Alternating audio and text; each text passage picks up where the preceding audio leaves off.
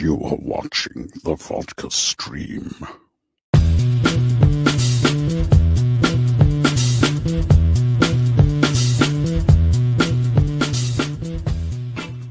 Hey, what is happening, everybody? What are we doing here? Man, D23 happening right now. That's right. We're getting right into it. We're getting right into it, folks. I mean, geez. I totally blanked tonight. I was like, wait, what? D23 panel is happening right when I start? Well, shit. I thought it was tomorrow. I thought, why would they not have it on Saturday? You would have thought Saturday, but yeah. So there's going to be, we're going to start off right off the bat with seeing what's happening when it comes to that stream. That's for damn sure. So can't wait to see what happens with all that. So hopefully you guys are doing good. And let's see here. Let's see. I think I forgot to say. Just kind of going through. Where are we at? Did I send all my invites out? Where? My freaking messages are a mess. Did I send them all out? Where? Okay. See, that's the thing. Did I? Yeah, I did. Okay. I'm just making sure we sent it all out. All right. So, yeah. So we are going to have a guest tonight. We are going to have Tom coming on tonight. And, he, of course, it's early for him. So he, I don't know if he's going to be joining like right away or if he's going to be joining, we'll see what happens when it comes to that. But I know, and some of you guys might know who Tom is. He actually just interviewed Zack Snyder recently, actually. So TomMCJL, of course, who is an editor on the Hollywood Handle, if you've seen that Twitter handle. And of course, he has his own YouTube channel. So he's going to be coming on, talk some shop, and then we're going to be diving into these Rebel Moon director's cuts. But at first, we're going to be diving into some of the reactions when it comes to D23, and hopefully we get some good stuff here. So we'll get the panel joining pretty quickly here. And cheers, guys! Happy Friday! So, anyways, okay, so cheers. How you guys doing? Good times. So we'll see what happens. We're going to do some live reactions. No live stream for D23, of course. There never is, but we'll be going over some of the stuff, and then any trailers or any kind of footage or whatever the hell we'll be reacting to it. We'll be talking about it. It's all starting right now. I'm seeing a bunch of handles that are there, a bunch of Twitter handles that are there that are basically just going like, oh yeah, it's all about to start. And it's happening. It's actually happening like an hour away from me right now too. I think it's happening at the arena, the Honda Center. It's happening at the Honda Center arena. So, but yeah, I'll keep you updated as much as possible. And like I said, we'll be diving into all that.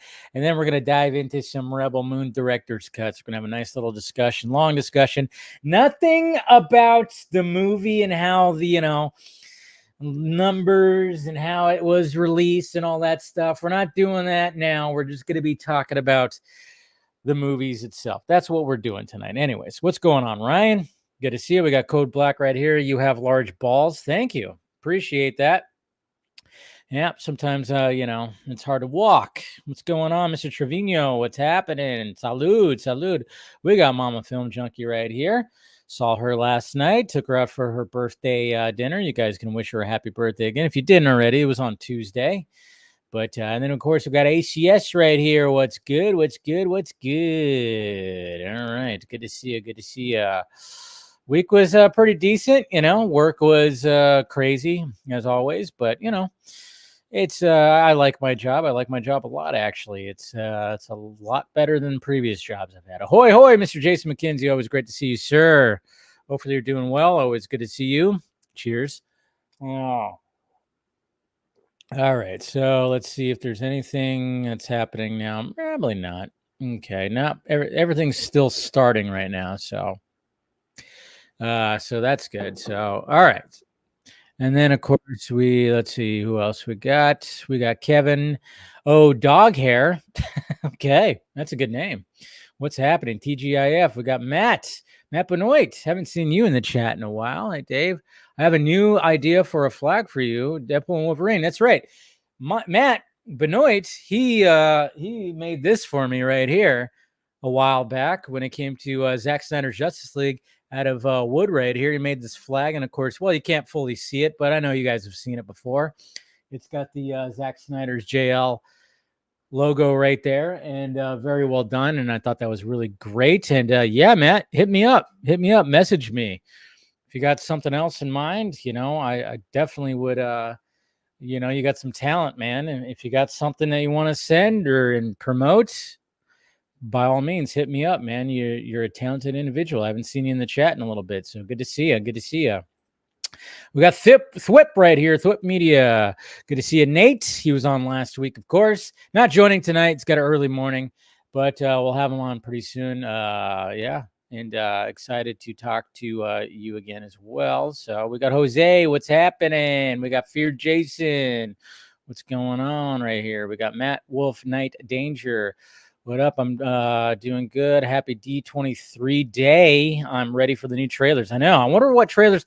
Apparently, we're supposed to be getting the Daredevil Born Again trailer, so we'll definitely be reacting to that as that comes in. So be on the lookout for that for sure. And then, of course, yes, we'll be doing a full discussion about doing a full discussion about the director's cuts. And we got Andy right here. Oi, oi, aye. What's happening? Always great to see him, Andy. We got Broga right here. Good to see you. What's up? Ladies and gentlemen, after finishing the direction of the Rebel Moon, the universe is much better than Star Wars. Ooh, look at him. That's cool.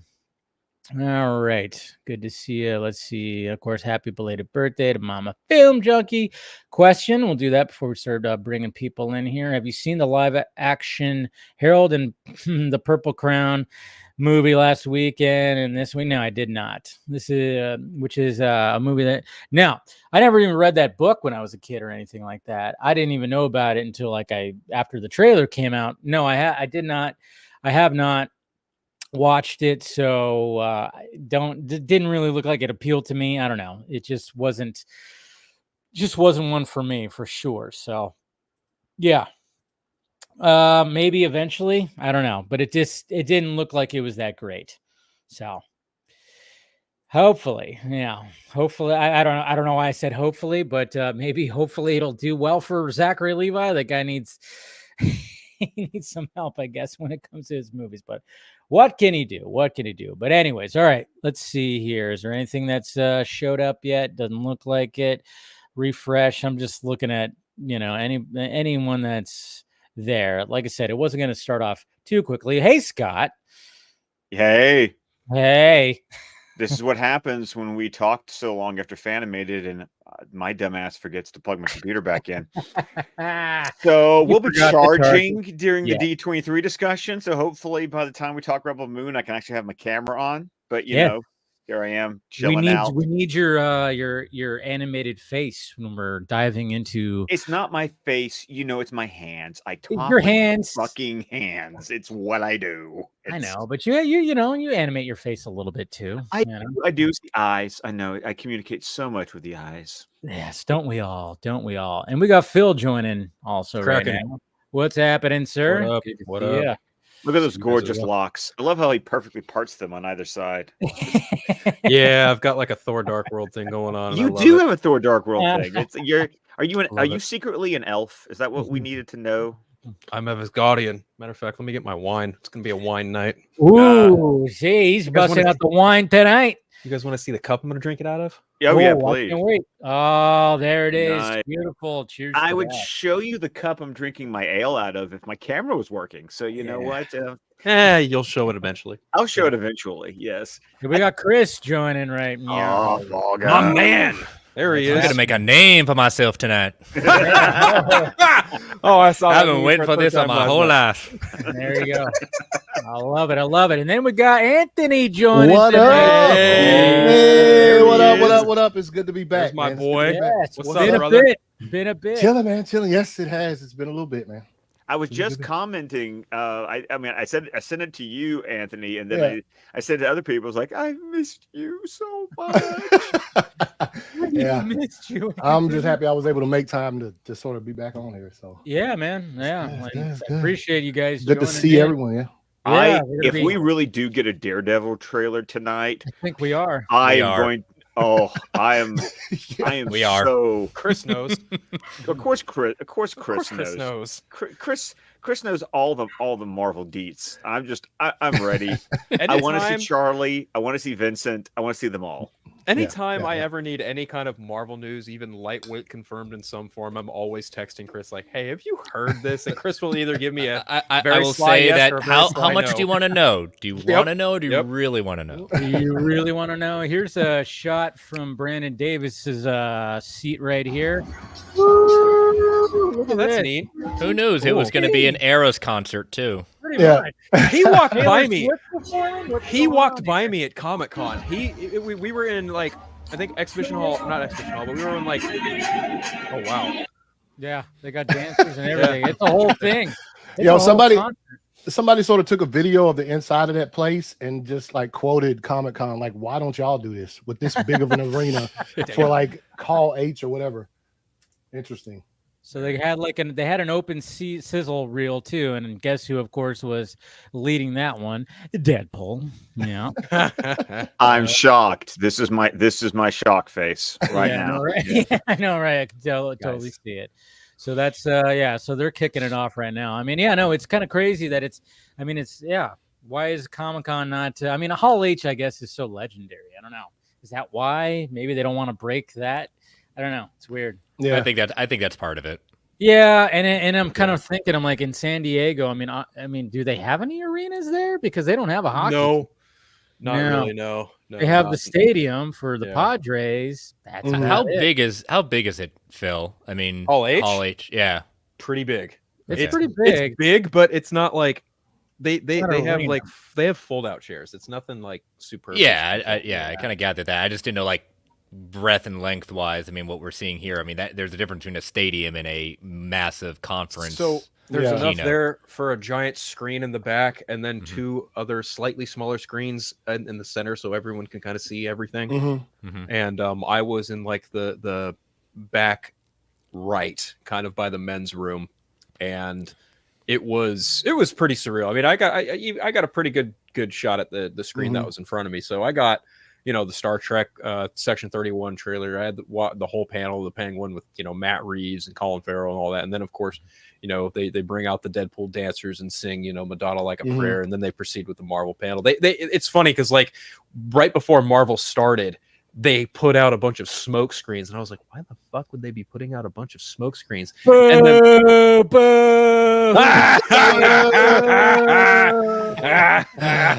Is that who they brought out? Yeah, that's who just came out on stage right now. I mean, he is the CEO, so. Cut you off, Phil, but it does. Oh no, you're fine. Just shut me up. It's all good. I don't know. And sorry if I do cut anybody off. I did that the last up for Comic-Con where things were coming in. I kind of jump in, but it's kind of weird when people cheer. Dave. I mean, it is your show. True. Clear. It is kind of weird when people cheer for a CEO. I mean, that just. Oh yeah, it's mind-boggling. Yeah. And wait. What was there?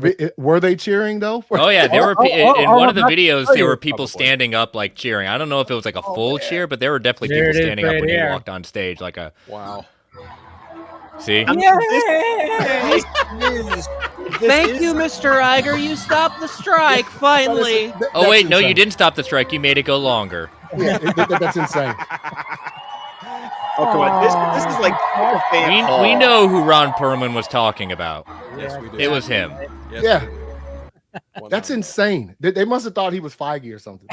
No, this is come on, it's D23. You're talking about the biggest Disney.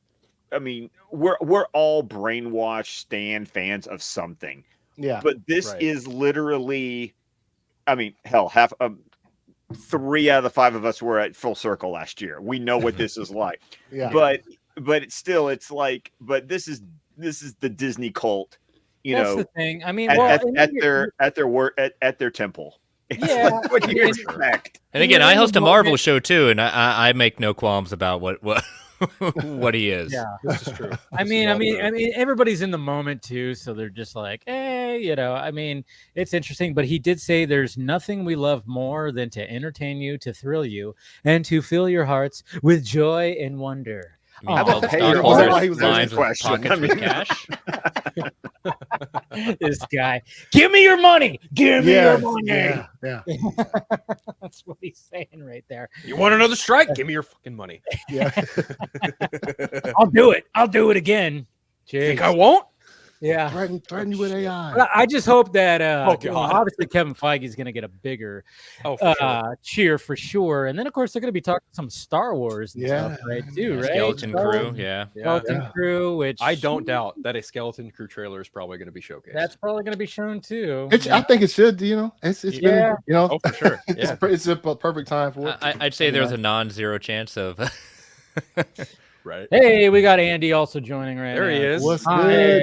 I don't know why my camera is just black, so I'm trying to like I fix do it. appreciate You your and new Scott and image. your cameras. I don't know. I just googled like angsty Superman, and like this is what like showed up. Oh, There you it's go. Gary. That's Gary Frank. I mean, you made a good choice there. That is after Oh, his I father died again. His father died again. So Is that what? Oh, it is- was? again.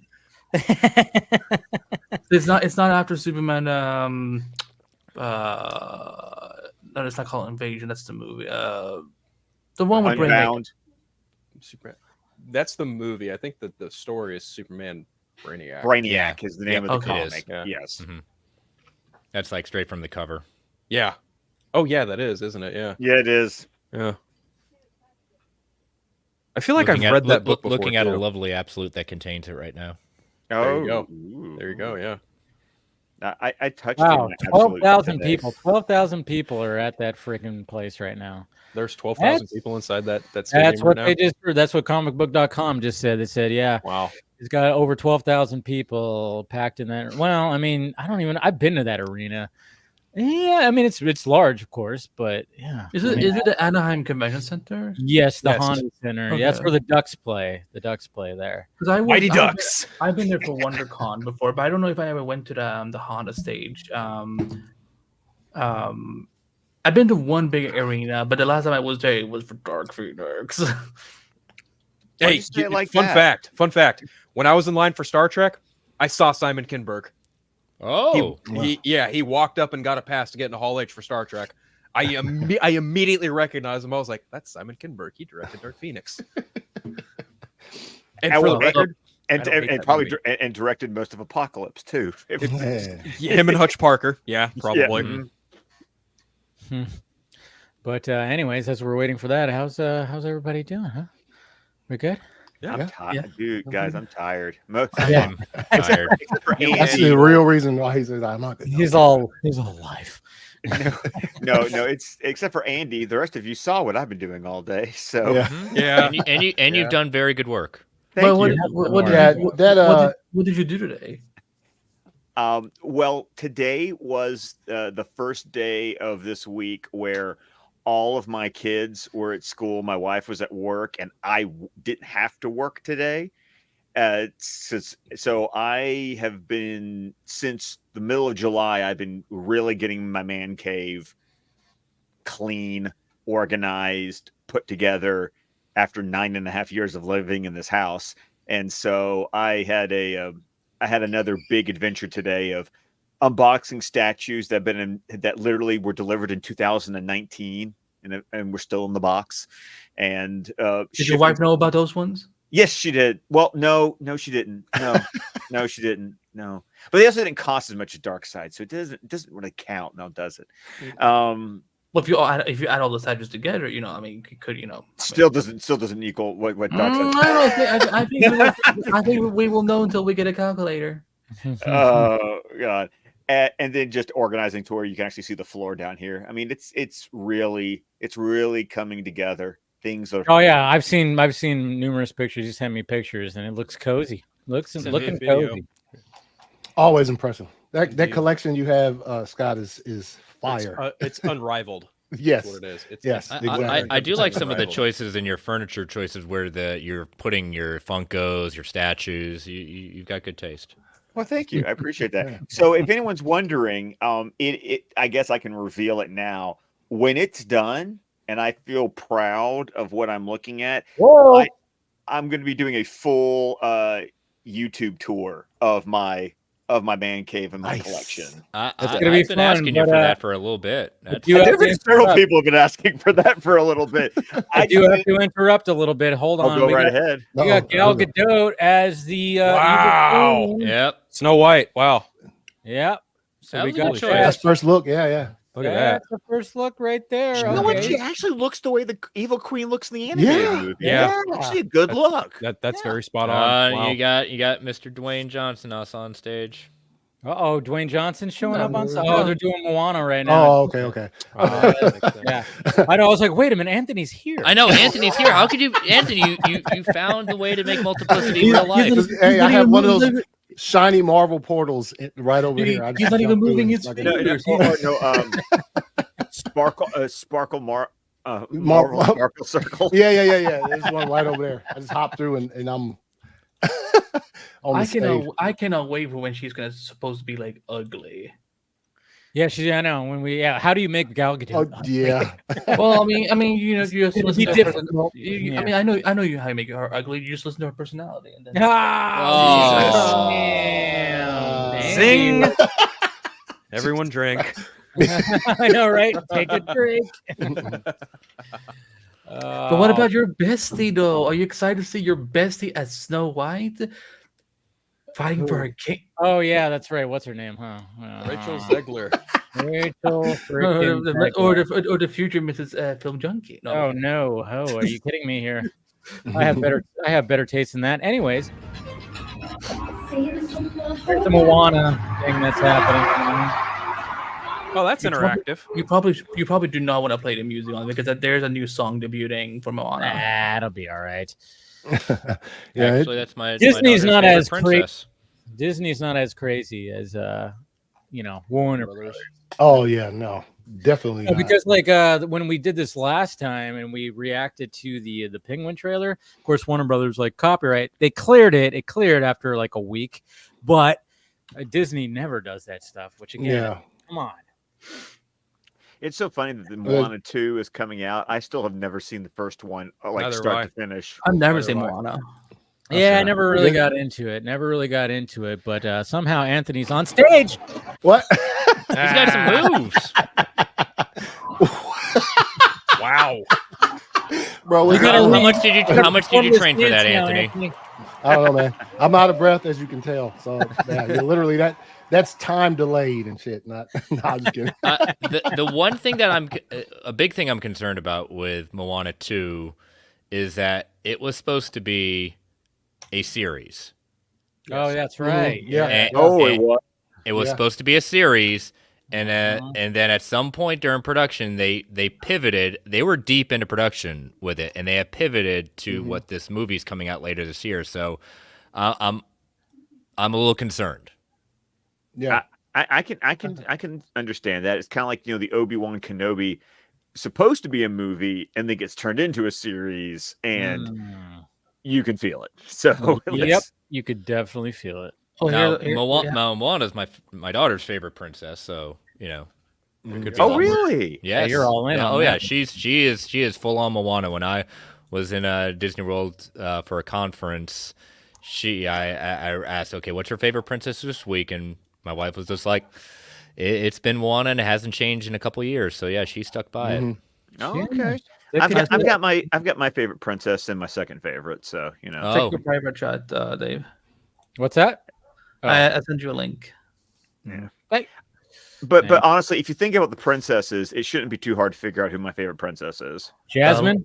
No, Belle. Oh, Belle. It's Belle. Come Yeah, on. it's already books. had She this loves conversation. books. we already had this conversation. And I was the one who first Did we? said many Vodka streams ago.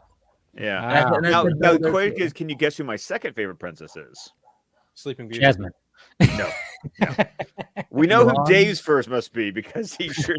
Well, I just like it because what's her name played the live action version. Anyways, Yeah.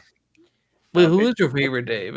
I don't know. I guess Jasmine, and just because what's her name played the live Naomi action. I Scott? can't remember her name. What's her name? Naomi Scott. There we go. Naomi Scott. Yes, love her. So, anyways, go ahead. Mine was already named. But my new favorite, oh my god.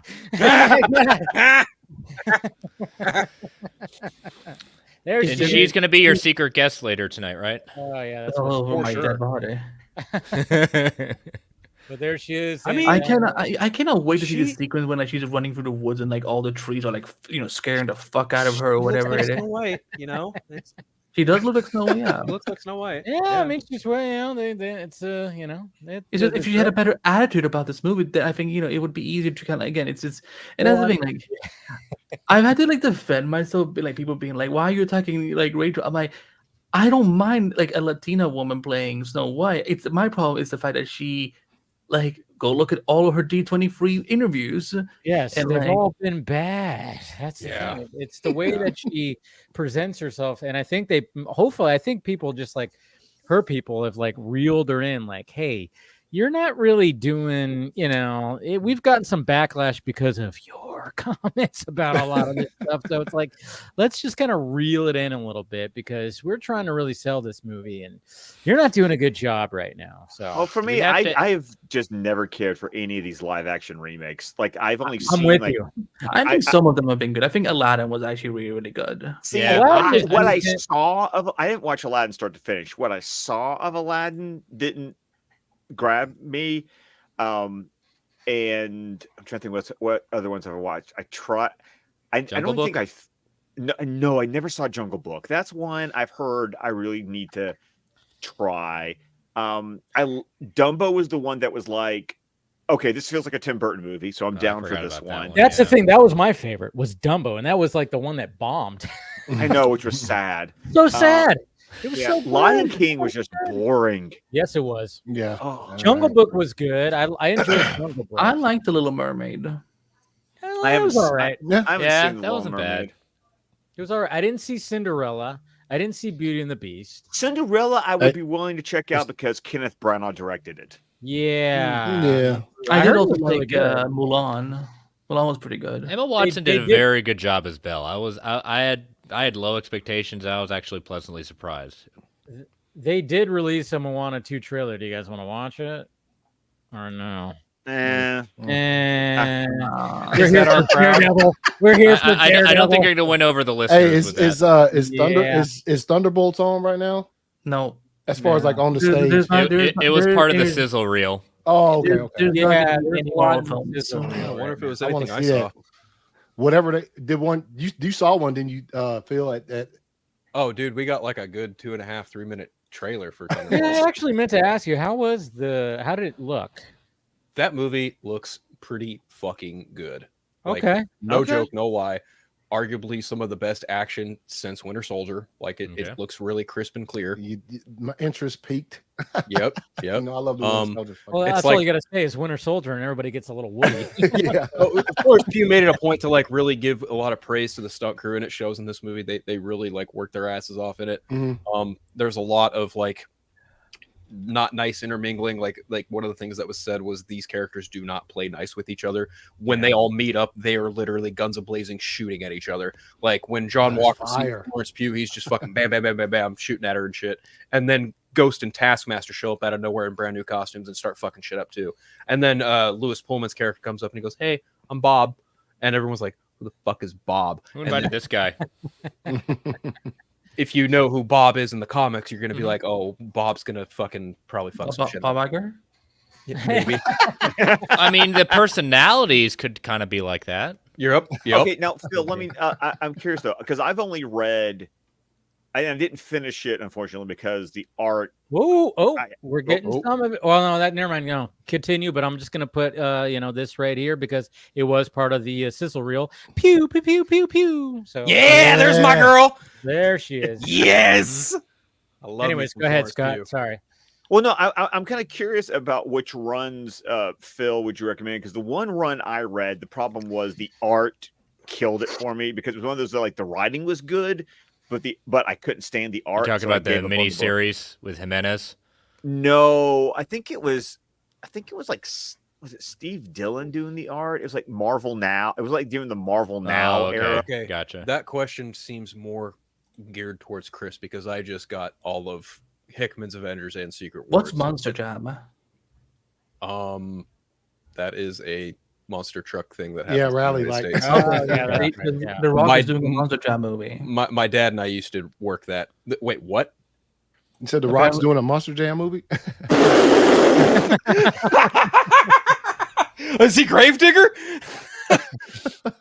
Shit. Why does it feel like anytime like Rock does anything, this is the reaction he always say like, let the man make movies. I mean, hey, in my order of wrestlers turned actors go Dwayne Dave Bautista. I was about to say Bautista is Bautista, The Rock, some rocks, John Cena. Damn. I know, I'm cold. I'm so cold. You know, it's weird for me, Phil, is that actually I have found myself. I mean, Bautista is is the top. I was the top of that mountain, with no question. I mean, Blade Runner 2049 kind of just made me go. Oh, for sure. Yeah. You're there. I've come to when Cena's in the right movies and he does comedy so well for me that that's fair. He does. He's his timing is great. He's got a good balance of comedy and drama. I mean, he's showing both sides of him. That's why, I agree that he's the best one. And I'm looking forward to Dwayne Johnson's A24 movie about that fighter. Yeah, very much looking forward to that. But speaking of that Monster Jam thing, and this is here we go. Oh, for fuck's sake. Jesus. I'm totally expecting like his theme music to start playing. He's just gonna run out there like he's got. Guys, there's a good chance some of that footage was shown is one of the jams I've probably worked at. Good God. Hot fuck. Disney Monster Jam. Monster Jam could be fun. Sunday. Gravedigger. I've actually been to, because there was a period of time where Liam was into monster trucks when he was like 3 or 4, and I went to one monster truck rally here in Birmingham, and not for me, but and I'm glad that none of the other kids ever that was a quick phase. But it was weird going to Monster Truck Rally going, I am so not the dude for this experience. Here's a great quote. Home of DCU, the hierarchy of power in the Monster Jam universe is about to change. Dude, he is going to live with that meme for the rest of his life. Absolutely. Deadpool made a joke about it in Deadpool and Wolverine. I mean, come on. Yeah. Oh my God! Black Adam was a good movie, which is not financially successful. I mean, it was good. It was decent. Hey, I liked it. Compared to the other shit we got, like the only good movies we'd had from these in the last that was like within a franchise, it was Black Adam and then Blue Beetle. The rest of it sucked. And I'm sorry, I enjoyed The Flash, and people can hate on me all you want, but I had a good time with that movie. So. Okay, if you like to lick trash cans, be my guest. I do, especially put a little hot sauce on it. It'll solve everything. A spoonful of sugar helps the medicine go down. Yes. Yes, it does. Exactly. That's what it is. Scott, you are from the South, homie. Yeah, I really am. No. Anthony, bless your heart. Anthony, you'd understand it. It wouldn't be a spoonful of sugar. That'd be a stick of butter. Yeah, exactly. I've heard it. Bless your heart, Scott. There it is. Yo, I'm just special. Oh, aren't you special, Scott? Aren't you? Right. Andy, you remember? I'm proud of you for remembering these things. Yeah, I actually listen to what things you like. I understand you listen, but you retain the information. That's the thing. And that was like weeks ago. So once again, Andy, I'm complimenting you. Take the damn compliment. Look what they're talking about next. Avatar. Fuck my life. I know. Let's say, Phil, what did Avatar do to you? It exists. Yeah. Hey, I liked it the first time I saw it. It was Ferngully. Dances with wolves. Hey, man. I know. Halo is merged. There's Jimmy Cams right there. Has he finished 3, 4, and 5 now? Much respect to the man, but God fucking damn it, these movies are just not for me. Yeah, I like them. I've still never seen them. So you know what? You would actually. I think you would actually really enjoy them, Scott. Well, the thing for me though is that if I can't see them in 3D, I'm not gonna like. But you know what? When Avatar 3 in 3D, what do you say? Is he still making them in 3D? Oh yeah. Oh yeah. But the thing is, Andy, like when you watch them, it is the 3D is like no other 3D that you. Yeah, it's like the purpose of I'm these 3D movies. blind. I can't see in 3D. Like it's like 3D glasses for me, like they're useless. Really? Well, yeah. Like my eyes are just not. There's. I mean, it's normal. Like a lot of people can't actually. They're 3D blind. Mm. Well, yeah. Well, the thing is that I'm sure when Avatar 3 comes out, they'll do exactly what they did with Way of Water, where they'll do a re-release. And maybe by the time Avatar 3 comes out, and if they do a re-release of both the first two, if I can catch those two in IMAX 3D, you know what? Putting my cards on the table right now, I will finally go watch Avatar when that happens. Oh yeah, that's guaranteed to happen because when the last one came out, they put the other one back out in 3D. Okay, wait, because I know there's like 3, 4, and 5 that he's doing that. So what are we getting? Like, what is he promoting right now? Who gives a shit? Oh, him? He's the people, Phil. The 12,000 people in that arena.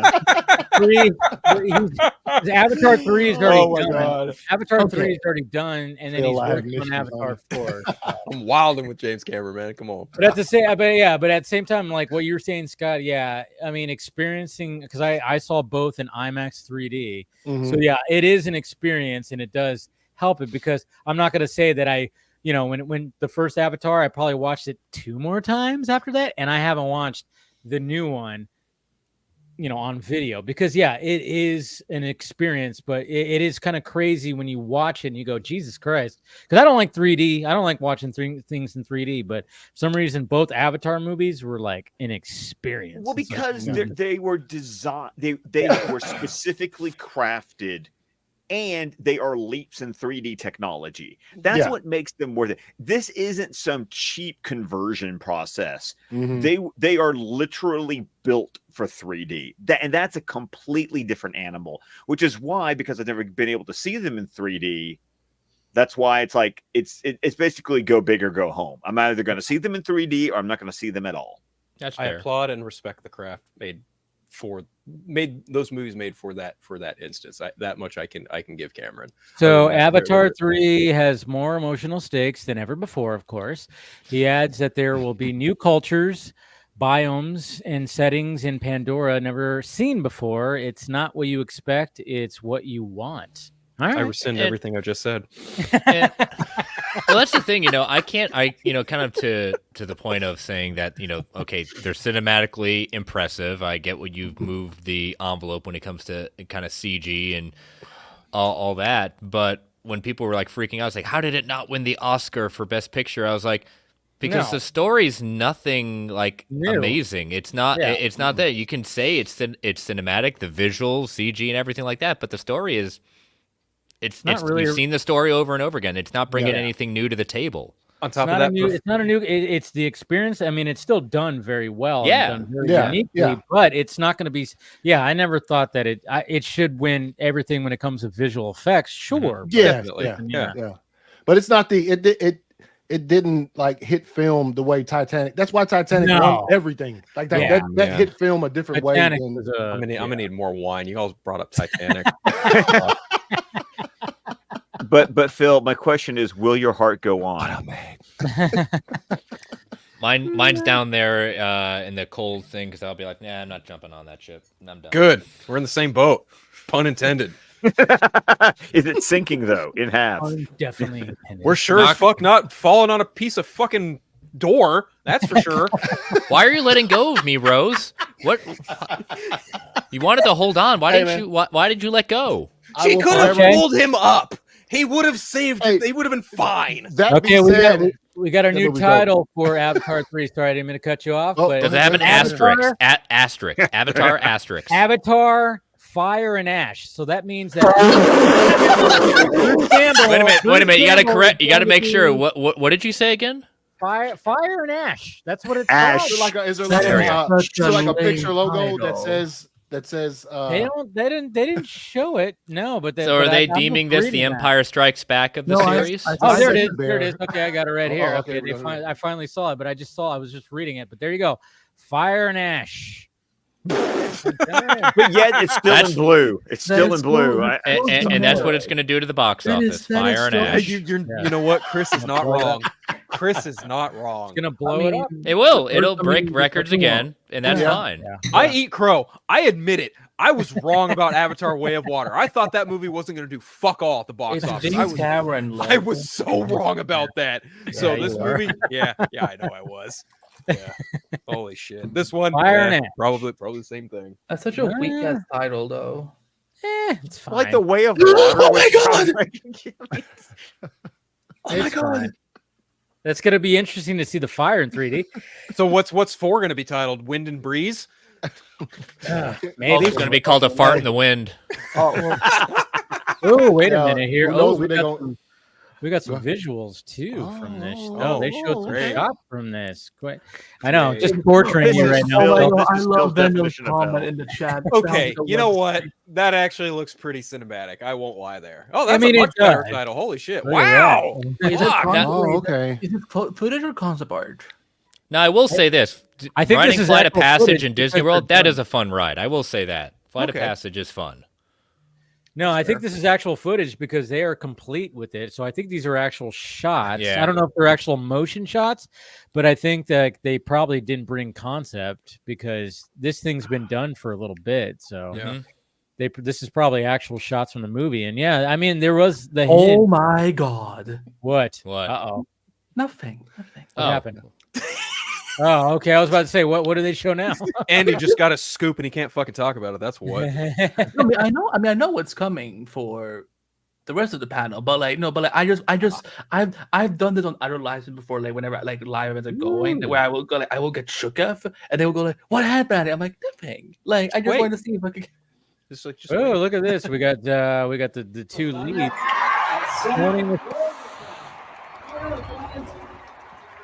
Here comes Sam and Zoe. So they Sam joined Worthington's only job these days, bro. Well, but you know what? fucked up, man. I'm not going to hold that against him because he was there for a hot minute, and I felt so Yeah. bad that he was one of those that just disappeared. Got off the put in the face of the- Terminator movie and shit. Man, that's a good role for him. I'm sorry. I like that movie. And you know what? The yeah, movie, but I'm saying the movie wasn't received. You know what I'm saying? Like, Yeah. in like sort of the prime of his uprising as an action act. You know what I'm saying? Like it just. and he was enjoyable enough in Clash of the Titans. The movie wasn't great. Oh yeah. Yeah, but, I like you know. yeah. No, I like Sam Worthington. I'm just saying, like Neeson now is this loose. is that too. which So apparently we have Dream Productions, an Inside Out spin-off series is set between Inside Out 1 and 2. And my only question is, why does the Dream Productions have the Dodgers D as their D? Oh my god! Well, you know what team they're supporting. Yeah, apparently. Yeah. I mean, they're in Anaheim, though. It should be. That's No, the but I'm aim. sorry. Does that not look like the Paramount font? On It the looks a TV? little, yeah, but I mean, if you saw what Or the I dream Dodgers logo- of Genie. A So little bit. Well, that could be that. First look at Diego Luna in Andor season 2. Ooh, we got Wait, what wait, already? nah, Is that that's- coming that's, or is that already there? I'm sure it's coming somewhere. But here you go. Are you sure? Andy with the Because links coming in hot. right now. I know. Yeah, but right yeah, now, yeah. That's out of all those Star Wars series. I'm actually used to Oh, that was gold- part. gold That was standard. part Yeah, of the the. sizzle reel. That's part of the sizzle Oh. reel. That's why. That's why. I was like, wait a minute. what? Whoa. I'm sorry. We Right They literally ain't even got the there's Star one- Wars yet, though, have they? no. No, not It's yet. part of the- okay. It's part of the sizzle reel. but, Pixar's on right now. Yeah, Pixar is currently on right now. But there's that handsome devil. Oh wow. Handsome Looking devil. very Damn. Look at suave. him. Yeah. Damn, dude, that Slick show is back. so good, man. Like They it's do cast some really hot men for Star Wars. Yeah, true. True that. But yeah, they're on the whole Dream Productions right now. And then, of course, from the world of Inside Out. So, Cool. Inside. Of course they're gonna franchise Inside Out. yeah, well, that thing made $1 billion. Yeah. Yeah. Well, we Yeah. need to make sure that Deadpool Wolverine beats it. Nah, well, it might. You're right. They had already talked about this for a while that there was going to be a spinoff from the movie and before it came out. So this has been in development. fair. They're gonna Yeah. squeeze out every little thing that they Yeah, can. it's What- focusing on Disney? the dream part of the mind. So That's what Disney does best. It's They already squeezed out. have. Oh wow, the spinoff series is already like well into production. They already have fucking There, it's already going to be on Disney Plus. Look at this. Yep. You already have Wow. it ready to go. Oh, No, So what I would like to happen with this, like this would have my interest if they explore the subconscious in as smart and inventive a way as the first movie did. I mean, the first movie is very abstract. It's got some really clever stuff. The second movie didn't have any of that really. It had a few things here or there. So if the series can kind of go back and capture the creativity of the first movie, I mean, I'll watch this. I mean, unironically. So we got a new trailer for Win or Lose. So this is a new series movie. It's a Pixar.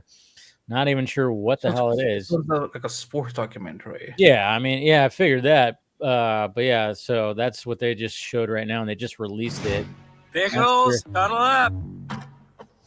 You all did great today, but there is one person who did the same level as all of you, just fantastic. Whose voice but is better. Anyway, Jack Quaid. Original story. It's a baseball movie. I'm I already see a about whole lot of that. people who underestimated us. And you know what? Sometimes you have to earn your respect. Tonight is our moment for redemption. Okay. Now I'm actually not fucking with you guys. Toy Story 5, 2026. Directed by the same guy who did WALL-E. Oh, really? Yep. Wow. Win or Lose doesn't look all that No, great. no, But, No, it doesn't. I just wonder who that voice was. That's what I'm wondering. Chris Pratt. Will Forte. Could Gil be. Gimmer says Will Wouldn't Forte. That makes sense. That makes a lot of sense, honestly. Yeah, Oh my no. god, a girl toy in Toy Story. That is so woke. No, she was in like the last two. No, he's Oh my trying fucking, to I'm be funny. kidding. Trying to be funny. I know, I get it. Yeah. I did enjoy Toy Story 4 at all. I really didn't either. I mean, I watched up to. I like three. Keanu Reeves. I don't know if I it wanna lost a watch lot of more. luster. Yeah. Well, I mean, they ended 3 so well. Three emotionally absolutely. destroyed me the way I expect to be destroyed by Pixar movies. Oh, that ending! Oh my god! Yeah, Oh. it's incredible. It's an incredible trilogy. The first 3 movies, like literally, like the it's- journey you're right. following the And I'm like, yo, I'm an adult, like taking my kids, and like I'm totally invested in these fucking toys. It's an incredible like storytelling thing. And Toy that's Story a situation where it actually worked out for them, where 2 was supposed to be direct to video, and they Mhm. stopped and changed it over, and that actually worked out in their favor. Yeah, Mhm. yeah, that shit's great. Great. And the movie. thing about Toy Story as a trilogy, it's one of those rare trilogies where every subsequent, like every movie's better than the last. Because Yeah, like if I was pretty going to rank Toy Story, it's 3, 2, 1. Like that's my ranking for that trilogy. That's fair. That's a fair ranking. Yeah. Oh, we got a first look. We got a first look. Uh-oh. Oh boy, look at this. So Wait a minute, now Andy came back. Oh, the tablet. Yeah. Oh, I- the I- tablets. I The hope- tablets taking that's, over. that's the angle they're gonna do. The Social- toys are neglected by tablets and oh god. but it's a great full circle moment, because if you think about I it, with the guess. first one, you have the spaceman going against the cowboy. And that's Yeah. kind of how it was. Right. So now you've got the Okay, Yeah, yeah. I what see I you're- would I would have found interesting, and I don't know if they're going to go here, because where we last left them off, God knows where they are. If Andy, as an adult, found the toys again, and it's his kids. Yes, Mhm. and that's his daughter or son. Yeah, yeah. Man, It's- okay. Forky's still there. Okay. We're gonna play He's that trash. angle. Oh, He's hey, trash. we also got a teaser. Look at this. Oh, we all like a good oh, tease, don't we? Okay. We like to get teased. Let's get a little tingle in our jingles right here. Little Peter tingle. Everyone loves a Yeah. good Peter tingle. It's Stop gonna it. be Oh. the- No. Oh, the claw's back. The claw. Oh, nice. Okay. Yeah, yeah. There we go. So it's pretty much what we saw on that screen. That's pretty much it. Well, they've got my money. I'm not ashamed to say that. Wait, so Yeah, wait, which Buzz Lightyear are we getting? Are we getting Chris Evans or who are we getting? No, we're getting Tim Allen. Tim Allen. Tim Allen and Tom Hanks are back. It's got to be Tim Yeah. Allen. What up, man? They've announced they've Oh, returned. for sure. Yeah. Oh, for sure. Yeah. The Chris Evans one, it wasn't all bad. I actually kind of enjoyed it. Okay, I will hate it. defend. Not a lot of hate, hate it. unnecessary hate. I enjoyed Lightyear. I'm sorry. I did. That was all right. Yeah, But- it was pretty good. Yeah. It's a great thing if you're like knee deep into old school sci-fi. There's a lot of callbacks. There's a lot of Mhm. callbacks. Yeah. Definitely. Oh yeah, definitely for a lot of sure. that. And right now, hey, let's bring in our featured guest right here. We got Tom. We have a Hey. guest. running right Hello. in. What? What's good? What's good? I'm good. How's everyone? We're Good. doing pretty Pretty good. good. How are you? You're good. How are you? I'm not too bad. Not too bad. Up late, but I'll push through. Yeah, Okay, I know. Tom, It's, so I have to ask, where in the UK are you stationed? I'm up north in Liverpool, so it's Okay. 5 to 4 now. But I've been asleep in preparation for this. So Nice. okay. I spent a know. weekend in Liverpool back in 05. So Oh, nice. Nice. nice. I nice was little- I was 2 years old then, but I'm sure. it was- you know I'm what? sure I it was good. probably waved and said hi. You know, it's Yeah. okay. I'm sure I saw you in passing. Yeah, there you go. You waved at each other, but thank you for joining, Tom. Appreciate it. I mean, No, like, thanks- yeah, of thanks course, for the right now invite. we're just kind of reacting to things when it comes to D23. But as soon as we get done with all of this, and of course we'll talk to we'll get some more from you for a little bit, and then of course we'll be diving into Rebel Moon director's cuts. No, that's And all when I- good. Yeah. So are you? I mean, I know you're part of Hollywood Handle, so you guys are going off on this shit right now, of course. Oh yeah. I think they're all like pressing the phones, refreshing everything Yes. they can. Yeah, I know. Is your hat Seriously. is your hat the Superman Legacy hat by any chance? Yep. Hey yo, let's go. It is. There we It's go. great. I love it. So the next thing that they're talking about is something called Hoppers from Pixar, Disney Pixar. That's going to be out. Oh my god, hoppers! Hoppers. I know. okay. It's just more funny creatures. We got this. I don't know what that is. All right. She's got freckles. Cool. Didn't- That's about it. I don't know what Hoppers is. Yeah, Sounds that's what it's- interesting. It's a biopic about Dennis Hopper and his family. I don't know. I thought it was about making alcohol. Oh yeah, well that'd be cool for Pixar to do that. I mean, it'd be Oh. interesting. It'd be interesting pivot. There Is- it is. It says Pixar's next original film, Hoppers, will see humans put their minds in electronic animal bodies and that live what with we're doing the already? animals. You know, Okay. I kind of got that gist from the one picture with the helmet before. Yeah, okay. And I also just watched Severance season 1 like 2 Yeah. days ago. So like that's like I'm so How was glad you that? finally joined the rest of the world, Anthony. oh, man, dude, it's fire. It is literally it really like, is. All right, you And got to the- convince me. I made it 3 episodes, and we Aaron and I were just like, I must be missing something. I'm still For not. you got to Severance? keep it. You just got to push it. You gotta Severance. All right. keep going, man. Okay. all You right. must really like your job.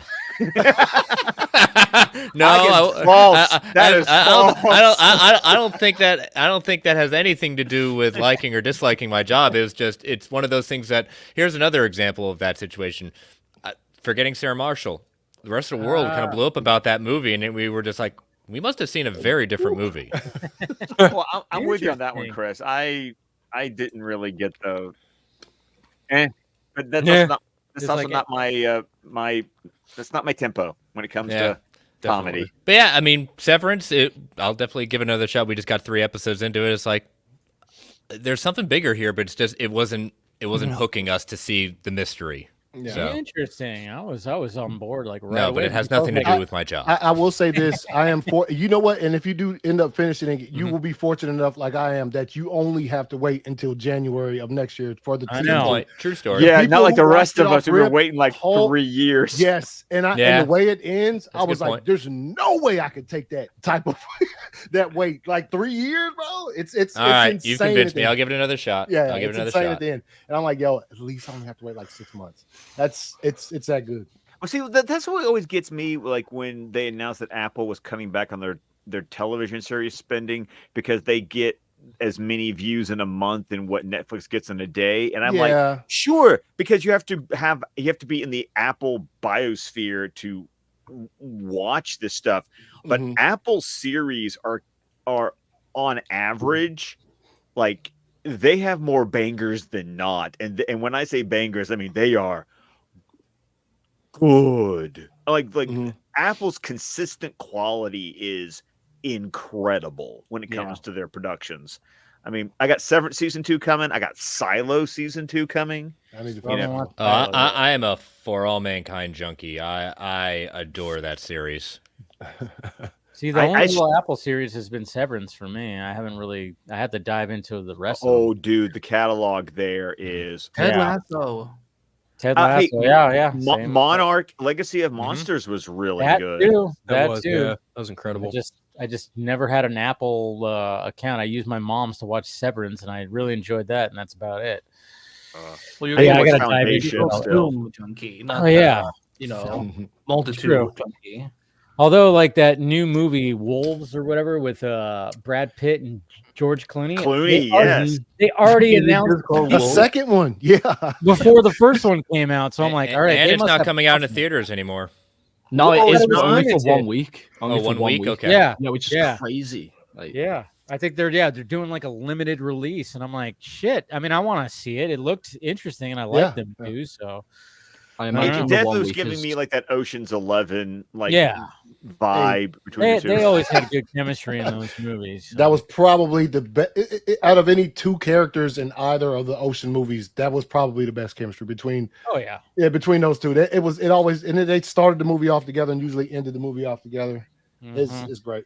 Well, because they were the Frank Sinatra and Dean Martin, of those remakes. So. They definitely were. And then let's see, we have, of course, what's the next one? Elio. I don't even know what Elio. Elio. I think it's Elio. And then that's got also Elio. Yeah, that's also got Zoe Saldana. She's the one who is cast as Elio's aunt. I just saw on stage. That woman, gorgeous. She's so gorgeous. She really is. I know. She just and she like kind of did a little dance up on stage. There we go. Yes. Okay. Yeah, she's getting you that Disney money. Incredibles free. No shit. What? That's pretty dope, dude. One? Let's see. Wait, I'm not seeing it on my feed. Are you sure? I'm not yet. Because there's no way. Are you fucking with us, Andy? He's definitely. I guess we will find out. Oh, yep, he's right. Incredibles 3. Oh, there it is. What? Okay, hold on. Why am I not seeing it? BD just dropped it. Get better internet, baby. There it is. Okay, well there we go. This is one that's like I was disappointed. I was underwhelmed by 2 because a lot of us were. Because not very good. The first one is pretty much like my favorite Pixar movie ever. Yeah, it's perfect. So I just please bring back the magic of 1 and let's avoid what happened. What went wrong with 2? Did Brad Bird do the second one? Yeah, he did do the second one. Is he doing the third though? Because I don't see him coming back for it. Good question. How was Brad Bird not done a live action superhero movie yet? That's what I don't understand. I wanted him for Superman. He was one of mine for like doing like a Superman movie. I think he tried Tomorrowland and then he kind of backed off a little bit. Oh, that's right. He did do Tomorrowland. Tomorrowland wasn't bad. Like, but it wasn't great either. Yeah, it wasn't great either. I get that.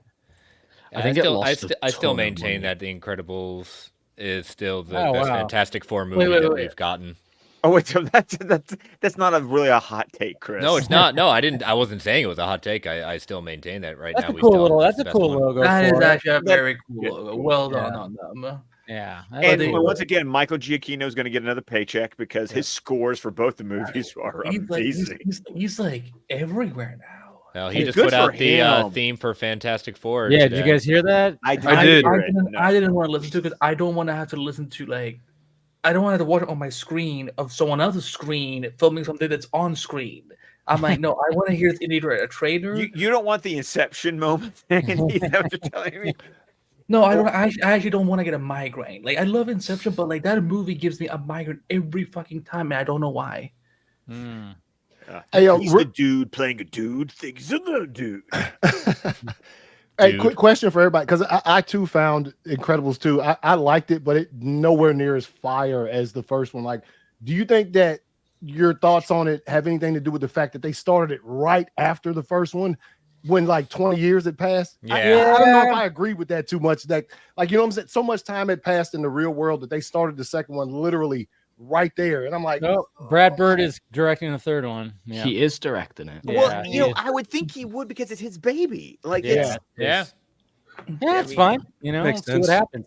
But let's make the kids a little older, huh? Let's like age up a little bit. No. If Bart Simpson can't grow up, then neither can those kids. No, they need. they need to. They tried. Anthony's right. We need to see the passage of time in this. Yeah.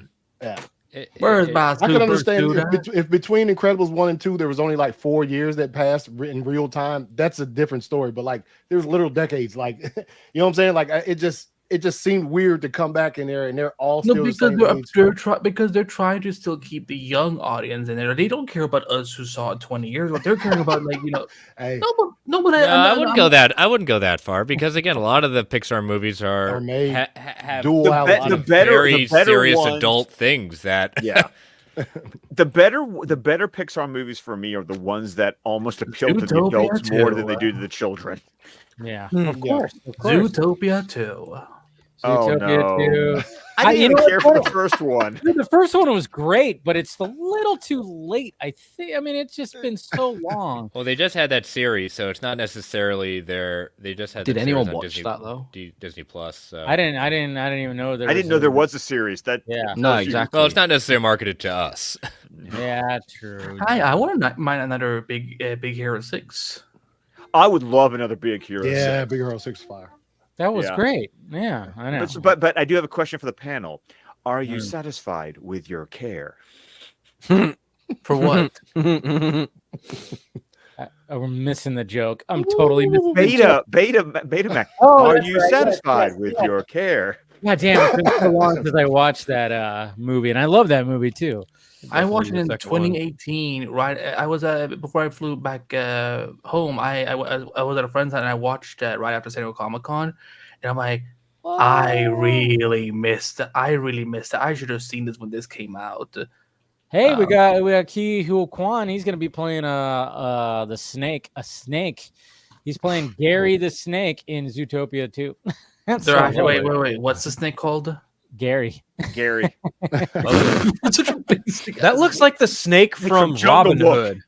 Or Jungle Book. Robin Hood, right? You are Jungle Book, yeah. Jungle and Robin Either one. Hood. Jungle Is Book. that the same? Is that snake? The same May as well be. Movies. No, the snake in Robin Hood's actually tan gold. This one's blue. But what if he just what if he just put on a costume? Shed his skin. Shed his skin. What was the name? What was the name of the snake in the other movies? Oh fuck! What was this? Damn it! It's Gary, we're on to something. Okay, no, let's see. Snake and Robin Hood. Hold on. Let's see. Sir Hiss. That's what it is. I forgot. And then hold on. And then in Jungle Book, what was the name of the snake? Jungle Book snake. That one was Ka. Ka. That's right. Yeah. I'm sorry. Not Ka. Hey, Casey's here now. Look at that. Hey. He's alive. Hey. Sorry, I didn't see that. It's all good. I thought you were dead. How you doing? No, he's just in India. It's fine. How's it Not going? that lucky, Andy. Oh. What'd you call me? I'm not that lucky. Okay. That got dark.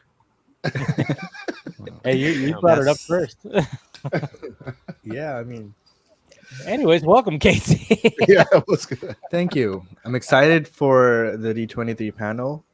And I saw the Tron footage in the teaser that they showed. So they might be showing a trailer, huh? Yeah. That's what I was kind of wondering. Yeah. We get to see the Tron trailer. Ooh. I just love talking about Tron going that the first movie is literally as old as I am. Oh, that's right. It came out. You're not old. Yes. No, I'm old enough that Scott, you're not 82. old. Yeah, I had Tron and Blade Runner and E.T. No, but Scott, you're not old. You're ancient. Oh, wow, that's better. Okay, and I that only works with someone who gives a shit. That's the beauty of it. That means that I love you more because that means that you have more experience to, like if you listen to like a youngling, like I won't give two shits about him, but like if you're Asian, that means that you have age of wisdom. Oh no, what got announced? Hey, what'd you see? What'd you see? I haven't even seen the first two, but of course, Fuck! I'm hyped for this. Dave, this Dave, is my let thing. It Do go. you want to build a snowman? Which sounds Yes, but I can't. You just said that because that shit was spot on, man. That was Deadpool. They've got a book. I know, but it's like it sounded just like Ryan Reynolds. Like, Me, yes, it was me. but I can't. That's Yes, so funny, dude. but I can't. Even though that joke was like, we got it. Before the snowman reference, like when she said, white girl interrupted, I'm like, that's actually something people use in reference to cocaine. No, because they know what they are. Those are all actual things. Yes, and I love the interview hilarious. though. I loved the Happy Sad Confused interview with Sean Levy, where he was like, "That was literally the only thing Feige said. Please don't do is no drug use." So that was the first joke that got wrote for the movie. Like, yeah, copy that. They went No back worries. and forth. Well, he walked right into that one. Oh, not that account. No, that's what was great about that. It was like, don't. It was like, okay, the cocaine thing, fine. But then, of course, naturally, they had like a nice little joke between Blind Al. They were just going to town with it, in which it was like, all right, cool, get it out of the way, and then that's it. It wasn't needed. The one thing Feige said was off the table. Yeah, you have everything else, and he probably that was the one thing I really I don't know why, but I was like, I'd convinced myself that Kevin Feige is gonna be in this movie for some reason. I was like, I've decided he's gonna be here somehow. He's gonna have a funny cameo, and it never happened. And I'm like, why did I completely agree with that. I thought that too. Casey actually agrees with me on something. Wow, what like. I didn't think he was talking with Happy Hogan. I thought it was Feige. That would have been interview. good. Yeah. I literally thought, is it happening? Are we actually getting it? Nope. Just Happy. I was just Frozen 3. Concept art for. But it looks like Sleeping Beauty. Like this looks like you're not wrong. Yeah, that's spot on. It's like the scene when they leave by the ocean. It's releasing in 2027 now instead of 2026, and the fourth film is obviously in the works with it. Oh, okay. There we go. We didn't need the second one. Why don't we get a third one? This is what Disney does, but they squeeze the juice out of everything. I'm like, fuck. Now I wonder how well Disney did at this point. If that this is what they do to their properties. But well, I mean, if it works, right? But that's the thing. Iger had said that they were going to lean back into the ones that have been proven before. So I mean, we may not like it, but we kind of just got proven right with how well Inside Out 2 went.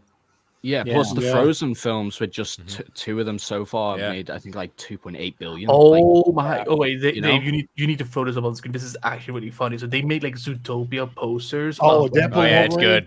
It's really good. It's fucking incredible. Yeah, send it. Yeah, I just said it to you in the private chat. I like the pet name. Not even a thank you or anything. Wow. Okay. No, thank you, Andy. Thank you so much. You're welcome, Christopher. That is pretty cool. I think it isn't new for me, friendo, but it is for Disney. What? Lip has seen this movie 7 times. Out of all the things they put in the Super Bowl trailer and that went live, I was like, wow, they're going for it. Lovely. That's pretty Is good. that a Mandalorian? I cannot Hold up, bro. Was that the Captain America: Brave New World? Wow. Mandalorian. Not sure what this is down here. Quick inquiry: which title did you all prefer? Captain America: New World Order or Brave New World? Brave New World Order. Inside Snout. And you got the like word New World Order. I'm just happy there's another Captain America movie. Yeah, I'm actually happy there's another an actual Captain America movie, like a Civil War shit. I knew that was coming. You all think Civil War's a good movie? Okay. I didn't say it was a bad movie. I just said I knew someone was going to make a comment about that. It's decent, but I like the Spider-Man stuff and Black Panther, but then I'm like, that's where my hatred towards Tony Stark began, because I'm like, really, you're gonna go kill your good buddy's best friend who was brainwashed, who killed your parents, who had no will of his own, and you're gonna take away the last remaining person from Steve's, time period. He killed his mom, man. Come on. He was brainwashed. I mean, you look at how much that one movie alone, how much it set up for the rest of the MCU. Not gonna lie, that set up a ton of threads. That's probably one of the most impactful MCU movies of the. Well, we all know why they did Civil War, because they were like, they're doing a Batman vs Superman movie at Warner Brothers. Yeah. That's why I'm like, when they announced Serpent Society at that Phase 3, I was like, I like this Serpent Society. I'm like, wait, what do you mean the title is Jake? Are you guys ready for this? Are you guys ready? Ready for this? Ready for this? Disney on Broadway. Whoa! It's already been on Broadway. Disney's been on Broadway. It's been on Broadway for a while. Has it really? I didn't even know that. Oh wow, you're so uneducated. Beauty and the Beast. It's been on Broadway. That was the first. Oh yeah, Beauty and the Beast. Why no audience? Terrence Mann. I had no idea that it was already on Broadway. Oh, well, I mean, I knew about, of course, Lion King. Of course, that was always a thing. Have you never seen Aladdin on Broadway? Yeah. That one I wasn't impressed with. But yeah, Disney on Broadway. This is nothing new. Yeah. Okay. So, and then Like, of course, the where do new you think things are the Pixar movies that are really coming to it, because now they have. Let's see.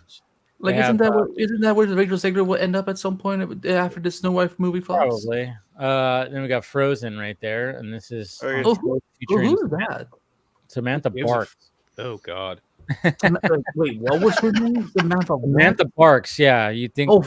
I really thought you said Barf. I'm like, no, I thought she did too. That's a character in Spaceballs.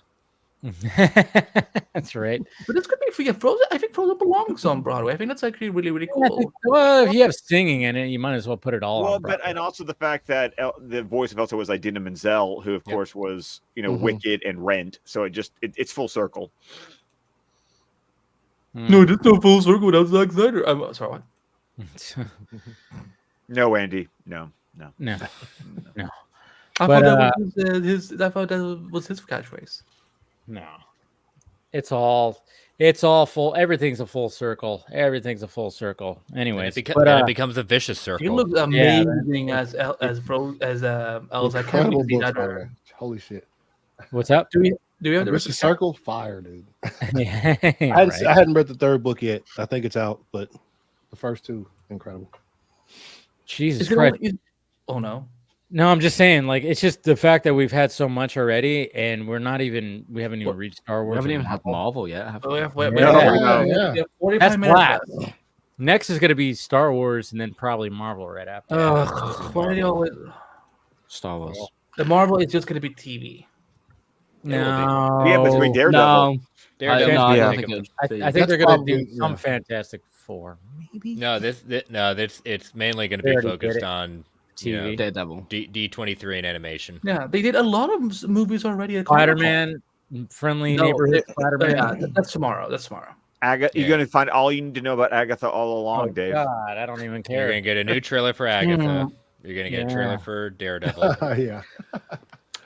But yeah, no one seems there's a problem with the Penguin coming out. So, how does it come that it's only the female villain that gets crapped on when she gets the show? Because it's the Penguin. Who the fuck ever a Penguin against who the fuck knew who Agatha was before this? Nobody knew who the Guardian of the Galaxy was, and then James Gunn brought him to life. I knew who Guardian of the Galaxy was. Your point is moot. Yeah. Nobody cares about Agatha. People are like all about. I remember who the original Guardians were. Do you really, Chris? I think Agatha looks Name them. Agatha actually had a very short. One of them was Yondu. One of them was Yondu in X-Men Evolution. Did she? She did. The only thing that's going to make me want that is because I love Catherine Which Hahn. season was that, Phil? 3. Okay. 2 or 3. Also, Dave, you want to check your Instagram because I just sent you something fucking hilarious. Oh. Tom, Dave, you just need like all the tabs open. Oh yeah, I've seen that. I've seen. Oh, you have? Okay. Yeah, I've seen that. It's if you guys have seen it's like I love when Dave gets tickled right before he shows something. Yeah. Have you guys seen the Alien Romulus popcorn bucket? No, I Oh, haven't. I'm avoiding any marketing for that movie because it looks so. I thought it was like a theater where like people were just lying on the ground with like those aliens on their faces. I'm like, no, I'm out. Fuck this. This is too terrifying. Okay, and just for future reference, they're called face huggers. Yeah, does it look like I care? Okay, so this I is don't what know. You look like Superman. You look like you care a lot. This is the popcorn bucket, which looks really cool. Oh, right? I might actually fork over some cash for that. I mean, it looks pretty sweet. It looks pretty sweet. Yes, the Greatest Showman is getting the musical treatment. But it is a musical. But if you look at it from this angle, yeah. But I think it's one of the more. I think the most impressive popcorn bucket I've ever seen is the Ghostbusters one, and this one. Okay, I raised you the Ghostbusters one, and I put up the fucking Beetlejuice popcorn. Oh, bucket. have you seen that shit with the I have not sandworm? seen it. No. I want to see it. Yeah. Oh, yeah. Well, once I see it like in person, like in sort of, I think the one with the snakes. Wait a like, minute. I just realized if they're doing Disney on Broadway, how the fuck are they not doing Rogers the musical? They've toyed. Well, they do have one in the park. They actually do. Fuck them parks. We need one on actual Broadway. I'm telling you what they've done. I'm not saying like I'm signing off on it. Look at that. Yeah, this thing fucks. This thing fucks so hard, dude. That's very much the animated series even look to it. Yes, it is. Yeah. If we were just like trying to compete now with popcorn buckets, Oh, like, yeah. Yes. It's Yeah. the whole thing. And man. you know what? Let them fight because guess who wins? We do. Wait, the Captain America Brave New World popcorn bucket. In this case, yes, we do win, Scott. Not like the other one. I what really would Captain hope America Brave New World's bucket be like? it needs to be two whole cans so I can just continue thrashing my midsection. You can smash debate. Yes, every time, all day, every day. Yes, smash debate. Oh. Okay, so what's a good Thunderbolts bucket then? Florence Pugh. I know what would be. Of course. Oh, gee. Just her head. Yeah. Anyway, okay. Hey, you're talking. Right I haven't room to talk. You're talking to the guy who got the sandworm bucket from Dune. So you know. That's where it all started. I mean, that's the thing. It went everybody. It's like we got Hercules as a musical. I saw somebody going like, "Yeah, you take the alien one." Is that the gospel of truth, Chris? It's apparently according to Disney 23 Twitter account. Yes, it is. Okay. Wow. You know, I hope because the Broadway musicals always ended up adding new songs. The one thing I hope from a Hercules musical is that Hades finally gets a number. Hades needs a villain song. No. All I need in a Hercules musical is someone going Hercules. So apparently, right now, can you do that again, please? I need you to turn on a camera, and I need you to do that so we can all visualize. That'll be the actual thing. Do the actual thing. That'll be $50. Right now, they're doing a stage musical adaptation of The Greatest Showman, so that's in the works. But is Hugh Jackman gonna let someone else play his role? I mean, yeah. I mean, he's busy. All right, Marvel time. Oh, Marvel's finry. Marvel's Till you're 90. RDJ. Where's Tron? RDJ will do. Fuck cares about Tron? Just kidding. I do. I'm just kidding, buddy. I want to see some Tron stuff. I would like to see some Tron areas. Yeah, I would. Is that the one where Jared Leto is in? Yeah. Yes, it is. Okay. Okay, so yeah, I'm surprised. I'm surprised that Star Wars wasn't next. I don't know. That's weird. Are they really saving Star Wars for last? I guess. What do they have? Must have something really big. I mean, yeah. Oh, they're gonna bring out Daisy Ridley or some shit, or Hayden Christensen, John Favreau. Yeah. Or Dave. Yeah. Or that. Yeah. Bring Grogu out on stage. That always. Oh wait. Maybe they announced some role there that is not yet had the live action treatment get it, and it's some actor that still. No, they announced Gina Carano coming back. To end the lawsuit. That would be hilarious if that happened. We said, yeah, we're good now, guys. She's got her own series. And it's like, no. So people are saying it's Star Wars time. Oh, maybe it's Star Wars time. Yeah. Oh, Skeleton Crew. That didn't seem right. Yeah. That didn't seem right. Yeah. Chris, I'm reading from Hollywood Handle. It said it's Star Wars. Oh, Tom, you better get on that one. It did. Pull it up. Tom, you're like the first person I've seen from Hollywood Hannah, because I was like, who was running Hollywood Hannah? So now I'm like, now I know there is a human, at least one human being attached. He's wondering that right now too. It is Star Wars, though, I think, with Skeleton Crew. Yeah. They're dropping a trailer for that. So That's what I figured. Skeleton Crew. Okay, yeah, oh yeah, there it is. Lucasfilm time. Apologies, Marvel later than I saw that. I saw the Hollywood Hannah one. Exactly. Thank you. Not to call out anyone, but that was the first thing that came. So, okay. Not to call anyone, but Hollywood Handle. They have to end the entire thing with the Daredevil trailer, right? Yeah. Yeah. Absolutely. Unless they've got a bigger one, but I don't think they will. Wow, Tom, what a great shot you got there. It's a good shot. And then we got this shot right here, which is cool too. Ooh, Yeah, How about that? Look That at is that. nice. Okay. Okay, so I've been a lot of. What is Skeleton Crew? I thought it was no idea. Basically, Coming No of idea. age like the Goonies. Yep. Yeah. Yeah. That would be dope. And I mean, I'm excited that I don't know anything about The first trailer they showed us at Celebration like 2 years ago, it was pretty good, but I honestly can't remember it much because it's been that long and they've just been so silent. The tower looks like in the middle looks like a watchtower. But discussing film is slacking. What else is new? They haven't had an update in 4 minutes. Let me. Okay, I need that. Tom, did you power creating Hollywood? Here we go. We got the trailer. We got the trailer. Okay. All right, let's check out this trailer here, folks. Skeleton Crew? See what this is about. All right, let's go.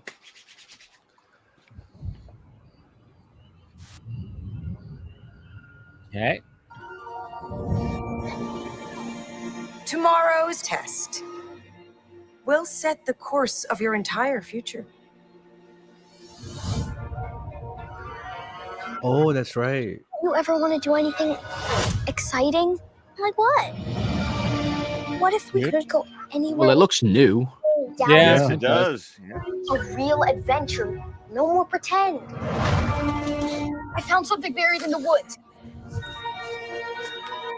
What do you think it is? I think it's a lost Jedi temple. Okay, this is very Oh, Goonies shit. for sure. Yes. Oh yes. shit. Yep. This definitely looks Be careful where Goonies you right step. now. Yeah. This could be really good. Oh Little flight of the navigator. Yep. Oh yeah, that too. Oh yeah. Oh. Okay. We're lost. Back in December as well. Really lost. Who was flying that? It's dangerous out there in Jawas. space. Trust no one.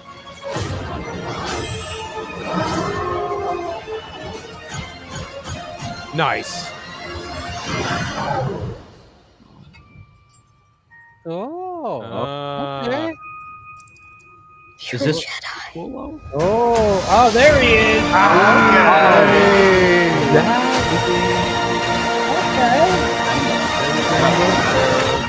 Well done. I'm gonna say That looks pretty good. I was about to ask, like, where the fuck is Drew Law in this trailer? Bro, Yeah, that looks pretty good.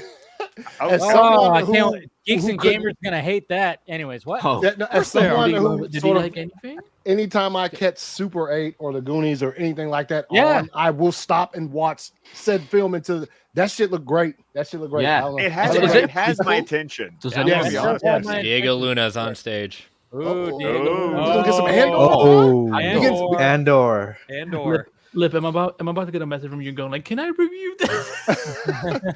There is a trailer made for Andor because they showed that to us at Celebration as well. So maybe Did they? finally- Okay, so they're probably yeah, gonna about 2 release years that, ago yeah. or something now. Oh wow. Oh yeah. So they have something ready. What's Joey their Marino was celebration? in They've had something ready the last like 15 months.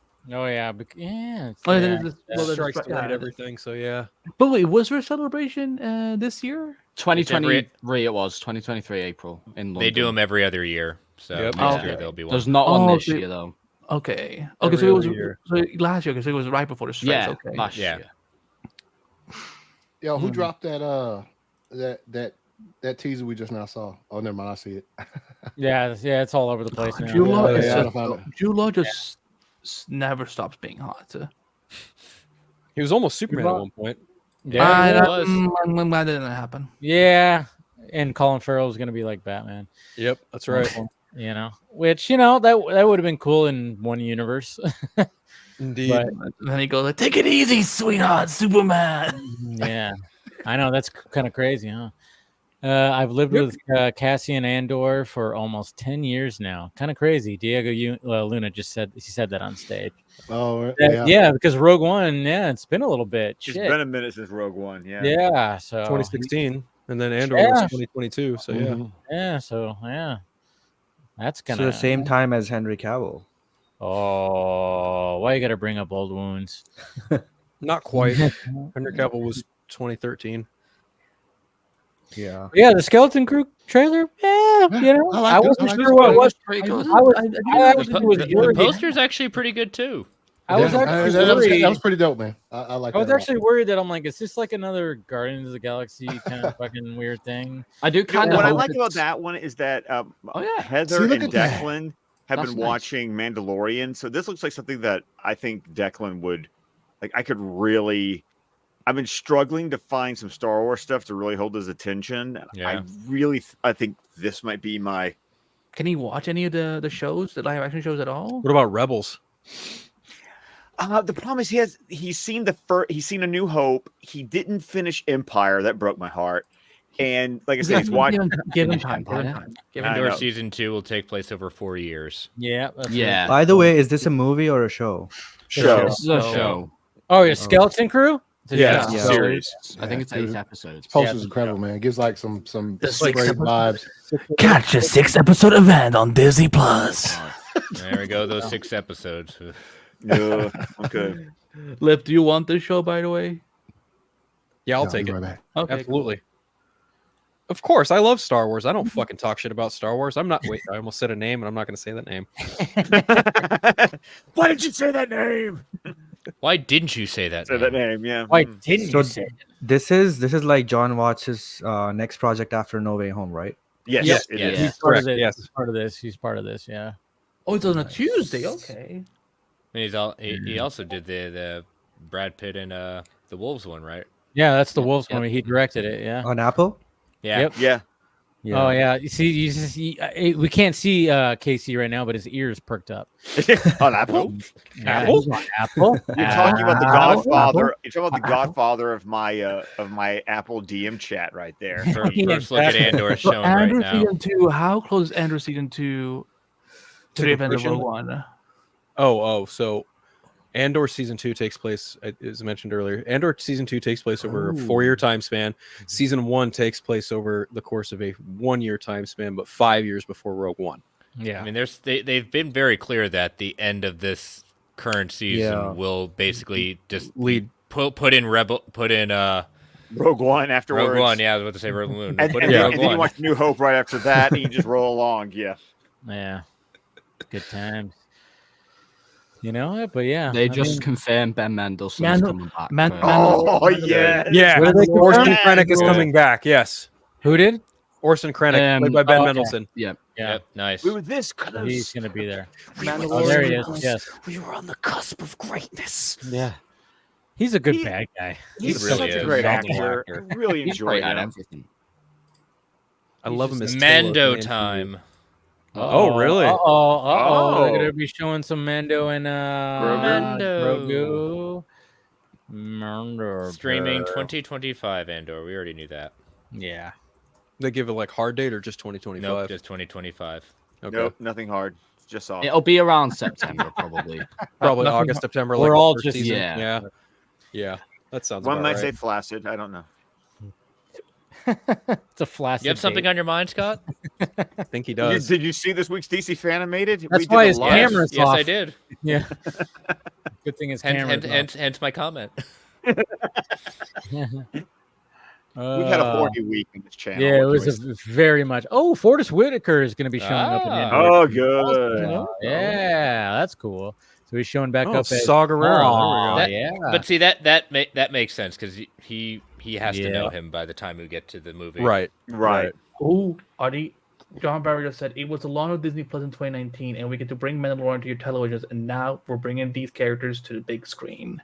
Ooh, Are Are we getting a trailer for the movie? No, they haven't even started shooting.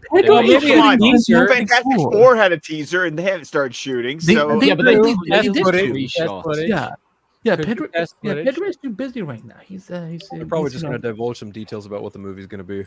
Yeah, and I wonder if it gets season 4. I feel like they're just going to wrap it up with the film. I think the film. Yeah.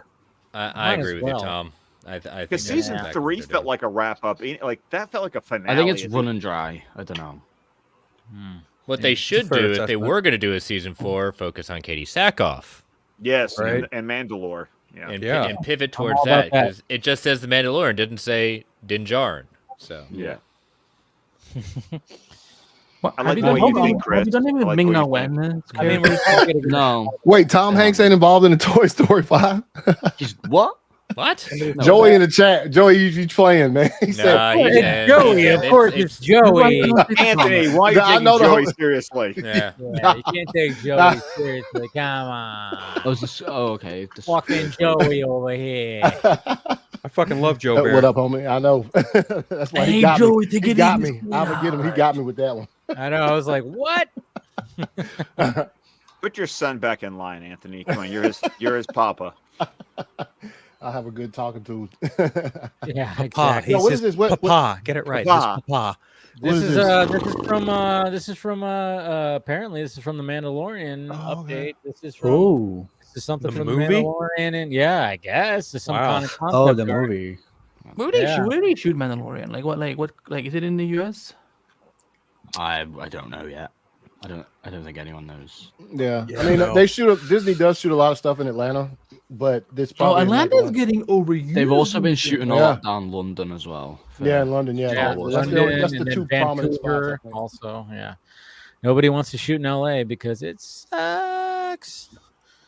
But don't worry, the new show Suits LA with Stephen Amell on NBC will be shooting in LA instead of No, it's not. It's probably going to shoot in Vancouver. No, they moved it. They literally announced that it's filming in LA. Oh, okay, they did. Wow. Dave, you're really gonna report? You're really gonna correct the reporter who covers television film for a living? I'm just saying because it sucks over here. Everything's dying over here. You should be on Suits LA with Stephen Amell. I should. The movie doesn't come out until 2026. Jesus, 2 years. Hire me. I'll be an extra in the back. They just started. Information. Stop your bickering. Chris is trying to speak. Favreau says the movie doesn't come out until 2026. It's 2 years. We just started filming a few weeks ago, but it's so they have stopped by. Oh, okay, cool. But Pedro isn't. Pedro's never in the suit. They don't need him anymore. Oh, he's never in the suit. Oh wow. No, he hasn't been in the suit for a while. No. First season. Good on him. Like making that Star Wars money without having to break. So the thing is, though, the guy who's in the suit is got his strut down perfectly. Mm-hmm. On top of that, like all of it's owned by Disney anyway. So Pedro Pascal, and if they're filming in London, which they might be, I don't know, then Pedro Pascal can jump between sets. But that's what I would agree with you, Phil. If this is a movie, Pedro Pascal will be in that suit at least once or twice physically just to have it happen. Yeah, behind the scenes. There's got to be a moment where he takes his helmet off too. So, for sure. That's not the way. That is not the way. The way has been gone for a bit. Fantastic Four is filming. That's what made that Bill Burr episode. Wait. Tom, what are you saying? Zeb will appear in The Mandalorian and Grogu. Filming in London. Who will? Yes. They are filming in London. They are Zeb will filming in appear. London. That makes sense. We did see Vanessa Kirby today in her suit. Yeah. They've all been in London. Filming. Wait, what? Vanessa Kirby was shown in the FF4 suit? No. Yeah, she was holding a baby. Yeah, it's very Wait. Yeah, she was holding a baby and like. So is that Favreau and Filoni on screen? On stage? Okay. That's them. That's right. I walked past Filoni. That's right. You did at Godzilla -1. Yeah. Went to the bathroom. He was walking out. There's the logo. I was like, Dave Filoni? Was that? I like it. I like it, Casey. Look. Yeah. Oh, that's a neat logo. I dig it. We got a new logo.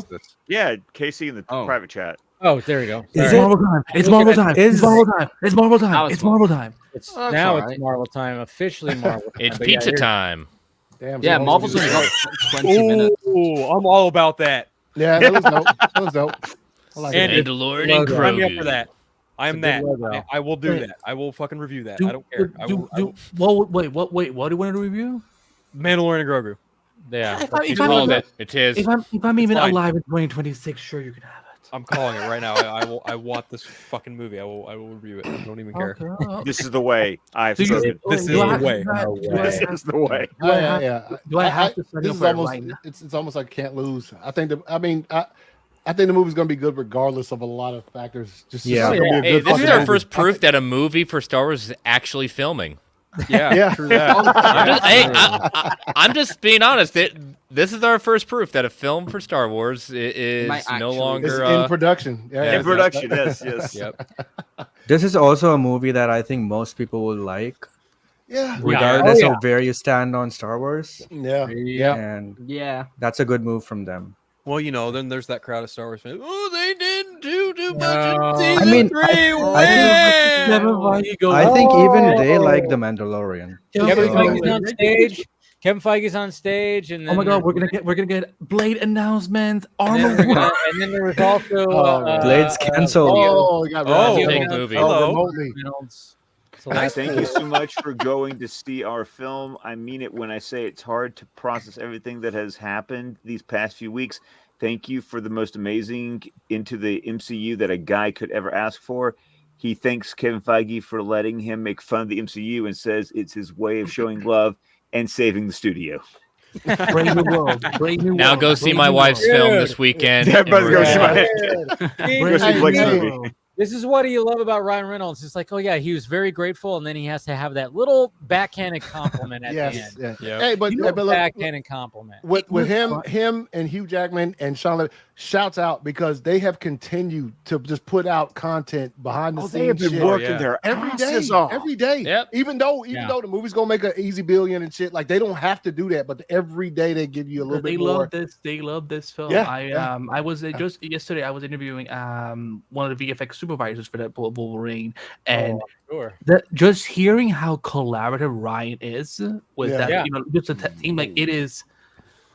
Holy Yeah, shit! this was Quick, a someone- film- Panel looks great. Yeah, Someone zoom in yeah. on what Sorry. hat Kevin They Feige gave wearing. Feige that Feige treatment, says, I promise this portion of today's show will be suitable for all ages, for the most part. They're now Someone showing zoom in on what hat he's wearing.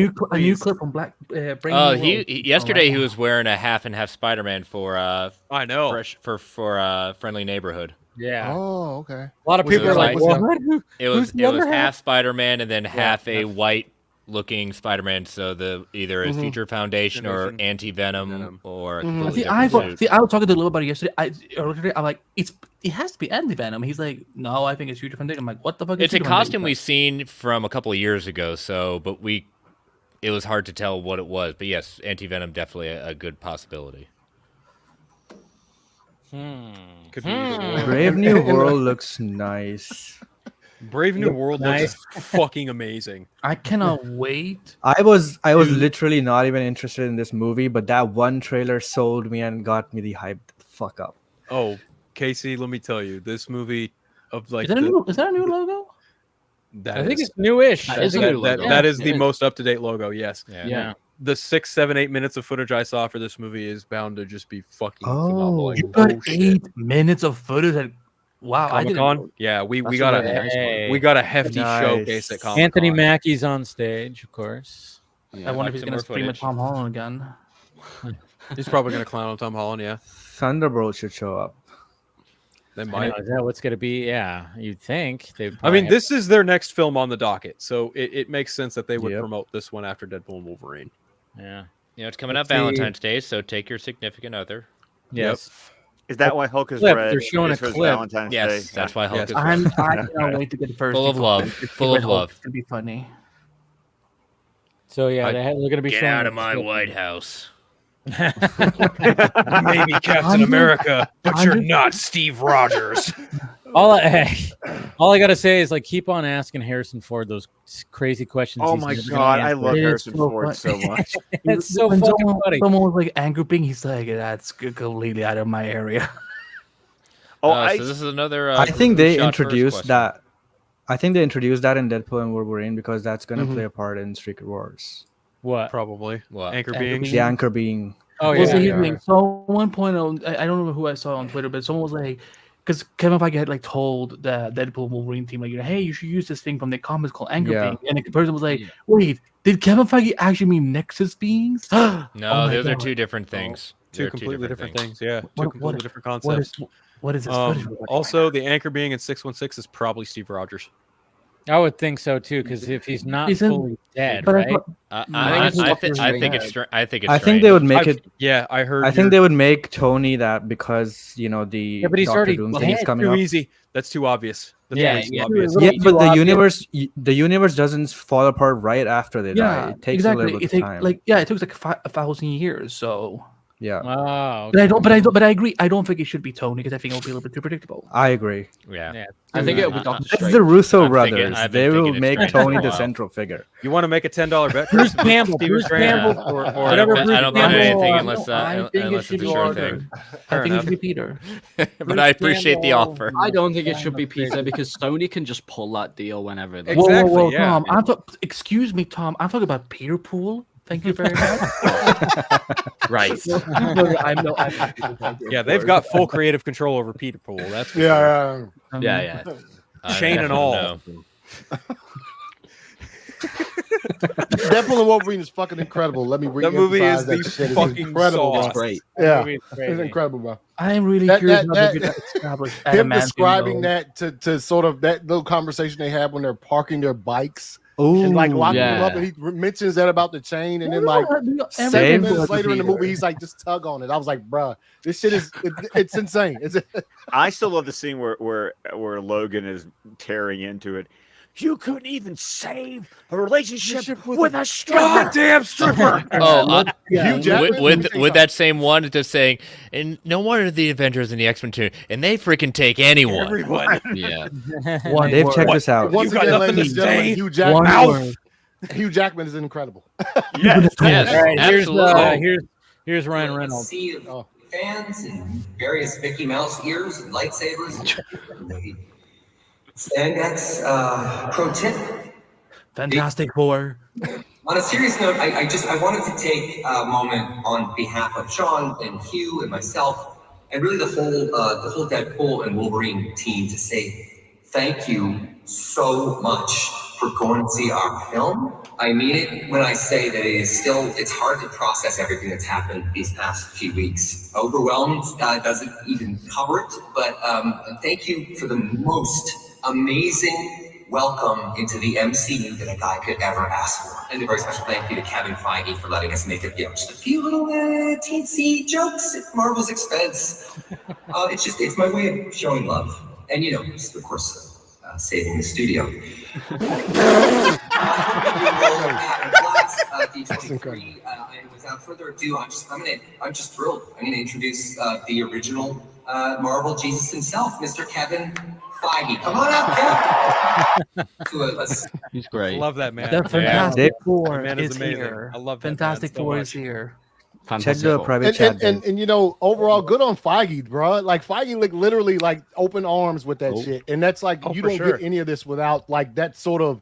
You know what? Make fun of me. Make fun of everything that's happened. Make fun of the past few movies we put out aren't doing that well. Make fun of all that. You know what I'm saying? Like Straight up. I'll take that criticism.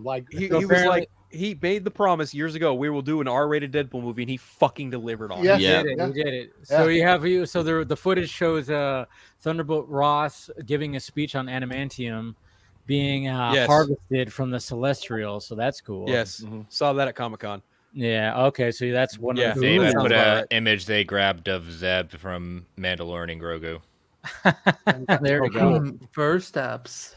Oh my God, we have a look at Johnny Storm in the costume. No shit. Really?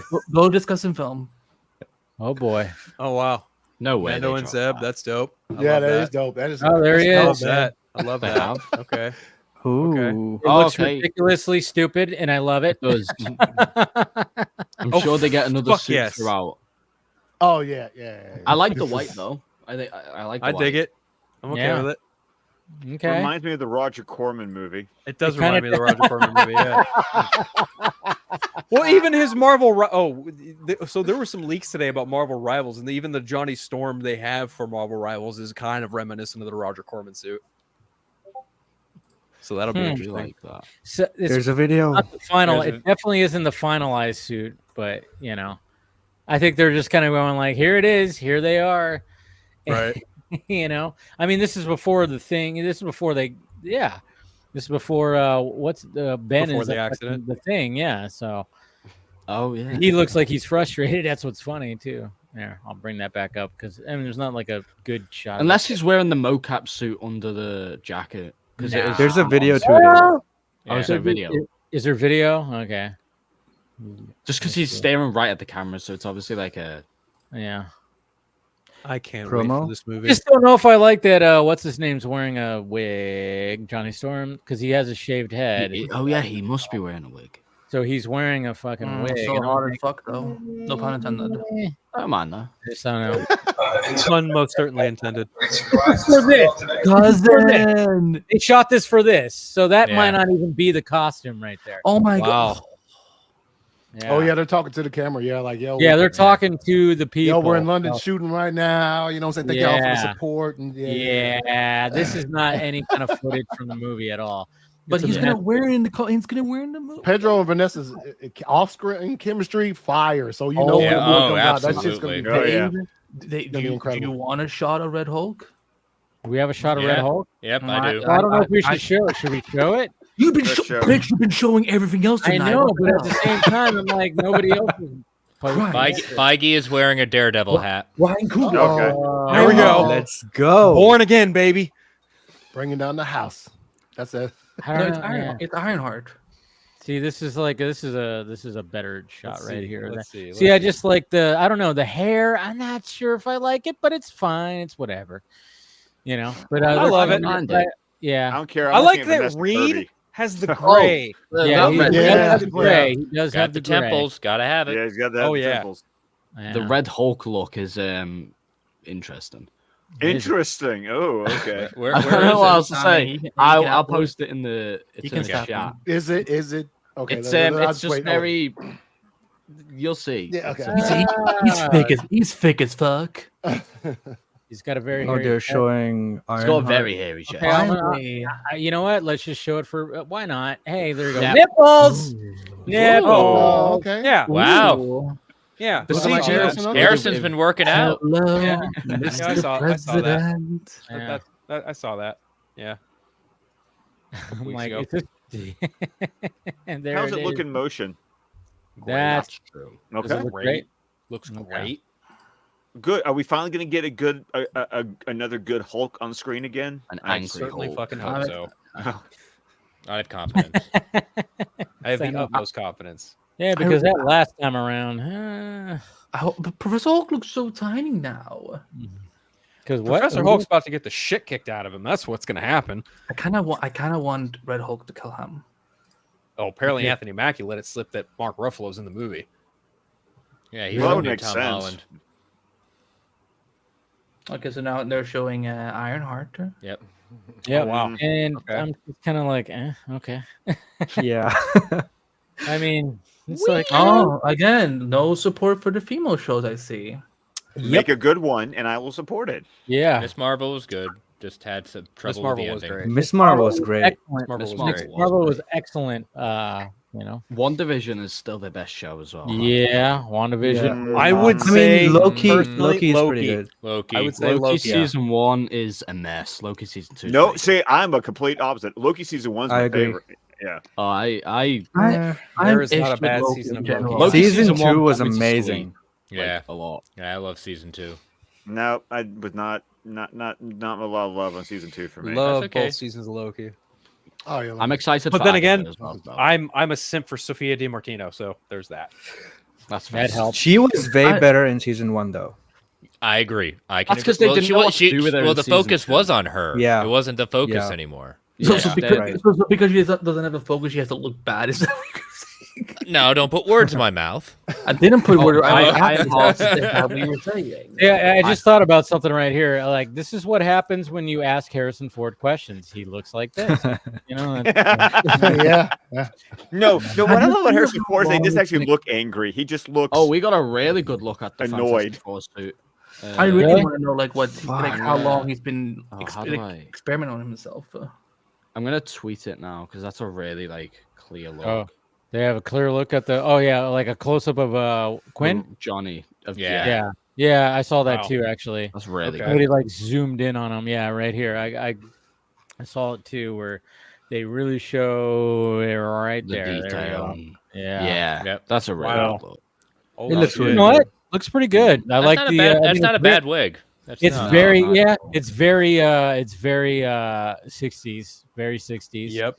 Turtleneck. Yeah, it actually it reflects the period. the peril of the times. Era. Yeah. So it's and it would look great in those sci-fi environments. Yeah, I love it. Yeah, I love it. I love the that. Fantastic Four. Oh man, I can't wait. That's gonna be interesting. I can't. So we got Ironheart. Are they gonna show like an Ironheart? I know they are currently showing footage right now. Yeah, so they are showing. I wonder if they'll release it publicly though. That's because that was meant to release last year. Hey, what is the what's the issue with Ironheart? Like, let's get into it. BD just tweeted footage sees Riri doing jobs that aren't exactly legal with Anthony Ramos's character to get money to build her suit. He's tattooed supernatural looking markings. He's playing the Hood, so we already know that. Right. Yeah. Right. Wait. Is it called the Hood? That's the name of the villain. It's called the Hood. He's called the Hood. And see, you were just grilling me on what's my issue, and you're laughing at the synopsis right now, Andy. No, So- I don't know. Right back what at the you. Hood is. What's your issue with that, Andy? Huh? What's I your don't know issue who with the that? Why are you Hood is. laughing? Why are you laughing, Andy? Huh? Is the villain really Oh, called the the Hood? that's the character. Exactly. You just- That is I didn't hilarious. have the answer of why this show is probably going to be stupid.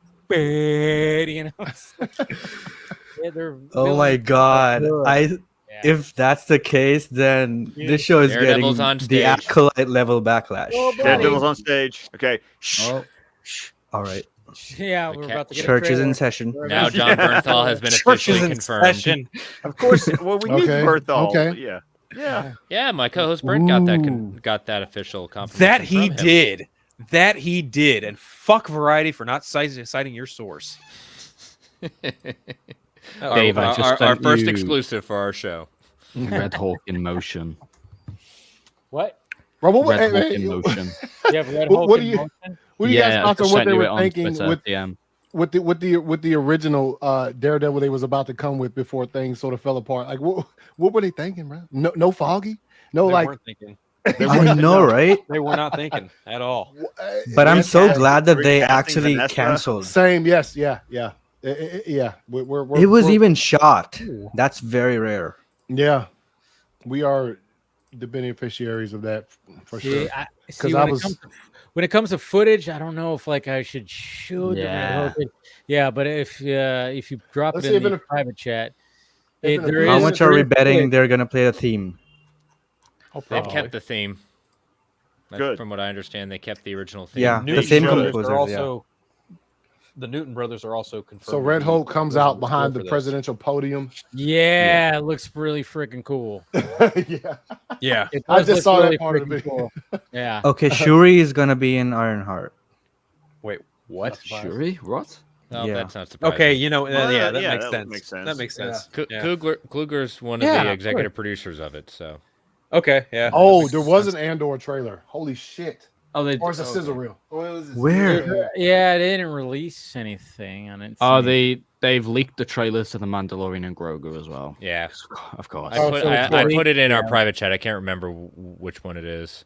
All right. Well, Yeah, whatever. yeah. I'm not gonna you show posted anything has already leaked. been sniped. So Really? yeah, the red Hulk in motion that got sniped. Yeah, I'm not going to show any Yeah. footage. No footage. Yeah. Okay. Yeah. Yeah, You could Not get away unless- with still shots, but yeah, showing footage not a good idea. Not unless it's an official trailer, yeah. Yeah, if it's official trailer, we're good, but I'm not going to show that footage. Born Again in March. Happy birthday okay. to me. Happy Yeah. birthday to me. So Same now here. the Same timeline here. is Punisher returns. the timeline is Brave New World, Daredevil Born Again, Thunderbolts, Fantastic Nice. Four. Fantastic I'm- Four. okay. Okay, Marvel, you've got my attention. I'm not gonna lie. Next This is- year is super huge for movies in general. Yeah, especially superhero genre. Jesus Christ. Yeah. Definitely. Yeah. Especially It's after gonna be- last year was kind of a stinker. This year is just low key. A desert. Yeah, this year's got some. It's like, hey, okay, let's take a little break, but we have a couple that might do well, which obviously Deadpool, Wolverine, and Joker will probably do well too. Jeez, but then comicbook.com actually putting out the footage. Interesting. Of Red Hulk. Really? Let's see if they snipe. Well, Brandon Davis is there, so that makes sense. I know, but still, that's... It's just kind of interesting. Ballsy. That's ballsy. Yeah. It is ballsy. Yeah, I don't want to show it here because no, I wouldn't. I'm just kind of impressed when I saw that. I mean, it is. Got a pair. Trailer features White Tiger, Foggy and Karen, Kingpin, Punisher, Bullseye, multiple Daredevil helmets of different color schemes, red suit featured in entirety. Bullseye's back. I'm so glad to hear that. And Kamala Khan's dad is in Daredevil Born Again. Oh, she only should be there. Oh, but it's so weird. Like, are they releasing the trailer? What are we doing here? Come on! I think I'm refreshing. I'm refreshing and looking. I'm refreshing and looking. Yep. There's no way they won't release that. Yeah, this is major. Yeah, they've only got a few minutes left. Very soon. Let's take a look. Okay, I'm putting the link to the Red Hulk scene in the private chat. Yeah, before this one gets sniped. Yeah. Yeah, go ahead and watch Comicbook.com getting sniped. What are we doing? No, Deadpool. What are we Kevin doing? Feige's paying his There's no way overtime. they don't drop it. I know. You'd think they would got to drop something with Daredevil, right? Yeah, they've got a few minutes left, haven't they, of the whole thing? I mean, it's clearly their capper of the evening, so it's like... Yeah. Oh, they just dropped the fucking Agatha thing on Marvel Studios thing. Why? We don't want that. What are you doing here, Marvel Studios? You're dropping Agatha? We want Daredevil. What are we doing? Come on.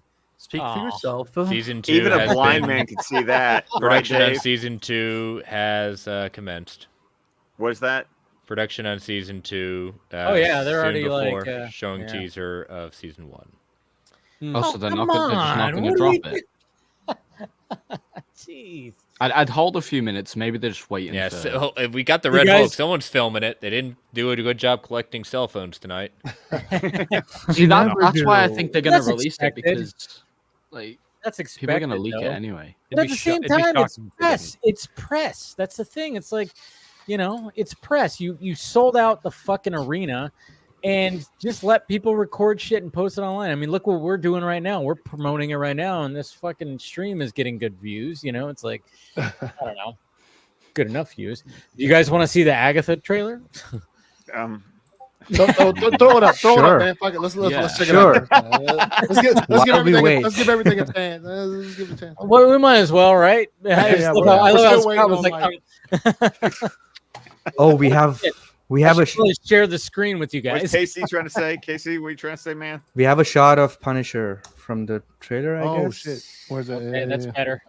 It's in the private chat. That's right, Sorry, Agatha, you gotta wait. I still need to watch Punisher season 2. So. Oh, where's it at? I don't see. It's in the private chat. It's in the private chat. Okay, sorry. Oop. Oh wow! Look at him. Are you sure that's not a Wolverine variant? I'm just kidding. Yeah. Damn. Yeah. Look at that. We got the red lenses in the eyes, of course. Yeah. Like I like how that is emphasized in the shot. Yeah, that's dope. Yeah. I like that pretty good bit. That's pretty cool. I'm looking forward to hearing John Bernthal saying "red" some more. Yeah. Hey man, Red. Bernthal is literally like a classic American actor, bro. He's been in a lot of shit. I'll never forget his role in what? The Wolf of Wall Street. Selma. Yeah. That shit is he's dope. Oh, yeah, that was hilarious. So we got Kamala Khan's father is going to appear in Daredevil Born Again. Oh my god, that's so woke.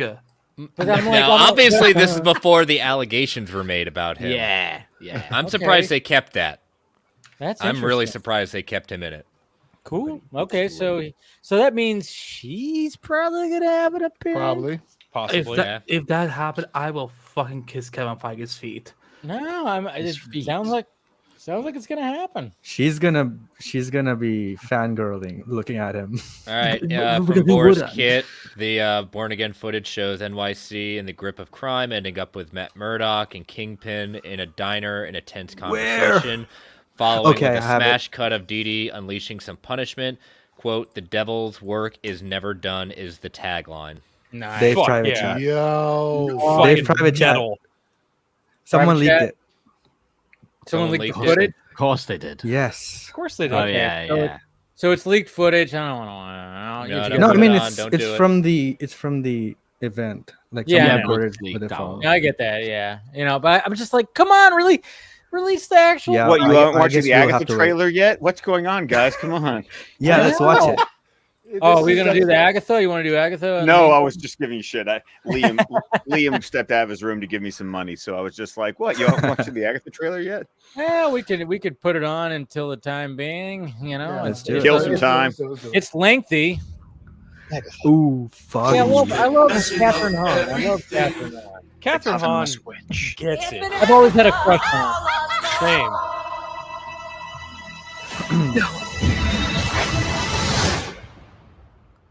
What really happened to you? Okay, that's cool. This could end up being something cool. It very, very well. Yeah. I just don't see why it needs to be a thing. She took every little bit I'm of excited power I for it. had. I mean, Gather sisters fall. Oh. I'm assembling a coven. We gotta get back on That top. looks more cinematic than it did in I'm gonna Wonder walk Woman. the road. True. Join me. Darkest hour, wake thy power, earthly and divine. The Witch's Road will give you the thing you want most. If you make it to the end. The road is a death wish.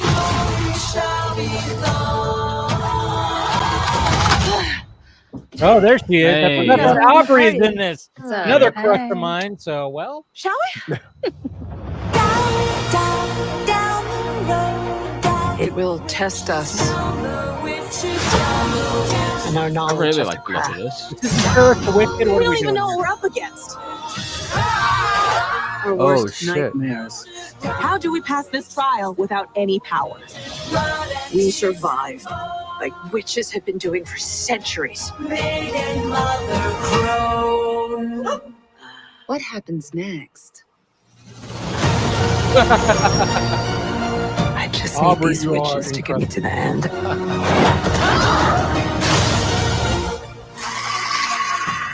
The bodies are really piling up. Why do you I let like them the believe tone. those things about you? Because the truth is too awful. I want my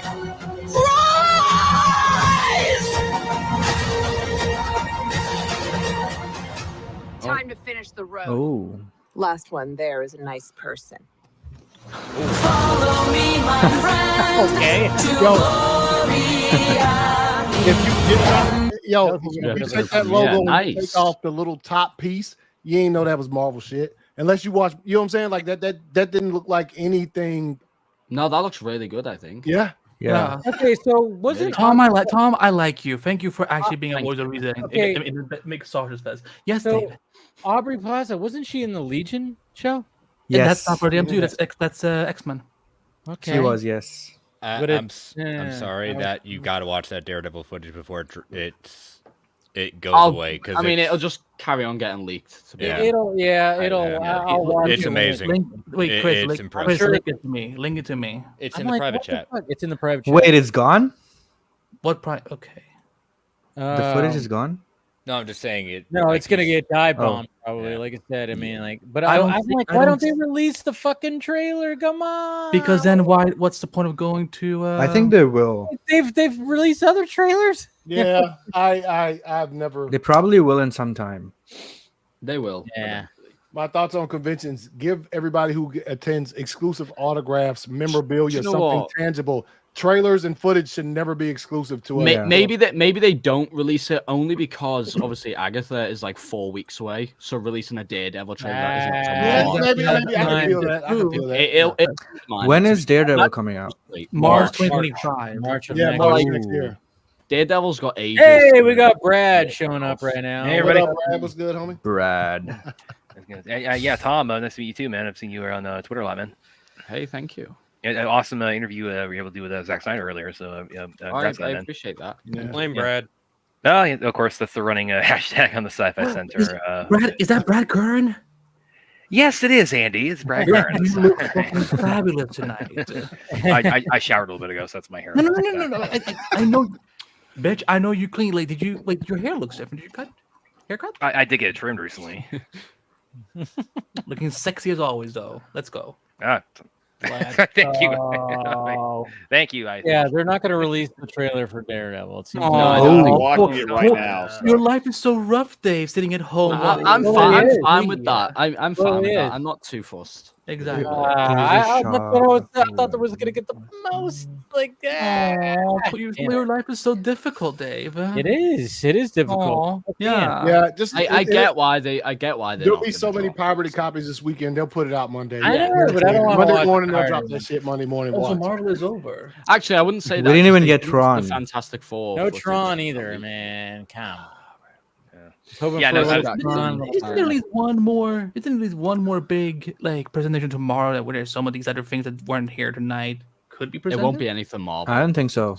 That'd be all tonight. I think that's pretty much it. Yeah. They're doing Percy Jackson now, but then I don't know what else they've got to So, wait. Can confidently say Daredevil Born Again looks so much more like the Netflix show than I've ever dreamed. Yeah, watching that footage, yes. Yeah. Punisher footage, multiple DD masks, and then, of course, multiple last 10 years comic villains, Bullseye, Foggy, and Karen, of course. Yeah. The new villain Muse. Yeah, the fact that they even thought that they were going to step away from that shit. That was a dumb decision. Because Kevin, let's just make this perfectly clear. Kevin Feige has never respected what Jeff Loeb did with Marvel Television, and he's pissed at because Marvel Television beat him to a lot of things that the MCU didn't. That's why he didn't want to connect it to the original show. That's why, what was it? Episode 2, Foggy was going to die. Matt was not going to wear a costume until episode 4. Yeah. Dumb shit. Apparently Karen and Foggy, Karen wasn't even going to be at that much also. So they were going to kill off Foggy too. Yeah. I don't know That's how crazy. Yeah, I don't know how it's especially with season 3, because the whole show is definitely is phenomenal. It's one of the all-time best CBM shows ever produced in my opinion. Oh, absolutely, without question. And then especially that third season was holy shit, was that third season amazing? Oh yeah. Well, and Defenders was basically just Daredevil season 2.5. Yeah, exactly. Yeah. It's what Iron Man 2 was for the Avengers. Yeah, kind of. Well, it's they did kind of have a similar trajectory because Iron Man got his sequel and Daredevil got his second season in the lead up to the crossover. So, but yeah, Brad, to your just point. say it. Well, I get these points sometimes where it's I think about what goes on behind the scenes with these big studios. Sometimes I think what are you guys thinking sometimes? And it's a big one in this instance is what Dave just said about the idea that they were going to just pivot away from Netflix with how popular the show was. And I don't understand the logic of that at all because you've got the foundation is it was just laid so well for that with the first 3 seasons and with the vendors. I think Feige just was deciding between making those things canon or not. Yeah, it was just about that. I was always canon, I understand why. Yeah, I understand why it wasn't just these are canon because I get it, to be honest. Because in Hollywood it's a pissing contest, and it is. Especially with people like Feige. Well, Daredevil and Kingpin are gonna team up. Yeah, the diner scene kind of alludes to that. Yeah, it does. Yeah. He basically he says at one point saying, "You step out of line, and I'll be there to stop you." This is as far as upcoming Marvel, whether it's TV or movies. This is probably my number one in terms of anticipation. Now post Deadpool and Wolverine, because Deadpool. Hell yeah. The only thing I'm still a little bit. I still have some questions about is again the fact that it's called Daredevil Born Again.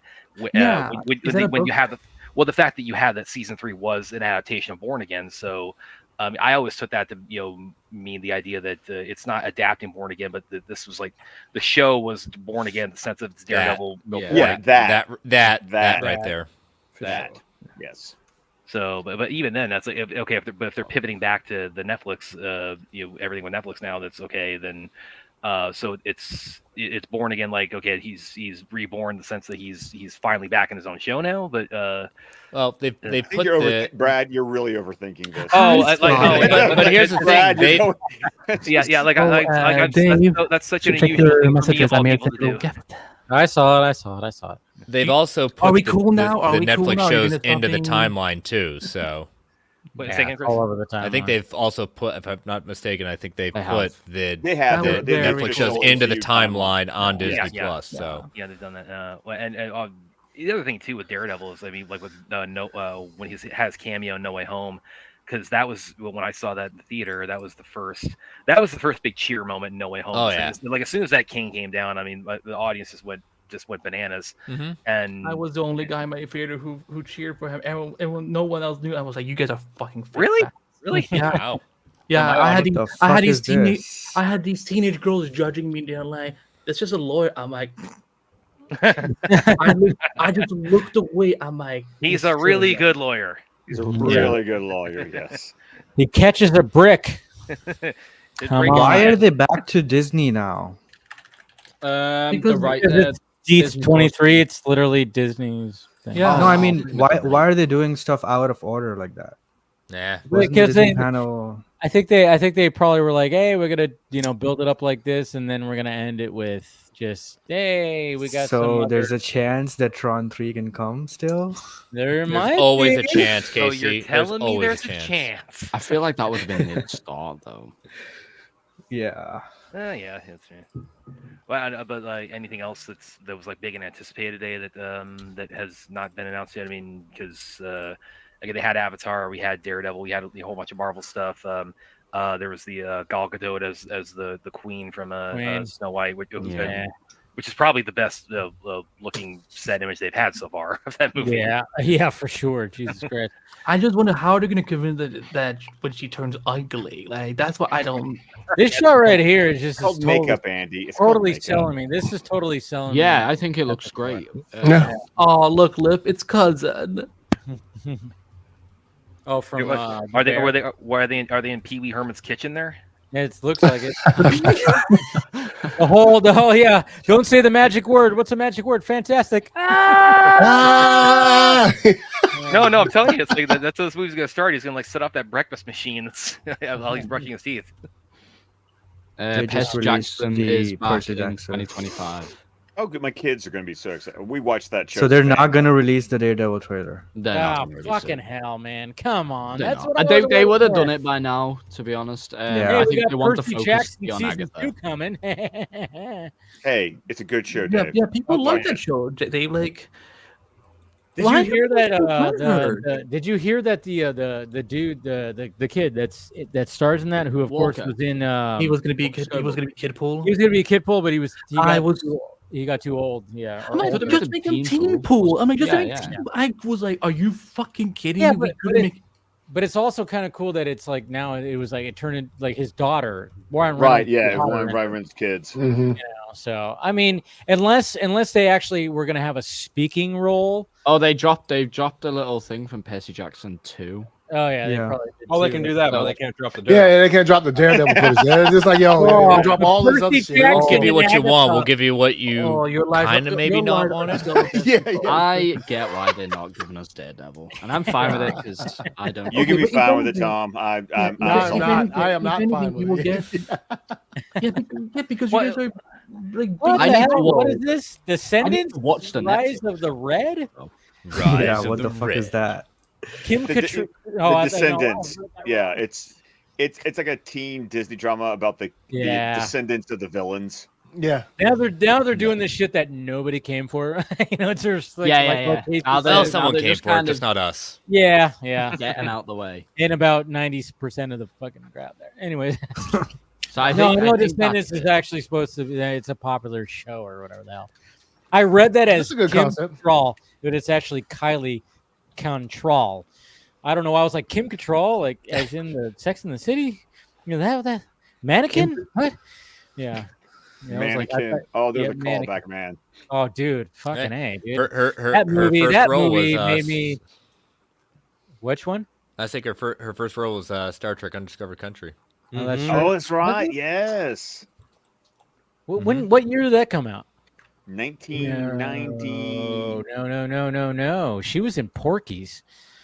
Wasn't she? Wow. In Porky's? She was in Porky's as that gym teacher, wasn't she? Who? Am I wrong here? Kim Cattrall. She can be my gym teacher anytime. Dude, if you haven't watched Porky's, well, I mean, she does have a scene, a definite scene. Yes. It was in Porky's. Yeah, right? I was thinking of someone else. Yeah, you're right. I'm wrong. You're right. Oh yeah. Watch Porky's, and she has herself a funny scene, and also, well, there's some nudity, of course, because she. I think my favorite Kim Cattrall is fucking Big Trouble. In Little China, yeah. Oh yeah. They're showing Nat Geo stuff now.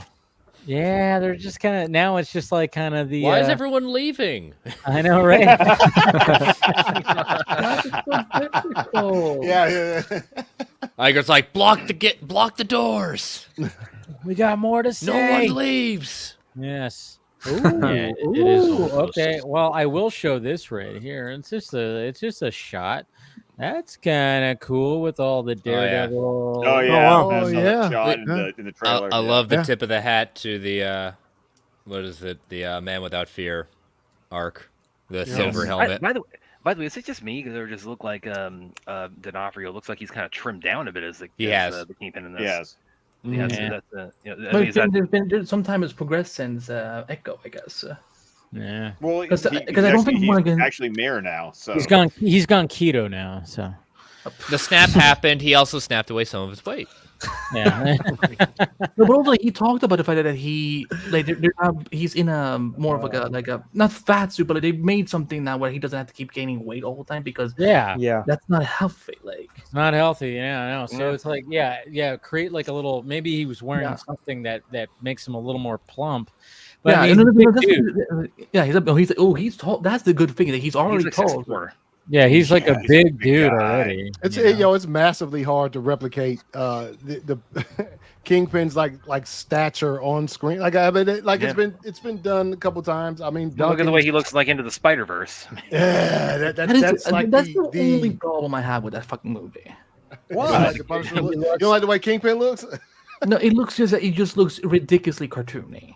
That's the point. His head, it does sit below his. You know what I mean? Like his. Yeah, he kind of has like this kind of going on. Spider-Man. Yeah, but I still was great. I love it. That was a great performance. Yeah, it was. Thank you. All right, so I guess that's pretty much it. I mean, obviously they're showing some stuff, but Marvel Animation will be tomorrow. That's it. Wow, Dave, there was a lot that came out like that's it. Maybe we get when it comes to that stuff at least. You said the animation is going to be tomorrow. Yeah, animation's tomorrow. Yep. Oh, good. So we're gonna get the friendly. We get a little tease. Friendly Neighborhood, Marvel Zombies. X-Men season 2 will be there tomorrow. What If will be there? Your Friendly Hero, Spider-Man. What If? And What If season 3? Eyes of Wakanda, the Black Panther. Oh, nice. I am. I do need to see some stuff for that.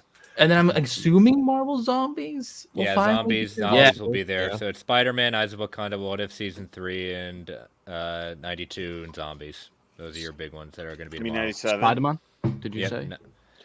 Friendly Neighborhood Spider-Man, yeah. I just want Spider-Man 98. that is the reason that's not happening is because Friendly Neighborhood was greenlit. You're not getting that until that's over. Yeah. Because there's D'Onofrio right there, walking out on stage. There he is. Yeah, he definitely has trimmed down. Yeah, but he's still a giant. He could flip up. He could flip. He's a bruiser. And you know what? I still would love, and they're never gonna do. It's funny. You get that scene where Kingpin's slamming the guy in the head in the door and just cracks open. It said, "You're watching Daredevil on Disney Plus." While he walking on stage here, I think what would like the funniest thing he could have done is if he pulled out Thor's helmet from Adventures of Babysitting. Yeah, what Chris said was funnier. Oh, that's. I didn't. Brad was talking so fast. I didn't even hear what he said. What do you say that one more time, Brad? Wait, have you ever seen Adventures of Babysitting, Andy? Yeah. Because that's where D'Onofrio, he's the auto mechanic in there that has. Yes, that works at the. Yes, he is. Yeah, right. that works. When they try to get the. And the kid is a big Thor fan, like 24 years before the MCU started. Like, look it up. Look it up, Andy. If you look up Vincent D'Onofrio in Adventures of Babysitting, you'd be like, "Oh my god, he's very cool." It's cool as hell, especially when they get said dude to sort of play Thor for her. You know what I mean? And sort of that scene's incredible. Adventures of Babysitting is fire. Yeah. All right, well, there it is right there. Unless there's that was some pretty good announcements. D23.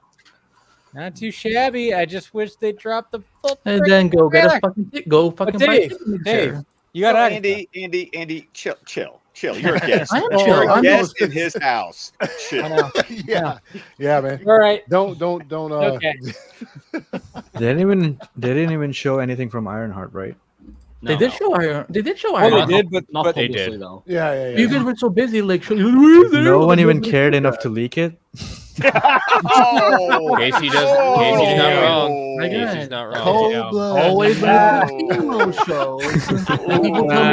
Yeah, dude, that is cold. Cold blood. That was very good, Casey. Good, That was good call. excellent. Always emo shows. That's just remnants. It's remnants from what they tried to do before. Just like Agatha. What? You did the Dave Chappelle cold-blooded drop, man. Leave Agatha out of this. I will follow you on Twitter. We can talk about Agatha. We can. Yeah. The disrespect. Yeah, let these men Oh, go. I thought it looked good. That shit looked good. It's gonna be good. It's gonna be good. Yeah, it's gonna be probably their best show yet. Okay. If they deviate as far from I'm not gonna go that far. Yeah. I am not gonna go that far. I'm gonna go that far. I respect all your the other opinion. shows have been they've been like they've either been really mid or just like it was okay. Okay, same thing. That's Tom, That's the brilliance of She-Hulk, man. certainly some words. Drogo I'm said, not sure I agree with them, but you know, He said things. much He love said you. things, Phil. Were He did. Okay. those were things that were said. Are you going to stand for that? No, because Loki is the best fucking thing on Disney Plus. That's why. No, it's Ms. Marvel. Well, that's not saying a lot though, is it? Because there's not. No, Andor is the best That's thing. very true. That's very true. Of all the MCU TV shows on Disney Plus, it is Ms. Marvel. Like, calm the fuck on. Loki takes it. Loki Well, takes it. Nah. Even if it's wrong. Speaking of what's on Disney Plus, because this is like kind of extrapolating a little bit to like stuff they license there now, because they've started like licensing like a lot of there are some very like not Disney movies and shows that have been added to there that I've been seeing on the recent like things I would never expect, and I don't just mean that as like it's from a different studio, but I mean there's some hard R stuff on Disney Plus now. Yeah, I mean, Because they have the Hulu thing. Yeah. And they have the parental controls that you can put on Disney Plus. So hey, let's not forget that Disney ran Hollywood Studios. Like that was their R-rated distribution back in the day. So and Touchstone Pictures. Yeah. Yep. Just a reminder, this is a US only thing, by the way. We've always had our own stuff on Disney Plus. So Casey is clearly still bothered at the fact we did not get an ounce of Tron footage. Of course. Yeah, I'm salty. I'm actually upset about that too. Like, what that's fair. Why show it in the scissor reel? Yeah. I wasn't even thinking that they would show that until they, put that in the reel. I believe Regular Neil used to put it best. That's Disney doing the honey dicking. Yeah. No, it's honestly, it's not that surprising that they didn't, because it's not till October of next year, right? I get it.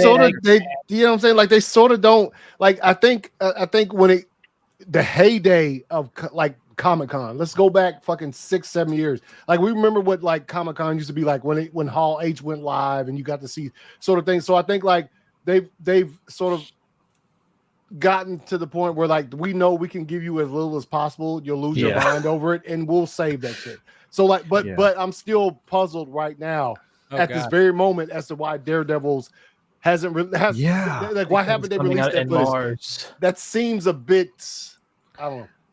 I mean, I guess that's when they're gonna drop the trailer for Born Again. Like, that's what they always probably do. after If Agatha. one MCU show ends, then they start promoting the next one. It's like, I mean, I don't know. Maybe I think by Monday we'll get the I think the event was still a good one with everything they showed. No. Well, and again, like looking at from what seeing the trailer, I mean, because I think you're spot on, David. I mean, it's not just that they've walked back. This isn't connected to Netflix anymore. I mean, they're putting it like very upfront in that trailer, like when they have a Bullseye coming out of prison, how much other elements to it. I mean, they are like really emphasizing, no, this is what you got on Netflix. Well, because you see Foggy, Same you composers. see Karen, you see Barenthal. You know, it's. Oh, did you see who they announced as the composer earlier today? The Newton brothers. Yep. Yeah. The main reason I don't think they're gonna drop the Daredevil trailer just because it's leaked is they still haven't released the Fantastic Four trailer that leaked like 3 weeks ago now. I genuinely don't think they care. Yeah, to be honest. They're I think Disney. They don't need to care. Exactly, they don't need to care. You're still gonna give them money, and then you're gonna. Also, I love seeing you all so frustrated. So that makes me hope that you don't get it for another 2 months. They're not gonna get it. I saw Agatha is the focus. Agatha's the focus. But guys, we got Freakier Friday. Are they actually there? No. Are they actually? Oh yes, let's go. All right. So Jamie Lee Curtis is like, please don't even mention Borderlands. I don't want to. What phase of Freaky Friday are we in? You know, let's just talk about Freakier Friday instead. I was thinking about going to see that tonight. I was kind of on the fence. I may get that look over the weekend, but I've heard it's one of the worst movies like ever made. Right, I will say this, and then I'll just keep it as this. Over the 2 years I've been able to go see like films early, like in person stuff, it is the one movie I've walked out of not liking. Really? All of those 2 years. Wow. And so that's about 40, 50 films. The one film. Damn. Oh, I've heard so many bad things about that movie. Yeah. It got to the point I was. Plus, I had a lovely white wine I didn't even touch because I was just that like just tired. It got to the point. Was it a Pinot Grigio? Was it Sauvignon Blanc? got to the point I was laughing at the film, just trying to like get into it. Like I just Borderlands, not good. Yeah. Yeah. 3% on Rotten Tomatoes. I'm sorry. What did you watch the trailer? I mean, it looked awful. The trailer told me what this thing was going to be. It's not the worst film of the year. That's still Ghostbusters by far. But it's apparently Eli Roth decided to take it upon himself to just fucking fuck that movie up. So fuck that guy. Anyways, go ahead. But if you do see it, then you might, I mean, there's not much out. It's either that or Harold and the Purple Crayon. So either way. Well, you got Cuckoo that looked pretty cool. Is that out? Yeah, that's out. It came out this weekend. So there's a lot of people who were saying that was good. Super funny. When I saw Deadpool and Wolverine as yesterday, you said that, Cuckoo's cinema score just dropped. It's C+. Oh wow! Oh, that's not good.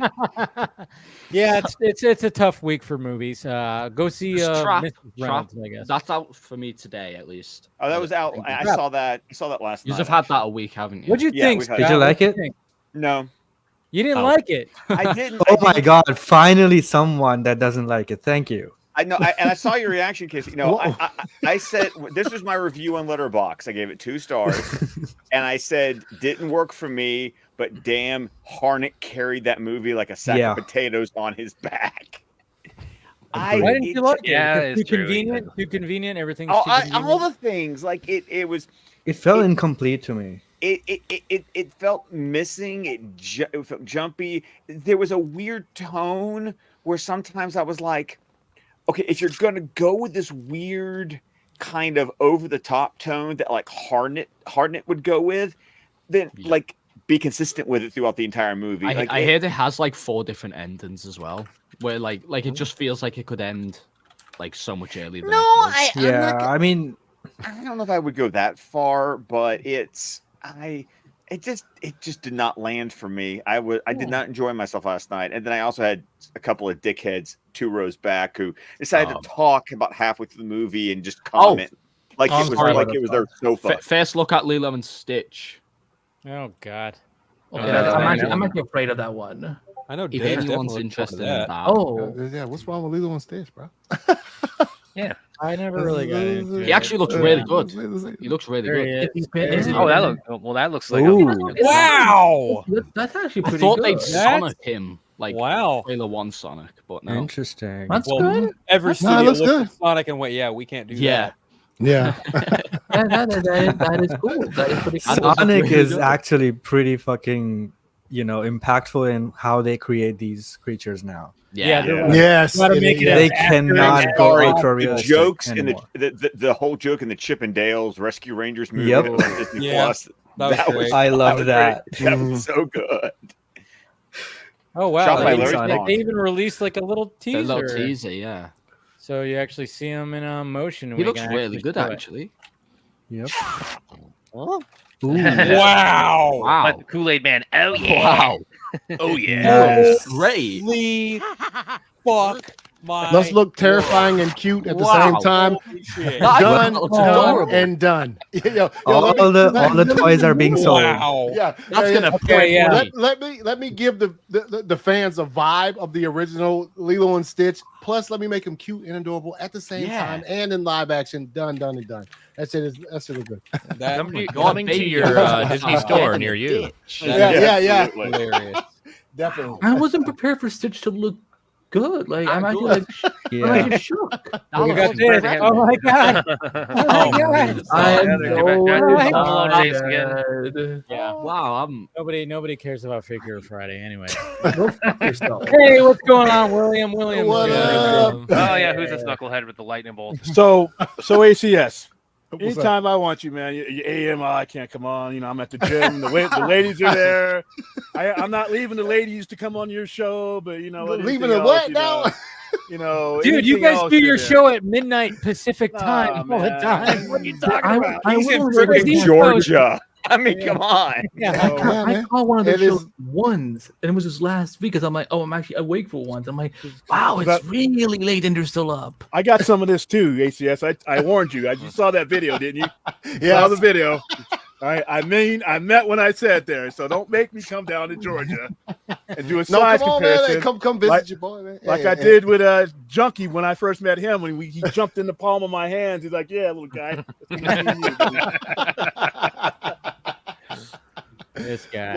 What's good? William. I just saw something. I don't think I was supposed to see it, but as soon as I turned on my computer, the Daredevil trailer was running. Oh, on yeah. Twitter. Yeah, it's leaked. Yeah. It hasn't been It's released leaked, officially, but it's it's. I mean, I didn't out. even try. I just turned on the computer, clicked Twitter, and it was the first thing that started running. It Oh, looks God. amazing. Guess Yeah, who's it's on right stage on there. right now.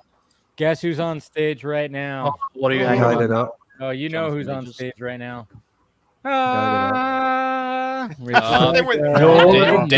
It's Dave's ex. Dave's ex. And my bestie. She get booed. Or she get Hopefully. booed? They're not gonna boo her at that stage. Good lord. Of course not. I don't know what to do. I mean, I'm not a Snow White fan, but They apparently they she's- brought Gal out. Sorry. Is Gal also there too? Is Gal there? That's what She's I'm gotta be wondering. there, right? Gal That's Gadot's gotta risky. be there. Well, Well, I they mean, showed that picture a while ago. Well, there's like Right. somebody standing next to her who's tall or what the fuck? by like 2 feet. By the way, it has to be her. Is it her? I don't see anybody. I'd talking be about really Gal. surprised if they brought her there. To be honest. Yeah, especially with With it. Yeah, I mean, there's a lot.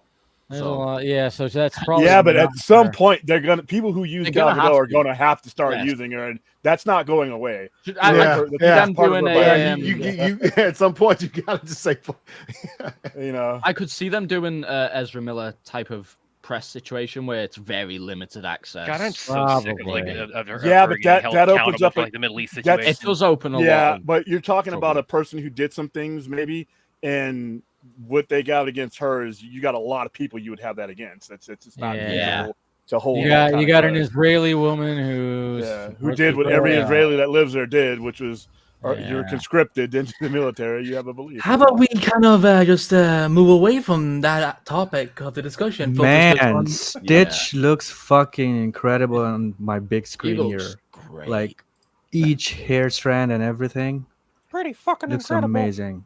It's a Goddamn right. flex. Oh, also they put out they got the image floating around of pretty her impressive supporters there. for Red Hulk. Yeah, we saw that in San Diego. I've seen it now. Now I can see it. So it's like, that's definitely that's Harrison Ford, all right. In fact, wasn't that trailer? I didn't Apparently, see that part. I've had Disney blocked on Twitter for the last 2 years because they didn't announce Frozen 3, and I've only just remembered. Wow. That's a big and they're now stance. playing a teaser trailer for Snow White. You had us blocked for that. Oh, they're showing Snow White right now. I totally forgot I did that. Just did that. No. Gall is there. Gall is there. I wonder. If She is there. That is her standing next to her, wonder- but nobody wants to mention her because they're afraid to get backlash. That's ridiculous. That's so fucking stupid. That's so fucking stupid. Yeah, because if you're gonna bring her on the stage, you might. I mean, you know, fucking you casted her. Oh, you guys She's in the actually movie. crying for Gal Gadot? I know. Like, what is actually happening? I don't know. But She's on stage, but literally nobody is mentioning it. That's really weird.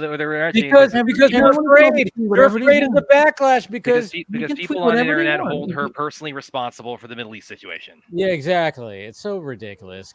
Give me a break. That's so dumb. Because it's just like, they're You know what else is dumb? War is dumb. Maybe we just it is. But at the same time, this is not war. They're selling a product. They're selling a happy movie. Yes, she is there. It's like, who cares? Okay, we don't need to go into the whole, politics of everything. Why does everything have to be freaking politics? It's ridiculous. But anyways, here, there's some stuff of things right here where there she is. They're both there. Well, Gall is way taller than Rachel Zegler. Yeah. She's almost 6 feet tall, dude. Yeah. Oh my god, I didn't know the difference. Get to do something that is completely different than anything I've ever done before. She's delicious. She's evil. She's magical. We got to sing all these different songs. It was incredible, and I kept. See, there you go. People there seem to be okay with it. Yeah. By the way, speaking of Gall, because I was thinking about this the other day, because of course she comes back at the end of the last Fast and Furious, and which is completely fucking ridiculous. I agree. But it's also Fast and Furious. Not for a Fast and Furious Wait. You just said a movie regarding cars going into space. Yeah, and Fast and Furious, but everything about once you go into space with some duct tape. You can basically do it. With eyebrow pencil. Why would you think that she came back? But see, the thing was her coming back in the next Fast and Furious. It's like I really hope. I forget if I've written on this or not, but my thought process. I really hope they don't even explain how she survived, falling off of a 100 miles an hour onto a concrete tarmac. No, I want to see them explain so I could get a good hard laugh in the movie theater when they actually try to do it. I mean, I'm not going to see Fast and Furious for the reality at that point. It's kind of like I don't go see boxing for the technicality. No, I'm just going to see boxing for two people to beat the crud out of each other. I'm like half. I watch boxing for the technicality and then she shoulder rolled, and it's like the power of family healed her. That's going to be what you want an explanation for? The torpedo. All the other, the longest runway in the world. No, guys, it's a Lazarus. That's what you question. Oh wow, okay. We have a trailer for Snow White. Are we? Yeah, I know. That's what I was about to they say. do. Here we're ready. You ready? Yeah, let's go. Check this out. Snow White and the 7 Fun Police. Here we go. Dave watching his bestie having the time of her life. Oh God, I love the colors. Oh, you're inviting me? I don't want these CGI trolls. I mean dwarves. They're actually trolls. Oh, that's So while you work. Oh fuck! God, she's so talented. Am I? Are these the drugs I've never tried?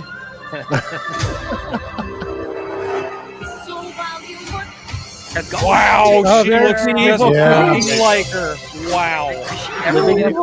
Living up to her role. Wonderful. Oh, this looks. Is she gonna sing? Oh my god. Oh, there's an apple.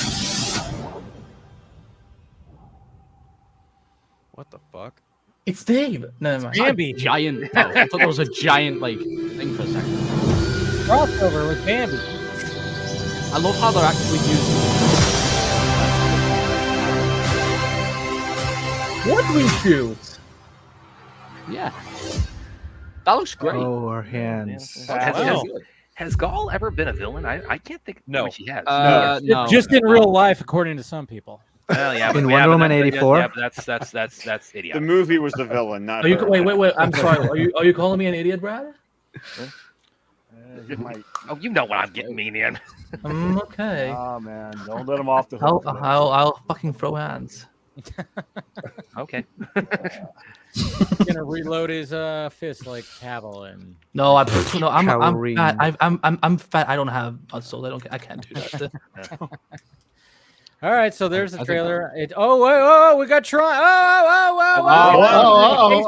What we got? Oh shit! We got. Let's fucking go. Hey. Please. Did I miss the Fantastic Four? They show Fantastic Four already because I was in transit. Yeah, they showed an Oh my god! They showed Johnny in the suit. Yeah. Yeah. Yeah, Pee Wee Herman. Please give us the trailer, please.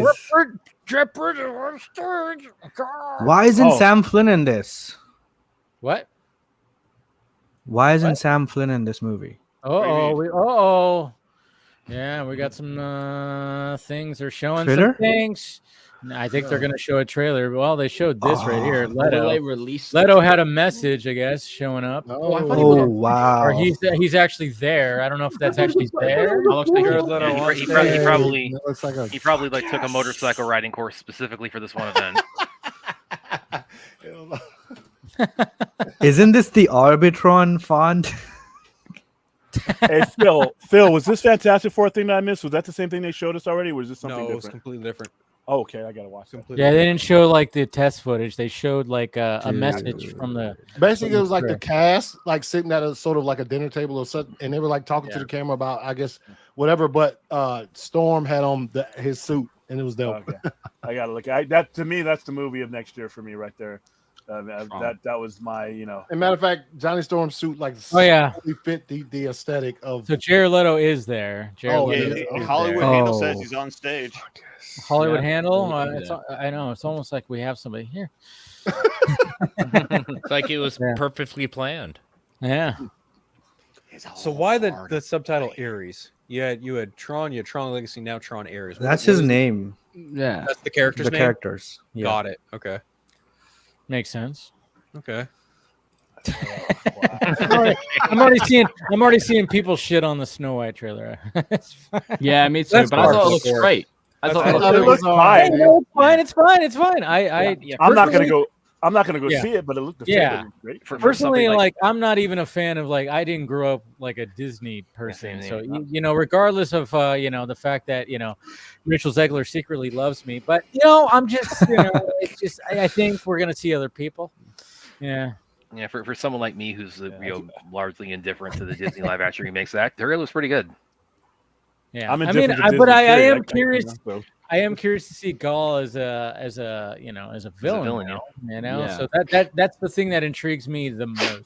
Well, Disney this is one Plus of those situations that's like anything. If I have any kind of curiosity, I'll wait till Disney Plus. I'll wait till it's streaming on Disney Plus. Yeah, but then again, I do try to see every movie. Every weekend. If there's nothing else that's going against it, then I'll be like, all right. So I'll suffer through it. You'll suffer from the art. Yeah, I'll suffer. I highly doubt. Are they going to release like a teaser for Tron? Do you think so? Please. I really would Casey hope so. is begging over here. If anything, they're going to release footage there. But are they going to release an actual teaser? I'm sure they will because we still haven't gotten. I'll take it. To the Daredevil. Oh, we have Ironheart footage. Hold on. Oh Let me boy, I don't. Wow, it leaked. Yeah. So we're basically beyond the highlights then. We've been past in the private chat. William, we've been past the highlights. You Okay, came in way late. Well, I had some people I was dealing with, but what I really wanted to say is I heard they were doing a Daredevil trailer. I didn't know if I would actually be able to see it, but I saw it. You can see it on a cell phone on Twitter. Yeah. No, this one's a big screen. Somebody's there. I mean, we had it on the cell phone, but they're real close, whoever they are. It's on there already. But in the Fantastic Four, if they had anything for Fantastic Four, anything else, just a hi there, hey there, how the ho there video. Cool. Okay. So Agatha, I don't. Yeah. Okay. Agatha. Oh, it got removed. What happened? The Ironheart trailer got removed. Oh, yeah, no, I saw it. You clicked it, but I saw it and I was like, yeah. Well, we're not going to show it. I mean, unless they officially release something, I'm not going to show it. But yeah. Once Disney releases it, though, they're the ones that don't give you strikes or that's what I've been doing. Yeah. I haven't been I haven't been showing any footage that has not been officially released by And Disney. so far, the only officially released is Agatha. Yeah, like I'm looking at Disney's like their Marvel Studios like literal YouTube channel, and the only new video on there is the Agatha.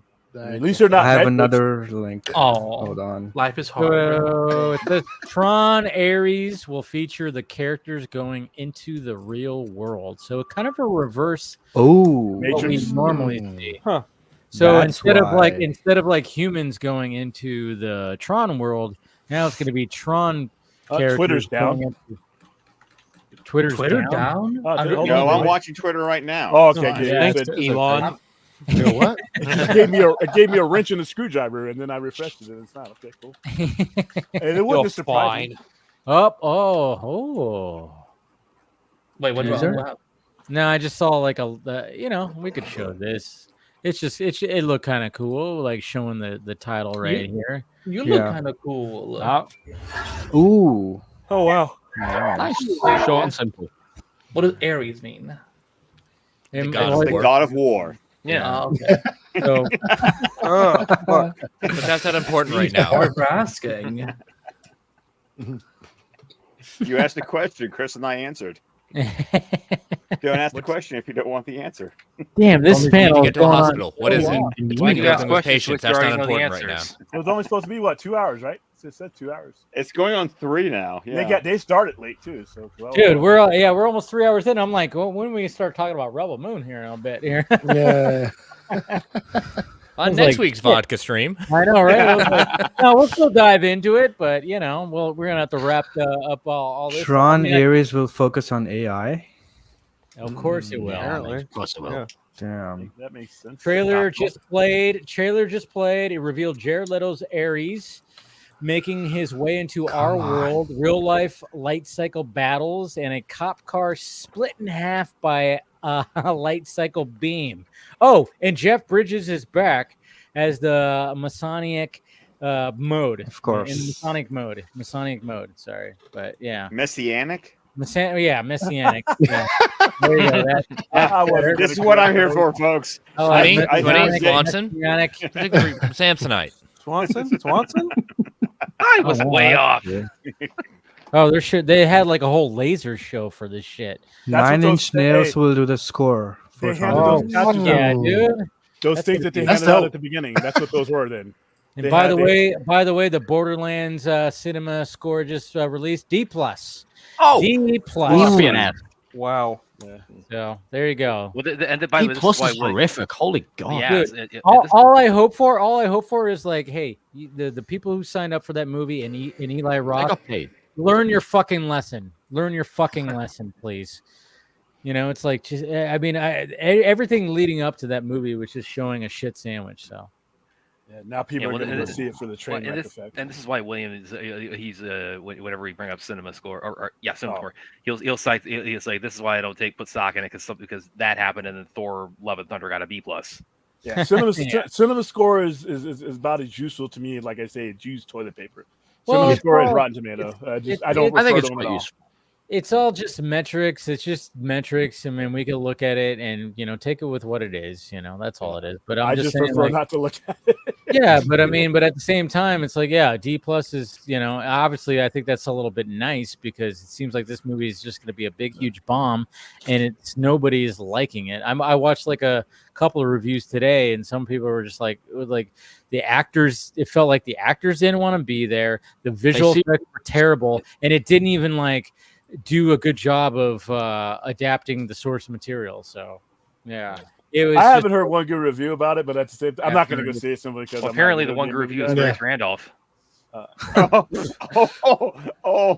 I'm not kidding. That's floating around. She does. Because that inspires so much confidence. If she enjoyed it, fair enough, but it's not good. I forgot.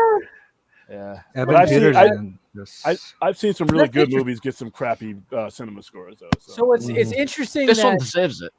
it's interesting that they say 9 Inch Nails is scoring as opposed to just Trent Reznor and Atticus Ross, right? Yeah. So usually they are teamed up and they do the scoring. Like they've won an Academy Award together with like Social Network, I think it was. And so now it's 9 Inch Nails. Cool. All right, not Daft Punk. Which means it's him and some people that he's going to hire for the project. That score. No, it means his band. It means he's getting the band back together. That's cool. But not Daft Punk. The band is him.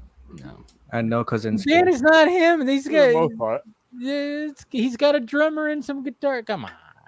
Don't shit on 9 Inch Nails. No, I want the trailer. That is not Yeah, shooting on 9 Inch Nails. We saw him here live when he hired when he came out here live and charged us all his money. He came out with a hired band. He had played everything that he had done. So you know for a fact that it wasn't original 9 Inch Nails band members. Yeah, exactly. It changes. How many people that he changed out? Let me pull up the list here. No, what are you talking about? There's like, You either know it off the top of your head or you don't say anything at I'm all. just saying, you know, it probably was. Like, just saying, yeah. So, but that's interesting that the fact that it's not that, it's just full on 9 Inch Nails. So that's pretty cool. It was very Oh, now they're talking about Mufasa. They're closing. Yeah, we should get a trailer for Mufasa. Well, there's already a trailer. I don't know. Has it dropped? So no already? trailer for Tron. No. Casey, this night is about making you suffer. Yeah. How is that different from every other night? You know what, Casey? Sometimes you get to be happy. Yo, Casey, be like, you bro. get to be happy sometimes. You just don't get to be happy that often. I know. You appreciate it when it happens, Casey. Yeah. You should appreciate it when it happens. Although I feel him, no. Let's get something. You know what I'm saying? Yeah. Give me some Tron, bro. That'd be fire. It's literally came out here and gave us, let me tease a couple things. See y'all later. We're done. Even though it did last longer than I thought it It's would. like a drug pusher here. We'll give you a little bit of this, and you got to pay for the extra for the rest. Yeah. Right. I mean, it's closing out with this. Did we really care? Can we start talking about Rebel Moon now? We can Yeah. Rebel Moon. You know, can we start? If something happens to pop out there after, you know what I'm saying, but we've sort of transitioned, then we can always revisit. Because I did when not the actual think this thing Daredevil, was when it gonna actually drops the Daredevil trailer. The actual Daredevil trailer. That's a yeah. I'm hitting refresh right now. Just make sure everybody on the panel is aware. Daredevil footage drops officially. We all see. We all stop. Yeah. Yes. We will And then all Dave, stop. you take the you take the reins and go ahead and throw it up on the screen so we can all enjoy such greatness. Okay. Or Tron. All right, yeah, If it let's happens. let's start diving into Rebel Moon finally. I did not think that was going to last that long, but I know Jesus this. Christ. I've had my Jimmy Stein here like the entire time. I know, yeah, that's right. You do. Okay, let me make you full screen because you do have that right there. Oh, your little pixely. There we go. There we go. Yeah, Ooh, Look at that. yeah, nice. Jimmy Stein. Hold on, let me. I'll Oh, get we the were- full- The- no. Very nice. There we go. I wish we Scott, got Drinking some from you the might have to chalice. like exit out as per usual because you are a little pixely, but yeah, but good stuff right Here you go. there. Here you go. Oh, what do you got? Oh, He's well, got you his This is own the HD same quality. one. This is the same You one. got the same one too. Pretty Nice. much. It was Pixelated. a 2-pack. I mean, Wow. So good. It's Yeah, you guys with your I'm fucking gonna- cool Wow. merch. Anthony had the Shouts out to Joey. Joey sent this to me. That's Nice. and Chris He sent sent me this this to me. So you know, There you go. But Scott, you are pixelating, so you might. of wanna course, do this the thing. entire night we go 3 hours and then I start pixelating. I mean, I know, right? It's almost like it was meant to be, like right there. Jeez. But yeah, we can start talking about some Rebel Moon right now. Yeah, let's talk about some Rebel Moon. I think Andy, are you the only one that hasn't seen? Yeah. Do you want me to leave? Well, it's up to you. I mean, we're not gonna. I mean, I don't care. You're not about gonna spoilers. hold back. yeah. I mean, You know, I've actually never liked Zack Snyder. What? Oh my! no. I'm the guy who filmed the thing at the Comic-Con with the BBS thing. Come on. I'm the guy who did the thing. Thank you for that, by the way. That was incredible. Every time I see that, it's incredible. Video spiked after Comic-Con. They're like, "Who is here after RGG got announced?" And I'm like, "Why are you coming to my video? This is not a place to heal. This is just gonna make you even more pissed." But yeah, where were you sitting in Hall H by chance when you shot that video? I was always curious. Row 7. I don't fucking know. It was 11 years ago. Why so angry, Andy? Why so angry? I was on the left side. I remember. No, were you were you in the back, or were you way in the back, or were you?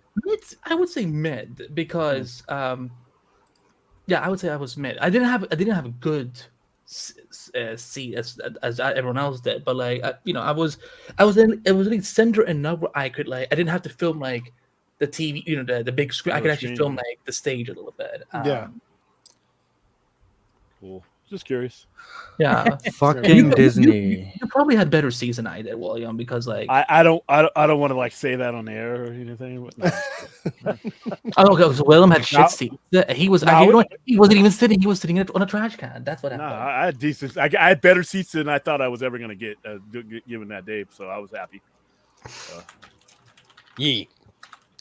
But anyways, yeah, I mean, like, are we gonna talk about Rebel Moon now? Yeah, I mean, it's been 3 hours. Come on. Yes. I came here. I've been waiting for this. We could almost watch Rebel Moon the amount of time it's taken to get to talking about it. No, we still wouldn't be done with chapter 1 by this point. No, we still have 21 minutes. Gotta watch that again tomorrow. Yay! Yeah, we're starting our watch parties on our new charity drive. It's going to be part 1 of the director's cuts, part 1 tomorrow. Then next week, chapter 1, Brad. Chapter 1. Okay. Details matter. Details matter. Yes. Incredibly, yeah. Get it fucking right. But by the way, would anybody find it ironic that with Zack Snyder's Justice League, I always refer to the movie structure as chapter 1, chapter 2 when it says part 1, part 2? I still want that feature on Max at some point one day, so I can just click to the part that I want. Like I still get pissed about it every time. I'm like, it's such an easy feature, but I don't know, I guess contract or something prevent that from happening. I've never understood that. Yeah. Well, I mean, the cliff notes is the previous people running the Warner Brothers were dickheads. That's the long and the short. Newsflash. She didn't know. Yeah. But how we feeling? How we feeling about the director's cuts? Everything I wanted. Yeah, no, it's fine. Yeah. It's and it's insane because I don't want by any stretch for you to think that I even think that the PG-13 cuts are as bad as the Justice League. But I feel like the difference between the Justice League and Zack Snyder's Justice League is the difference between the PG-13 cuts and the sort of the Chalice of Blood and Curse of Forgiveness that we got. That's, for me personally, that's how big a jump and sort of, and I enjoyed the PG-13 cuts. So like when I see those, I'm like, yo, this is like a massive step in sort of for me personally, just how much I enjoyed them. As far as like, I feel it's more like BVS, the theatrical and ultimate cut. I agree with that more. Yeah, because I did. Yeah. I would go with that just because I enjoyed the BVS theatrical cut, and I also enjoyed. Yeah. I think one of the biggest differences that I found is that compared in the director's cuts, the world building and sort of character moments are very like delicately put throughout both chapters. That's what makes it so different as opposed to it being like so blindingly obvious like it is with Justice League and then the Snyder cut. I think for me, I think it's the depth of the world building that is layered into the director's cuts. Yeah. I mean, the flashbacks that did exist in the PG-13 cuts being greatly extended and flushing out not just the character backstory, but also the world and the mythology and the politics of it. Right. But for me, the one thing that always stands out is that moment in Cora's flashback when she's looking at that painting of Queen Issa fighting the giants, and I'm just sitting here going, "Tell me more." Like I want to know what that is, because that also, when Jimmy's talking to Sam and talking about his programming and how Sam has no idea about the royal family and who Princess Issa was, he tells the story about how the princess is believed to be this reincarnation of like this Jesus parent now.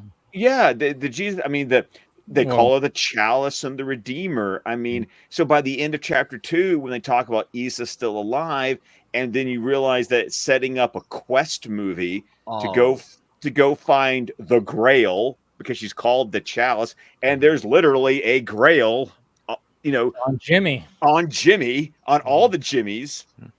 It sets up the fact that there's this cycle.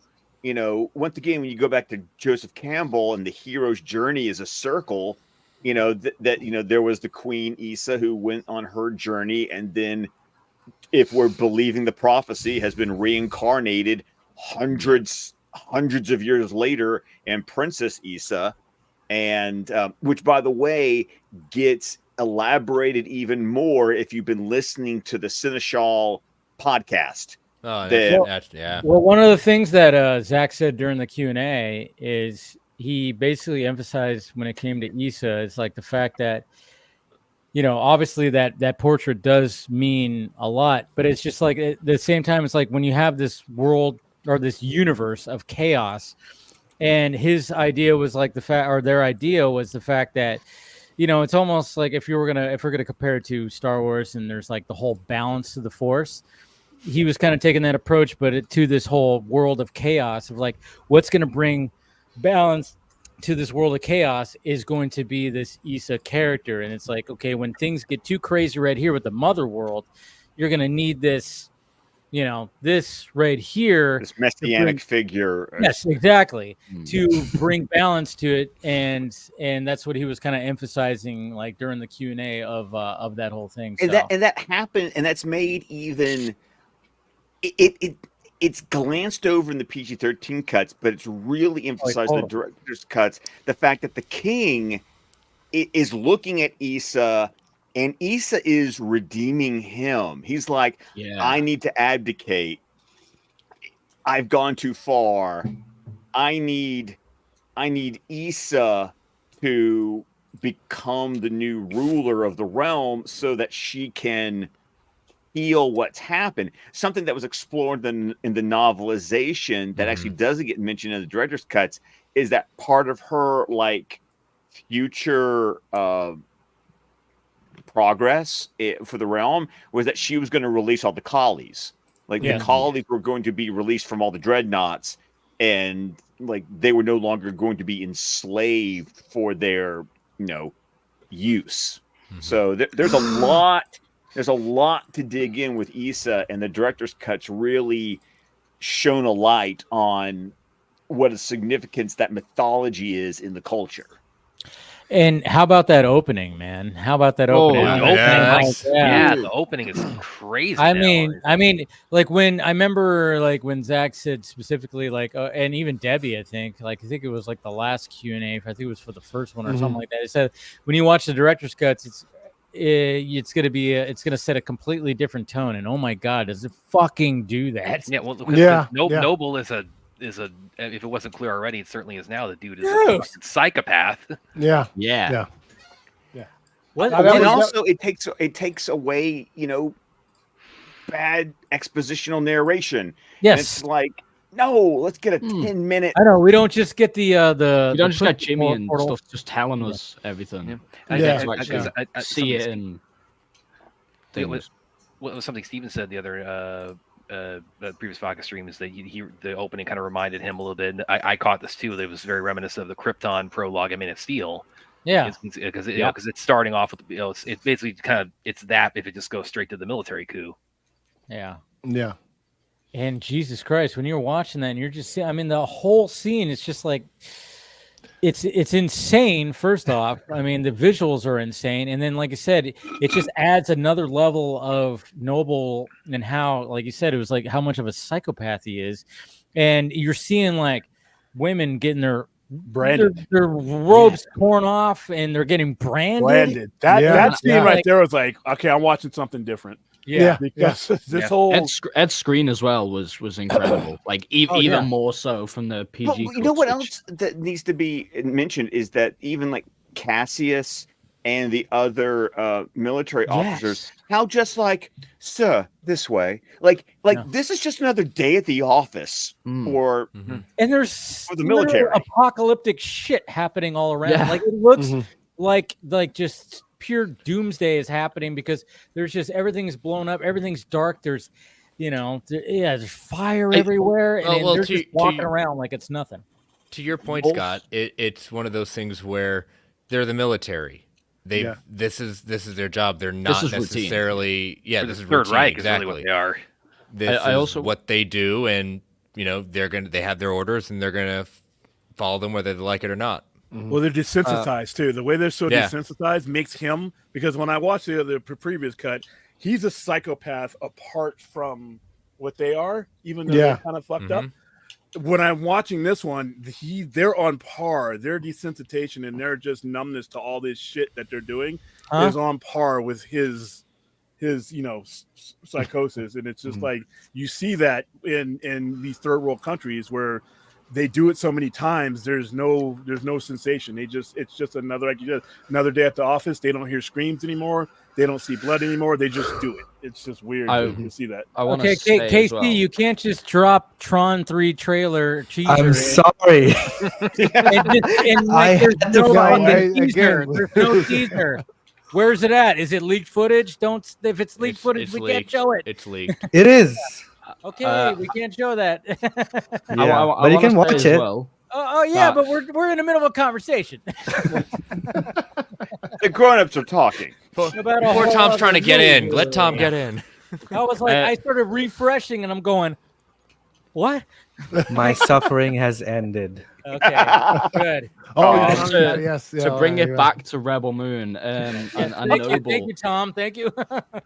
I want to say we got more Cassius in this, which I think was great, but having him, you could obviously tell he was a little bit more, I'd say, professional and in line with the protocol. And I think having him next to Noble, there's a great scene where he's just like, oh, just blow Velt up, and Cassius is like, there's men on the ground, and Noble just gives him this like really weird side eye, which is hilarious.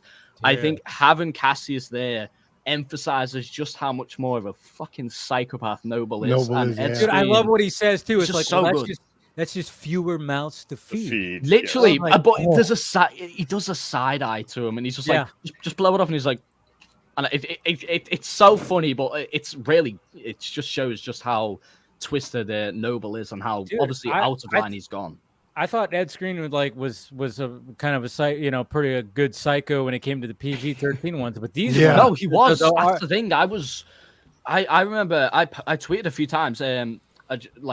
He's just ridiculously good, and he definitely should be a regular guy for Zach. But the director's cuts just somehow managed to elevate his performance even more. He's terrific.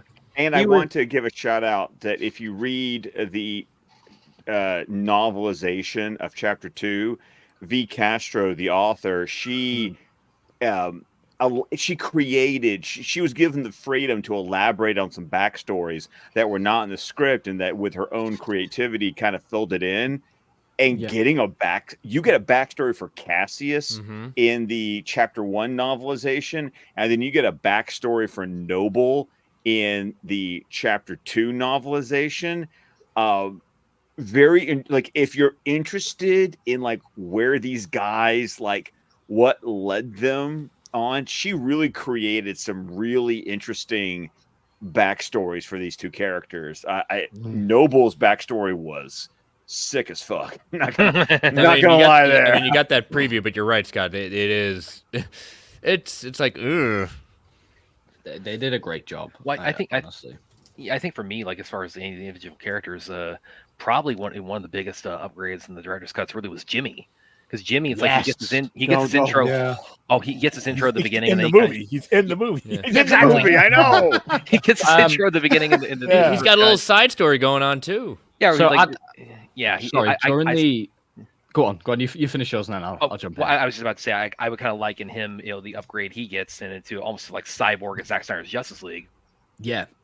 Or Lois in BVS. Yeah. I would say more Lois and BVS, because I mean, when it came to Jim, it was disappointing when it came to part one. It was like he's barely in there. Yeah, he just shows up and then he just sort of, and then of course he does. He has this little moment and then he runs off and then you don't see him until the end and he's all of a sudden you got the antlers, he's got the antlers, fucking, and he's and then it's like totally different. What the fuck happened there? Now we see it.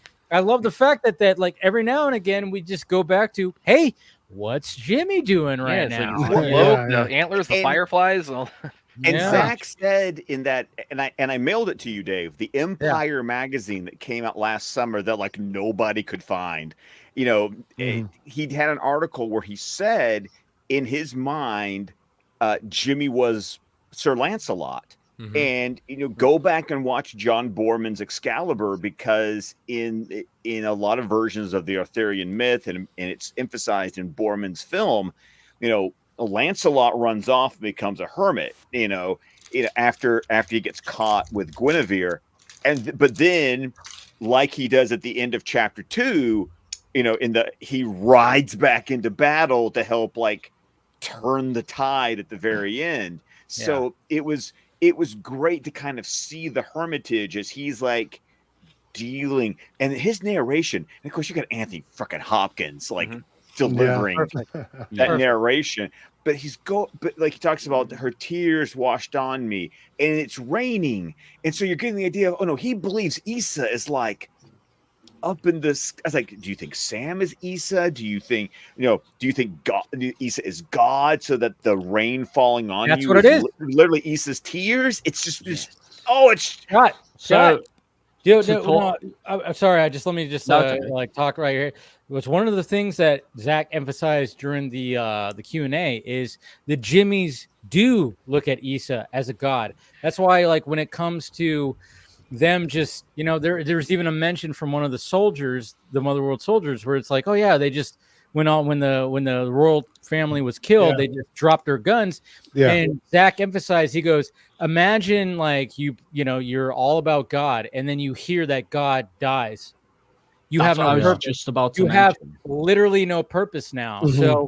So that's why, like, Jimmy, like, we see the arc of Jimmy is just like him refining like a purpose and kind of thing, because he had literally just no purpose. The Jimmies, no purpose after Issa was killed. And so, I mean, Zach said that it's like, just imagine if you like you're super religious and you believe in God, and then you find out God was killed. It's like, what do you do after that? And it was like, and make sure if you're curious about seeing like that happen, check out the House of the Blood Axe comic series from Titan Comics, because the Blood Axe, the Jimmy that works as the seneschal for the Blood Axes on I forget how to correctly pronounce their planet, but it's like Sansu.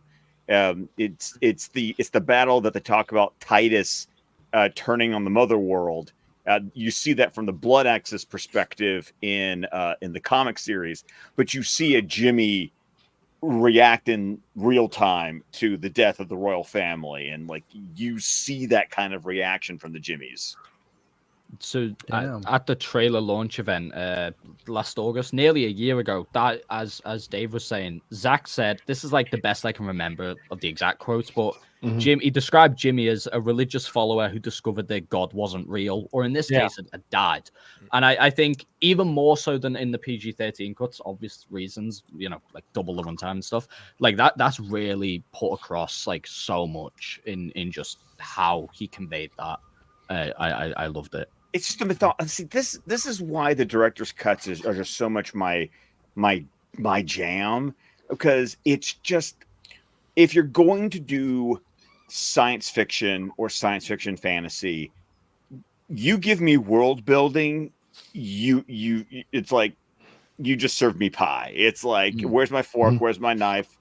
fuck it, I'll just. That's why part 1 is my favorite one, because it has so much of that. Part 2 is more of the action, straight up, the team going into action. But part 1 was establishing so much of the worlds and everything, and it kind of is, letting us be in that world longer. So I think that is what I appreciated as well. And with that, kind of, and I've read both books at that point, and I agreed with you, Scott, when you first said it, where part 1's where you read it, it's like there is so much more in the meat. Not saying it's just the level of what was left out of part 1 for the director's cut in the book. Part 2 has some stuff, but it's nowhere near as much. And I would agree with you, Casey. Part 1, the character development, so many holes that were just left unsaid, and now we know backstories. I mean, part 1 is a more fulfilling of a director's cut at that point.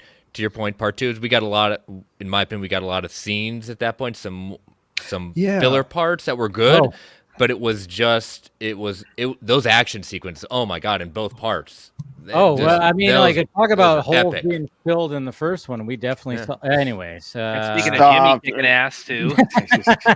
Well, I left that out there. Hope I figured someone would pick that up. I will say this, you guys were lucky. Okay, I was sitting in a movie theater with like 300 other people watching that fucking first sex scene. It's a little awkward. It's like, this thing gonna end? Like, I mean, I was like, there's no music. I mean, I get it. What's kind of cool is like when I thought about it, like especially rewatching it, like you have 2 sex scenes in both chapters, and the first one is awkward and silent. There's no like love there. It's just, hey, we're just gonna get our willies off. And it's interesting. I feel like for the harvest part, Din actually feels something. You can clearly see the chorus. Like, I just need to get fucked right now. Exactly. And I think they were even establishing Cora's body and the marks she had on her body. That was, and it was subtle that too. Burned. They never drew, drew attention to it. It was just there for you to see it. Q&A. Zach talked about it, where it was basically just it was like, because somebody asked, like, okay, the scars are emphasized here, what do they actually mean? And he goes, hey, well, I mean, obviously there's battle, but it's partially scars from her crashing on Vel, also, and being, crawling out of the fucking, so it's partially battle, and she's been around, she's been skipping around the fucking galaxy for a couple of years trying to dodge the mother world, and she's been seeing some shit, so she has battle scars from that. So it's battle scars from her, obviously being a soldier for them, but also being dodging them, and then of course crashing on Velt, and then partially it's from that too. So he said that. Cool stuff. One thing I really dig is somehow, obviously, so these cuts are 3.5 hours longer than the PG-13, like in total, but I genuinely felt it flowed like so much like quicker. Better. It feels shorter, weirdly, like especially chapter 1. That feels because at the 2-hour mark of chapter 1, I believe we're just getting to Nemesis and like the Hamada fight, whereas obviously in the 2-hour mark by the PG-13 cut, the movie was done. But it doesn't feel like that. I'm fascinated by how it is overall 3.5 hours longer, but it feels like just so much shorter in a lot of different aspects. That's that weird. It's Tom, weird. It's really Tom. weird. What you're landing on is something that I really experienced with people who complain about long movies because they're just objectively longer. Yeah. There's this weird, though, subjective quality about editing and pacing. It's like I liken it to, like, I've read 900-page novels that I've just like blown through, but I've read 120-page novels that I wanted to scoop my eyeballs out with a spoon because I am so bored. It's not about the length. It's about it's about how it's crafted. It's about your interest in the material. And so there's just this weird quality of when you can edit and pace a movie. I know there's a science and to it, but there's an art to it as well. That's like I can't explain it to you. I can just it's so tell delicately done. Denis Villeneuve's movies are that way for me. And no, that's what like the Dune movies do it to me too. It's like I don't feel like it's 3 hours. I just feel like I can watch a 3-hour movie and go, it's over now. Yeah. And I can watch an 1.5-hour movie and wish to God it's like, I'm only 30 minutes in. Cat in like the Hat. Yeah. Hey, listen, the Cat in the Hat served its purpose. Cat in the Hat served its purpose. Whatever the hell that purpose was. What was that purpose? Hey guys, William has been trying to say something for like 10 minutes now. Let's let the man talk. I mean, seriously. Every science fiction fantasy movie, I've never seen a science fiction or fantasy movie that includes Blade Runner 2049, where the first 15 to 25 minutes wasn't the most important tone setter, no matter how long the movie was. So when I see this movie, when it's dramatically different, I mean, it's not even that opening to me. It makes it a completely different movie, even if you don't go beyond 30 minutes. Just that opening and the tone it sets and the perspective it puts everybody and everything in changes everything else.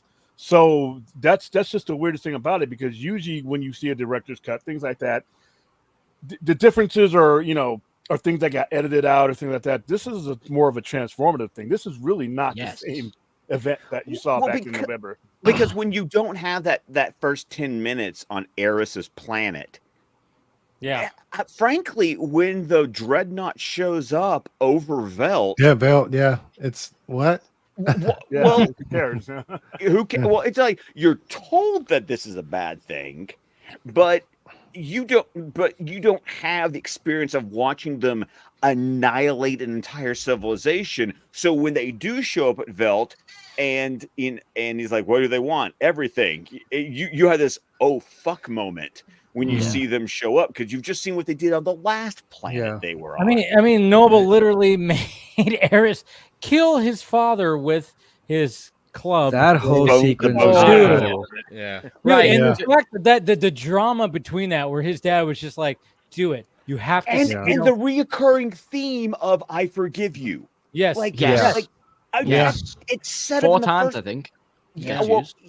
It's because it goes to there. It goes to it really plays up hard with Korra and Issa. The Callie. Does it too, right? The Callie.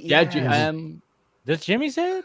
Does Jimmy say it? No, he doesn't say it. One thing that gets completely left out from the PG-13 cuts are the Hawkshaws.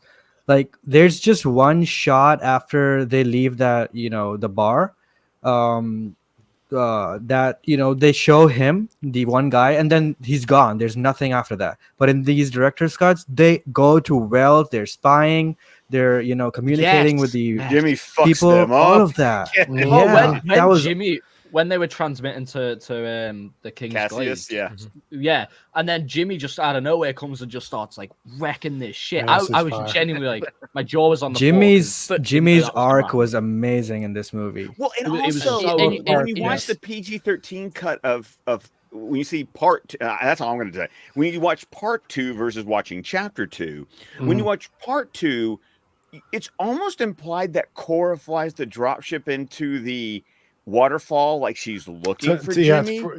Instead of in chapter 2, which is clearly it was very random. It was very random. Where in chapter 2, it's she's hiding the dropship in the waterfall for the plan. And Jimmy just happens to the way he shows up was so good. And just that relationship you had with Korra and James. And to your point, the different part where Jimmy had an impact behind the scenes, we now see a little bit more understanding about how impactful he is, instead of just words where we get in part 2. He fixed the ship. That wasn't. I in know. I know. And a shot with him with the moon behind him. Yeah, because the whole thing, because that's what got me, because I'd read the novelization. So when I saw part 2, and they just dragged the ship up, but I had read that whole sequence in the novelization for chapter 1, so I was curious, like, are they is it going to be that drastic? And then I'm watching chapter 1, going, oh yeah, the whole subplot with the dropship is here in is here in chapter 1 like it's supposed to be. Oh, dude, when I was watching part 2, and my buddy that was sitting next to me, he was started laughing. He's all, how does that even make sense that this ship is anything? And I was like, and I even thought, yeah, it doesn't even kind of like this ship is just, what is even like, there's like nothing. And then I just went, oh, this has got to be part of the director's cuts, because I'm like, this ship just kind of was like, hey, it works. Hey, she's flying it right here. Hey, it's part of like how they're going to defeat these guys. But then you actually see like, oh yeah, the ship's there, and there's a whole sequence where they're like, they get it out of the like where the crash site is, they tug tug it. Fix it. Yeah, they tug it, they try to fix it, and Eris can't fix it, and then overnight, like fucking Jimmy just goes in there and fixes the goddamn thing. That scene was amazing. I think I love that scene. Obviously, part 2. I think one of the biggest differences is in part 2. The plan, it just sort of happens. There's nothing really goes wrong. Whereas in chapter 2, we see them make the plan, then we see the plan go wrong, then we see what happens if Noble knows what we're up to, and we constantly we're constantly changing strategies here. And with part 2, it was just more so like this is the plan, we came up with it overnight, and it's gonna go perfect. Imagine how much more impactful Jimmy's entrance would have been if we had seen the R-rated cut first. Yes, which begs the question: should the R-rated cut just have been the cut all along? Let's not talk about that. Let's not talk about that. We're not talking about that. On that topic, though, one thing I will say is that one thing that does argue potentially for that is when Jimmy does arrive on the battlefield, like use his antlers, just start kicking ass. William, it was in part 2. It's just his hands. Yeah, William, you know what that reminded me a lot of? Oh, let me guess. The Raid. Wow, I'm searching for possibilities. That they made a business decision. I don't agree with the business decision, but they made it. And I understand it. Is, because now, Dave, would it have been narratively accepted better by people had business decision decide had this been released as it was supposed to, or as he meant it to be released? I don't know. See, that's the thing. It's a tough question. I know it's a tough answer. It probably would have, of course, but again, it's like I don't know. It's such may not have even gotten it. So yeah, that's the thing. It's like there's so many factors. That's why I was just like, let's just talk about the movie now. I mean, I get like when it comes to the business decision, I think we all agree that it's like, this experiment didn't work, but like, hey, but when it comes to like, all right, now that's behind us. Let's just talk about. Hey, now we have the full story and we have everything that, because I remember watching both parts and just kind of going like, there's something missing there. There's something missing there. A lot of blood. A lot of blood was missing in this. Well, holy shit, was there a lot of blood missing? But it's weird though. It's like, yes, there's a lot of blood, but it didn't it wasn't gory, but it did make the violence of the it made the action more weighted. It mattered more. Well, not just mattered, but it just seemed more interesting. And it didn't seem distracting when the blood wasn't there. It was so distracting because they would cut away from certain hits and stuff. That was very distracting in the PG. But like the antlers thing, I love but that also goes into that thematic element of Jimmy says, I have had my nobility restore, going back to what you were saying, Dave, that Zach was talking about. It's like not only do I have my purpose restored, I have my dignity restored. I have my nobility restored. These antlers are my crown. I am now his own king, and I love the best arc. He has the best. So the fact that he uses his own crown as a weapon against those who would degrade him and those who would treat him like absolute shit. I mean, you go back to that scene with Marcus and how just for shits and giggles, he literally shoots him so his face falls in the shit. And then it ends with him getting to fuck them up over and over and over again. And then at the end, at the funeral pyre scene, and he walks up to Cora, basically. He's like, I have these. Right. I have these. I always felt like Aragorn in Lord of the Rings going, "You have my sword." It's like it made that. The entire story, he was just looking for his purpose. He was just observing different things and thinking what to do. And that cave scene, Korra talked to him, and that was his final moment of like, okay, I'm gonna take action now. Yeah. It was so good. Yeah, it was to talk. I know this was some people didn't like this about the first parts or whatever. The slow motion, I felt there was like a lot less of it, and I was expecting more of it. And I was like so ready for more of it. What does everyone think of that? Especially in the wheat scenes, like the farming scenes, which were great, by the way. Dude, I felt like the same amount of slow motion was there. I just think because the movie, well, percentage wise, there's less of it as a total amount of the movie. Yeah. So I don't think because the director's cuts, as originally intended, slow motion works really well when it's a smaller percentage of a larger, more well-paced movie. So the slow motion is allowed to have its impact. Moments, right. It gets that's a great point. I never even gets to be that's a moment. Really good point. Like when I watched part 1 was the one that I had issues with watching back in December, and the slow motion. Like the seed, like when they're planting the seeds, or like when the dreadnought shows up and like Korra has her freak out moment. Yeah. It was like, oh, here's a little Zack Snyder in the middle of something that doesn't feel like a Zack Snyder movie. But then you watch chapter 1, and because the movie's breathing, the slow motion gets to have the intended effect that it's supposed to have within a larger scope of a film. And I think that's, I mean, there's some people going to make fun of the slow-mo because it's a cheap shot that's easy. Zach loves slow-mo, but once again, he's an auteur like a lot of directors. We all know directors that they do the thing.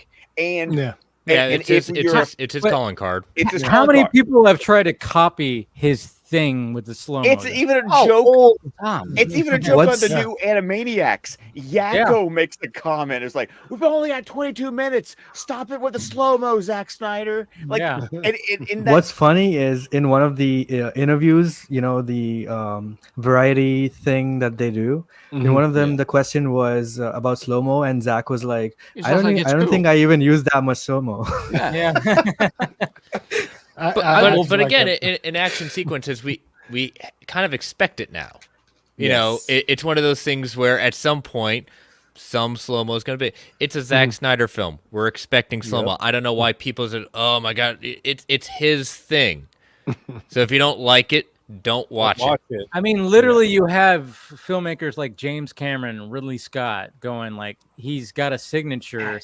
And that's what it is. And then after 300 came out, people were trying to emulate that as much as possible, and they can't craft it like. And they're going back to because in 300, if you've ever seen the behind the scenes, the way they shot, I mean, just literally the scene of shit, I just lost his name.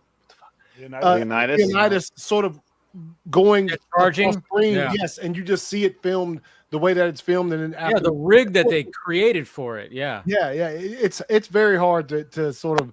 That was organic. In other words, it was like Zach doing that was almost sort of the origin of Zach doing the Zach thing in a movie. So like people trying to replicate that, you're gonna fail on a thousand. What's Wachowski's doing bullet time in The Matrix? It's like every people movie tried The Matrix, the third one. That was where it was just amazing in the last battle. But once again, they did bullet time fist fucking punching in the face. I mean, Jesus Christ. Anyway, but once again, it's a thing. Someone revolutionizes something. Everyone else tries to copy it. Then people try to make fun of the original person for doing it, and it's like, but they're the one who made this a thing in the first place. The funny thing is, if Zach makes a normal, just regular movie without his Snyderisms, people will not like it. Yeah, no, I would hate it. Why would he would have to make a romantic comedy where I am so ready for the Zack Snyder rom-com. I will. If the main character was throwing rose petals, they better be like it has to be in slow motion. A Zack Snyder rom-com without rose petals and slow motion should be like a Tarantino movie without close-ups of feet. It should be a love story about Ben Affleck and Henry Cavill, and that's what it is. He wanted to make the 303, you know, and he would, it'd be a romantic, like what Alexander the Great, you know, he had a gay relationship. Yeah, totally. He would be like, there'd be splashing water if like they were taking a bath together, you know, or something. I like the sound effects and I like the sound effects. Joaquin Phoenix. I think we have to give. Talk about that. I think we've got to give big props to Sophia Botella, by the way, because she fucking crushed it across the board. And I'm not seeing enough people really like push that out there. I mean, because she did great in the PG are trying to crap as well. on her because they're trying to crap on the entire movie. But yeah, this is her and she mentioned she was upset by that, and I think that's why another reason to push more and more out there that because she really did a great job. Yeah, and it's her first starring especially role. for first leading role. Yeah, yes. I mean, but look how much commitment she did to every single part of it. She got ripped for it. Like she did all of the sex scenes and like all that stuff. The sword like, fighting. I mean, all in. Like, I mean, Steven watched them filming the sword fight at the end of chapter 2. It's like they were literally on a platform sliding down, you know, whacking swords. It's like that platform was built as well. It rotated like 40. I can't remember what he said, but it rotated like 45 degrees or whatever to get like the proper sliding down effect. To get the shots in the yeah, but I do think she did incredible, and there needs to be more of that being pushed out there because totally does. You know, people are talking about the characters and stuff, and that's like totally understandable. But I think a lot of what makes Cora really like click, it is the performance that she gives in. Same goes for everyone. Like same goes for everyone, but Sophia, it's her first leading role. Like massive. Yes. No, I get that, but I know if Phil and Anthony, you guys got to go. Yeah, man. Yeah. Good night. Gotta be up early. Take care of my Anthony's got to go stare at himself in the mirror. Nah, Anthony's about to go lay down. You go lay down and cry. Like, where are you getting my thank you guys for joining, man. It's been you guys. Yeah. It's but I hadn't been here in a while. It's Anthony, I always appreciate hold my hand. Hold my hand. I miss you. Miss you. Wait. Oh, that one. There we go. Yeah. That's so gay. I love it. I mean, look at Anthony. Yeah. Would any of y'all? Any of you argue? I'm just saying. I mean, listen. I know he can good at. So it's just, you know, I'm not mocking him. Wow. But I appreciate you guys for joining, and we had some fun tonight for sure. Yeah, for sure. Also, look, promote whatever you got to promote. Oh yeah. I stream pretty much Monday and Friday mornings at 7:30 a.m. Eastern time. I know that shit's early as hell, but that's literally it is early. I work third shift. Yeah, I work third shift, so like that's pretty much right in my wheelhouse these days. But as far as Rebel Moon, look, again, I will reiterate, like as much as I enjoyed the PG-13 cuts, these two movies were exponentially better than that for me, and that's why I made the comparison earlier of and I hate to even say it sounds the Justice League to Zack Snyder's Justice League, like that big of a difference. That's like as far as, and I enjoyed the PG-13 cuts, you know what I'm saying? Yeah. So like that's as far as him getting to sort of tell the full picture, they're dope. The visual effects were fire. I think standouts. The ship coming alive is fire. Like, I mean, I'm sure we all could agree that when the trailer came out for the director's cut, and you got to sort of see the what's the name? Callie. Yeah, sort of stand up in that arena. It's always on the floor. Yeah, it's smashing the little arm brace or whatever. No, it's fire. So yeah, I like the director's cuts exponentially better, and yeah, no, I just get that final thought before I bounce out of here. But again, I hadn't been here in a while, and it was incredible to be back. Oh yeah, dude. You're welcome back always. Anytime, man. Always like having you back, man. Appreciate it. All right, dude. Take it easy. And then Phil.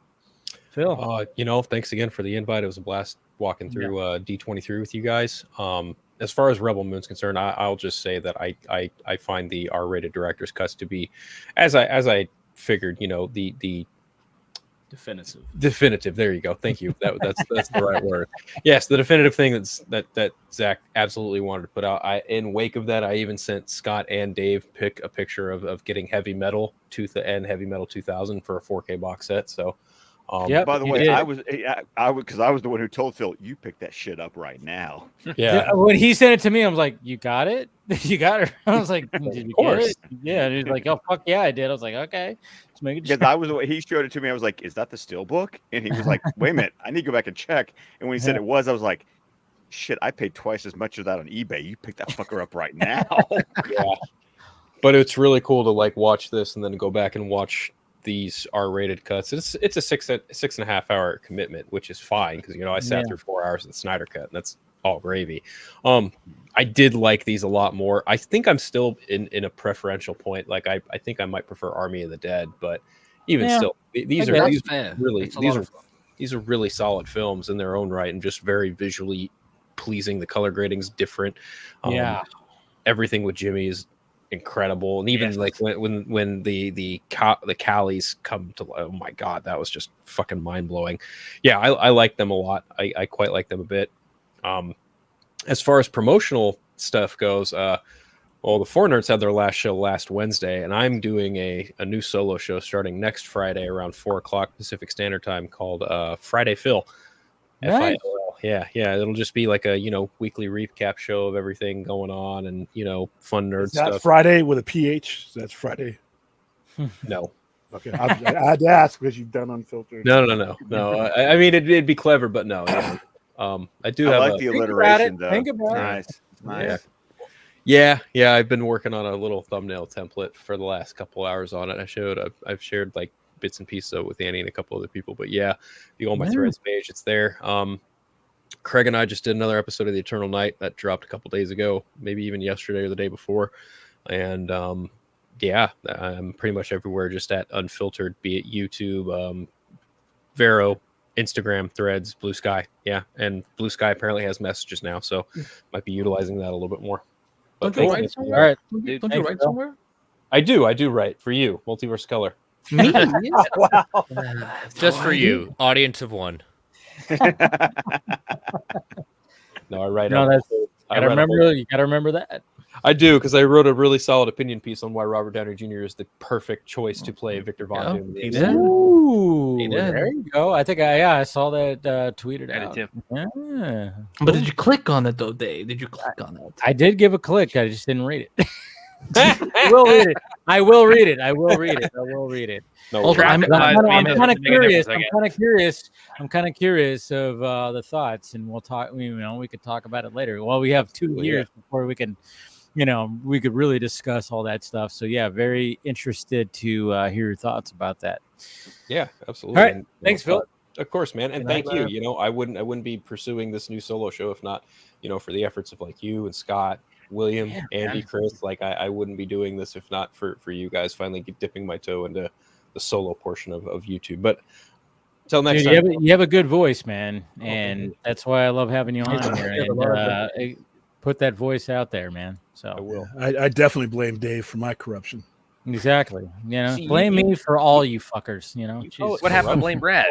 I call it inspiration. We blame you for other things. Other things are blamed on you. That's just a funny joke that has no real merit to it. That's what we blame Brad for. Yeah. Exactly. But no, thank you, gentlemen. Take care. Much love. See you, Phil. Good night, Lab. All right, I'm going to give you guys about 15 more minutes, and then I have to be at work in the morning. I will bow out with Scott as well. Yeah, I know it's like it was 3 hours of D23. Dude, I can at least give a full I did hour. not think. I thought the D23 stuff was gonna last maybe. It should have been. It was meant to be a 2-hour panel. Yeah, they're It was always, meant they're to be 2 always hours. late. They're always late. Yeah, It's like- that's the thing. But let's continue. I forgive them for showing the real stuff. Fucking A. Okay. He got Tron. He's He happy. got Tron. But, holding it in a place where people can actually show up and see it. To, Like, to draw it back to Rebel Moon. Yes. Tom is really good at these segues, dude. I give you props. I have to write scripts that and then turn them into articles. I have to like. No, you're fucking awesome about that. But yeah, but no, in all seriousness, lightsabers. Well, sorry. Okay, swords yes. and they Oh, were okay. Oracle fucking Steel. cool. We're gonna. Talk about They're Oracle called Steel. Oracle blades. Oracle. And we're not talking about a look from Zoolander. Anyways. The Anybody get Oracle that joke? blades All right, were great. I love, when I don't have anything I can like recreate it with. When they were, like, do. Hold slicing on. and dicing, they had the smoke effects coming off it and the what That's don't always you got have in props. the man Trail cave blades. got? So good. If he has an Oracle blade, I'm gonna be Well, incredibly jealous. what is he I can't doing? get any Rebel Moon Where's stuff he in get the those UK. wonderful toys? Where Really? does he get those wonderful? Well, toys? I wish I I had the have- Nemesis blades, but Weta canceled that, and I was gonna Yeah, get that's them. true. Like Walmart. Yeah. It's like over here, Walmart. Oh had, like, yeah, you got Funko Pops. I got the Funko Pops. Dude, Scott, we are Well, on that's the edge of our pretty much it. seats right now. That's like, So- yeah, but- I but- really but- want like some of the cups and, There and it the, is. the figures and stuff. Okay, so Okay, that's okay, the here we Green go. Knight blade, right? Yes, this is the Green Knight sword from A24. So here we go. There you go. nice. So I What the brought hell, dude? props If for you were you, to, Tom. slice it, you have all the trail like smoke and stuff coming off of it. It looks great. Yeah, You And I like really carrot love how top or you- something, or what? Just reach out and grab anything you need. Of course. Yeah, William, have you not watched the Vodka stream? Do you not I haven't seen understand you that pull my out a nickname is sword before. props? Huh? I know this is the first time you pulled out the sword. It A is weapon. true. Yeah. No, it's remember the one second time- time I've pulled out the sword before for this. Oh, I think stream. Scott should just Have like you? always Okay, have it well, like in the I'm position he's normally got it, done. just like occasionally tapping it and just like He's been Okay, but itching yeah, to pull but that going out. to the blades. You guys saw the clip that I posted where Snyder was talking about it. He talked about how, well, first off, I mean, that's what I love about Q&As, and this is what I love about Zach, because he can't help himself and just to talk about things that you might have missed, because obviously when you're watching the movie, he's trying to, let it just, hey, do you get what's going on here? And sometimes, there's people, and even me, like I didn't understand this portion when it came to Nemesis, is the fact that when it came to her world, like her world was very much like, hey, okay, so hey, I've never killed anybody until obviously the mother world came down and wrecked my world, and obviously I've had these gauntlets that are like right here. So when my whole world got crushed, I was like, you know what? I've heard about these. I've heard about the sitting there stories. with that sword perched up like that. Yeah, and then of course she just goes like, all right, I know what I have to do. She slices off her forearms, locks on these gauntlets, and instantly what's in these gauntlets is downloaded into her mind of like, hey, now I can fight. Now and that's what he was showing in that scene, was like she did that, and she said that she's never killed anybody and blah, blah, blah, and her narration and everything. But then she does that, and you see it go, and then all of a sudden she's like, oh, I know Kung Fu, and that's why Zach like made that comparison to like, oh yeah.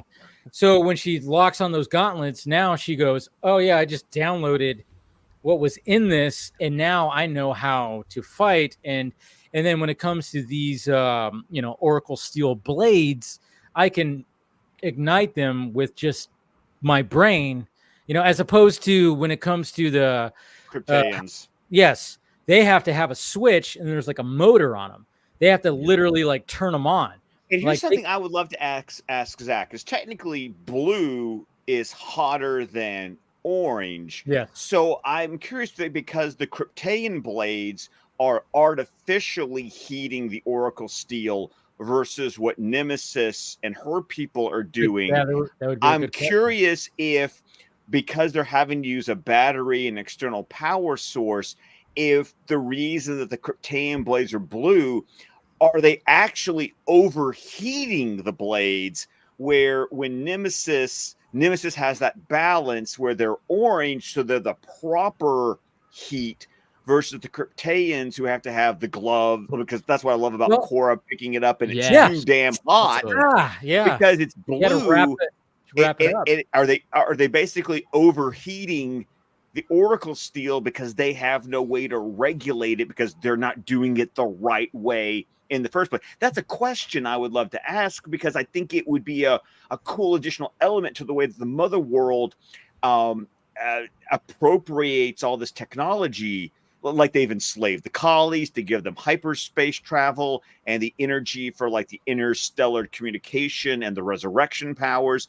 But they're also using these Oracle steel blades in a way that's not, it's unnatural. So I was curious if the color difference indicates also they're overdoing it, but it's the only way they can make it work without them properly functioning the way they were intended. Yeah. No, I mean, there's a science behind it. And then, of course, fun fact too, when we're talking about Oracle steel, if you guys want to know what Jimmy's made out of, he's made out of the same fucking steel. That's why he's almost indestructible. Zach talked about that in the Q&A. He was like, yeah, Casey. It's like, he mentioned that he was like, okay, so yeah, you've got the Oracle steel. They mentioned that in here, which was not mentioned in the PG-13 cuts. And it goes, oh, by the way, that's what the Jimmies are made out of.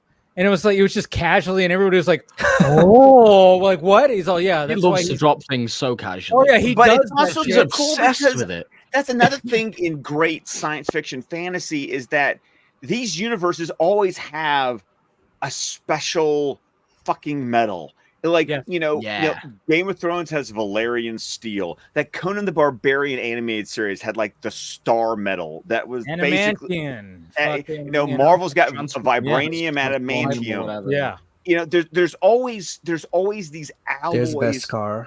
Beskar. DC has metal. It's like Nth metal. But see, that was one of the questions that was like, I even had. I was like, why, like Jimmy, like he gets shot up and he's like, nothing happens to him. I'm like, he's so indestructible. And then Zach was like, oh yeah, because he's made out of the same fucking steel that these blades are made out of that are, which makes sense. Like that's how he'd be made. So obviously he had like huge responsibility and stuff. That all makes sense. It's not just sort of thrown in there. I'm waiting. The Jimmies have just been commissioned in the Seneschal podcast, but there has not been any mention of Oracle steel. So I'm curious yet if this is something that like Zach has in his back pocket, or is that something that will be explored later on in the podcast? Because sometimes I get the sense that Zach's got stuff in his head and doesn't exactly he doesn't share with the rest of the class. No, totally. That's totally. And so I'm curious. You always get the right question on Bureau. So I'm gonna be very curious whether that's something that does get explored in the podcast with the creation of the Order of the 12, or if that is something that happens later. But it's one of those. It's one of those things Zach likes to do when he deconstructs a genre. He plays with all the tropes. He plays with all the cliches. So having a special metal, that's just another one of those cliches and tropes that science fiction and fantasy. But there's a story purpose here, like this one. And so I'm looking forward to it because once again, I'm seeing all the toys in my sandbox being played with in a different way, as I love to, bring out, my own toys. I'd love if they did Oracle blades that you could buy. I looked away for 1 second. I see this one. I'm like, where the fuck did I come from? Have you not seen? I've been holding it this whole fucking time, Andy. That's a good image to cut out right there of Scott, like that. I don't know working at the same time. I mean, the beard makes it work even more. Yes. All you need now is long hair. That ain't happening. You're gonna have to deal with the beard. There's some good wigs out there. No, listen. Hair plugs. I remember one time. Like for a one-time shot, of course. Yeah. Oh no, I would probably, what I would be rocking? I'd be rocking like the completely shaved bald look with like the big bushy beard. Like that's the look. That's the look you would have. The cavalry.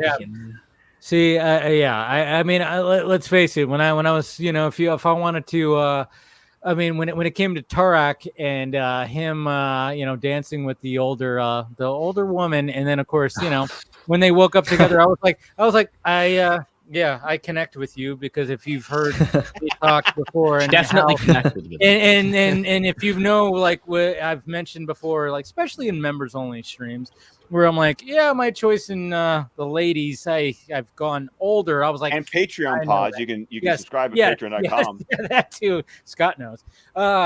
It's just that, like I immediately was like, oh yeah. I was like, I get it, Tarek. I'm like, that's good job. Especially as soon as she got up. Dude, she was beautiful though. Come on, gorgeous. Let's face it. I was like, you understand it. Yeah. Dave, you might want to just check the stream chat, private chat, whatever you want to call it. Oh yeah, you guys got to head off. Yeah, I don't. I know. Yeah, but William and Brad, you guys got to head off. Yeah, you got your show to go on. Yeah, so we'll be watching this tomorrow at 2 p.m. If you want to come by and donate, we got another fundraiser going up. Check it out. It's going to run from this until Twilight of the Gods will be our new charity drive.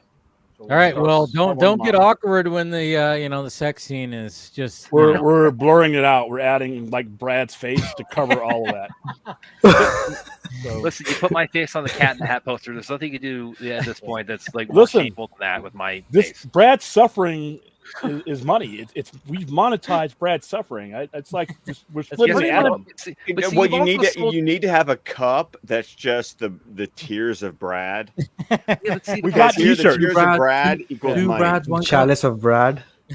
We got Blame Brad t-shirts, and but you've also sold your soul by playing things like Scary Movie and two Brads, one cup, and Catwoman and all this bullshit. And when you meet the big guy at the pearly gates, souls are a dime a dozen. You're gonna have to answer for all that. It's all for charity, Brad. It's all for charity.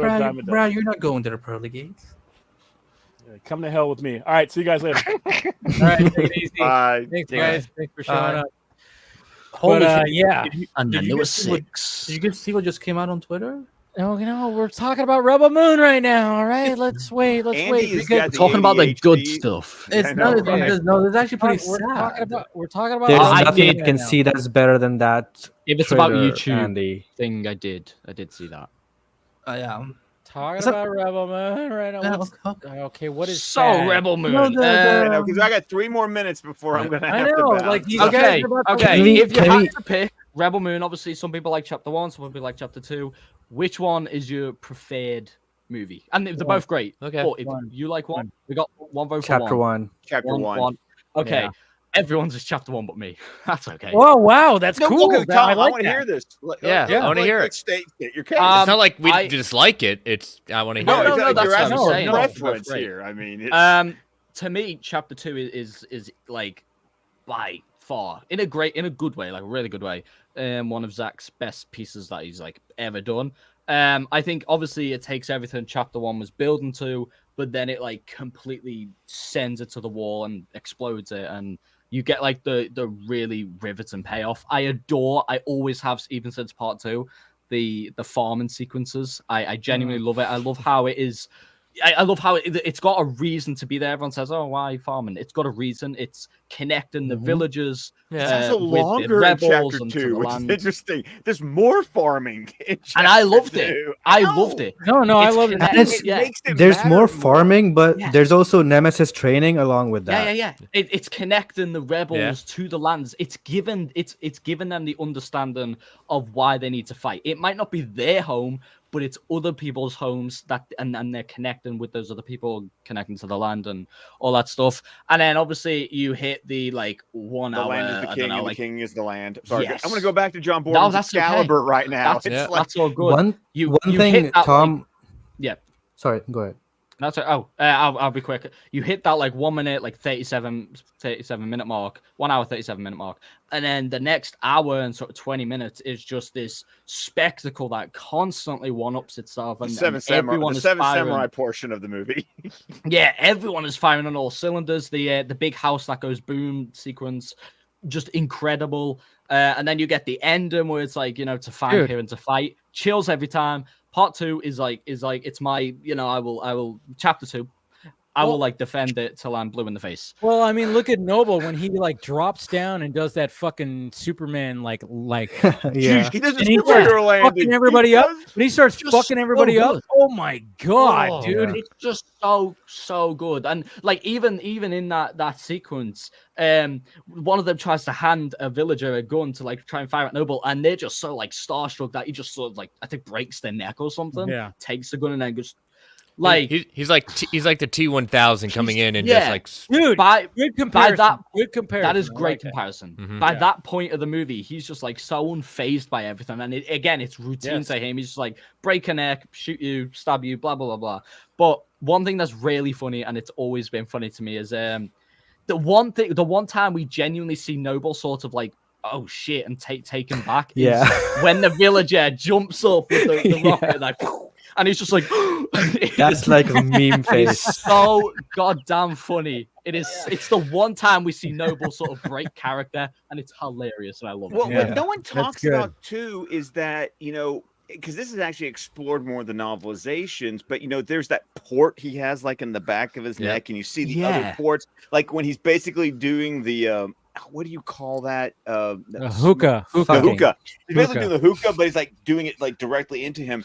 There's this whole concept explored in the novelizations of the idea of cosmetic cybernetic enhancements, and and so I like that was absent from the original movies. Yes. No, it's well, not the actual part. It wasn't that obvious where you see that he's mechanically, you know, enhanced, living like that. Yeah.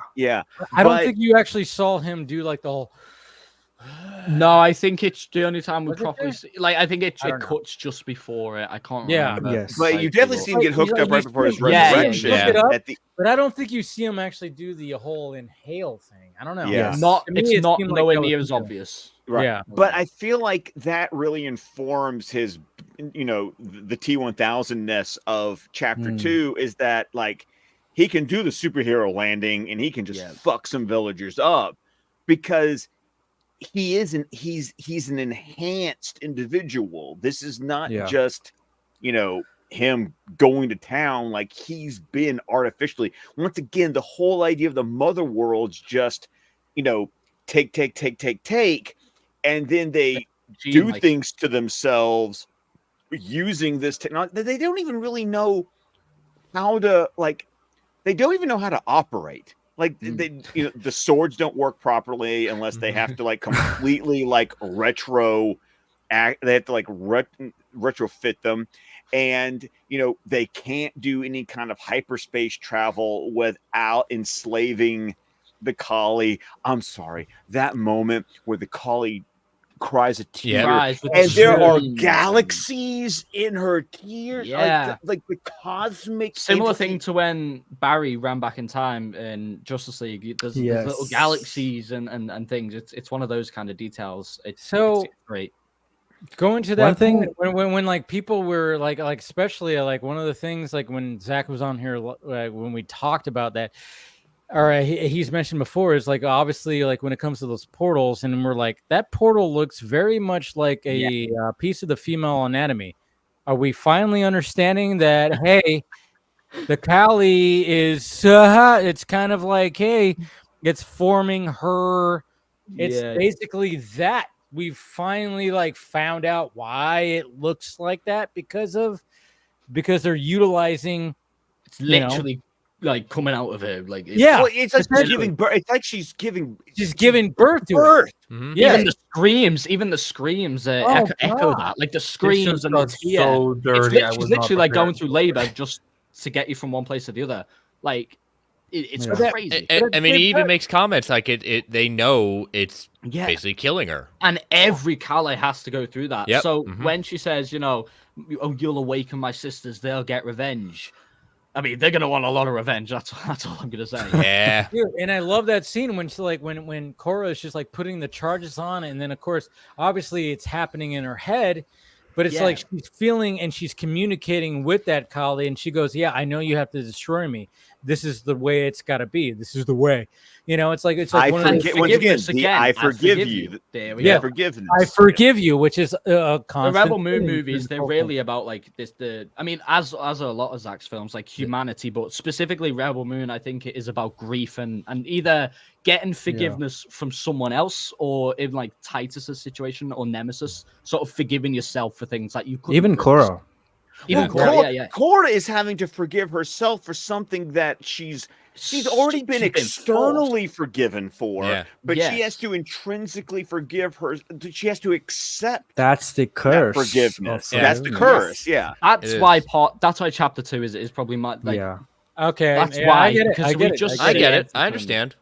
Come to fruition and stuff. Nora and answers. the last hour. So good. But one thing that also was improved. Sorry. No, Casey, I want to hear what you have to say, and then I got to bounce. One thing that was also improved in both parts, I think, was Welt itself. Like from the other movies, I thought that, okay, these characters call it home, but I don't really feel that. And, we just have to accept that they call it home, okay? And in the director's cuts, we actually stay there longer. It's much more beautiful.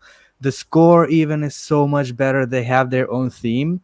And I was like, okay, now Welt actually feels like home. Like they would want to be there and would call that home. Yeah, I thought that was very well improved. They really emphasized the village more for sure. Yeah, and I like your points. Like I felt like Hulkenborg. He's really grown as a film composer, and like when he was on here right before Justice League, I got to share for him. I mean, being called a beloved motherfucker was like just it was an amazing moment. But there were just parts about the PG-13 cuts in the score that it felt more. There were so many sections just felt like recycled portions of the Zack Snyder's Justice League score. There wasn't enough that felt like original. But then within the director's cuts, some of that bit was there. Some of it there, but there were moments that was like the whole bringing Noble onto the ship at the end of chapter 1 and his whole resurrection sequence. There's a different score playing there because that moment played. Did it feel like there was like an 80s synthesizer? There was 80s. There was some Gregorian chanting going on in there. There was more choir. There was a lot more choir. Yes. Yeah.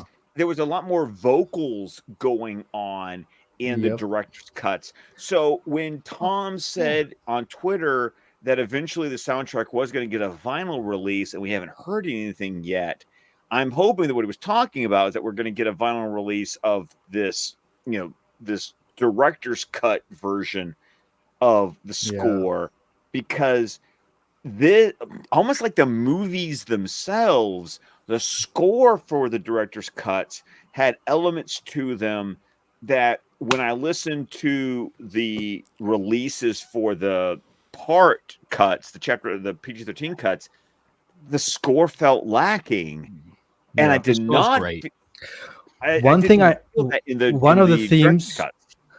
of the themes that was really relevant in this, this time around was when the first, the PG-13 cut came out, the farming sequence was happening, right? There was this song that plays from, I forget the name of the singer. She did the song in the Rose Zack Snyder's Justice League. Right, Rose. She has a song there at that part, right? Yes. So that farming sequence kind of became a meme because it's kind of cheesy. There's a song playing, they're farming in slow motion, all of that. But here... Yeah, I did too. But here, it's like that theme is for Welt. So when they're farming and the score is playing, they're literally telling us that they are connecting with Welt, and we are too. Have we spoke about the Calais theme? Did I miss that? No, we haven't talked about that. I just want to say it's but we could dive into that. But I know these two are they got to go. So I hate the fact that I have to wake up in 5.5 hours and be at work. And I don't have the same problem. I'm just tired.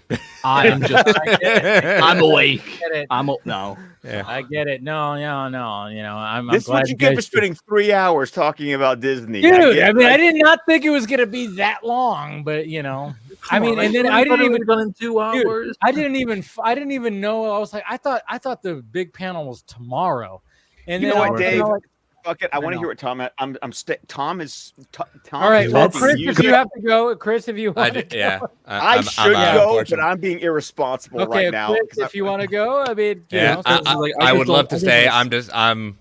It was a great pleasure meeting you, Tom. I look forward to seeing you more and reading more of your work. Yeah. Thank you. All right, cheers, Chris. Thank you for Cheers. joining. Thank you all. Okay, Tom. By the way, I want to hear what you have to say about Collie, but I'm gonna say, like, I've seen you popping up on the socials. And I'll have to admit that I've been like, who the fuck is this? Same. Yeah, that's but fine. you know what, Tom? You've earned yourself a follow tonight. You're getting that. But because I mean, I'll be the first to admit, like, I watched some young whippersnappers show up on socials. I'm just like, okay, who the fuck is this? What are they? What I don't know what the fuck I'm talking about half the time. I just make it sound really fancy. Dude, hey, you know what? That works for me. That's me to a T, Tom. That's me to a T. Hold on. It took 2 days for me to get a follow back from Scott. So it's a big honor for you. Oh bullshit, Andy! I've known who you are for.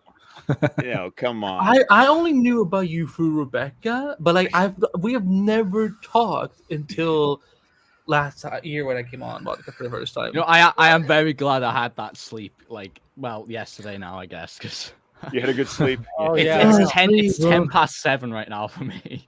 Okay, well, like, it's in the morning. I know you even had like a drink on hand before you. I had vodka stream, you know. Yeah, exactly. Yeah, you know. Yeah, so well, you woke up and had some fucking alcohol. Woke up at 3 a.m. and busted out some an vodka. awesome fucking that Jimmy Stein held 2 of these. So nice. So you know, I wish. I'm hoping we they need get to. them in the UK. I have a Jimmy Bluetooth speaker. I have 2 of those as well. That's the thing. Like, you guys have everything. I have Funko Pops, and that's the no. But Tom, you know what you guys have, because I had to ask one of my friends in the UK to help me with this.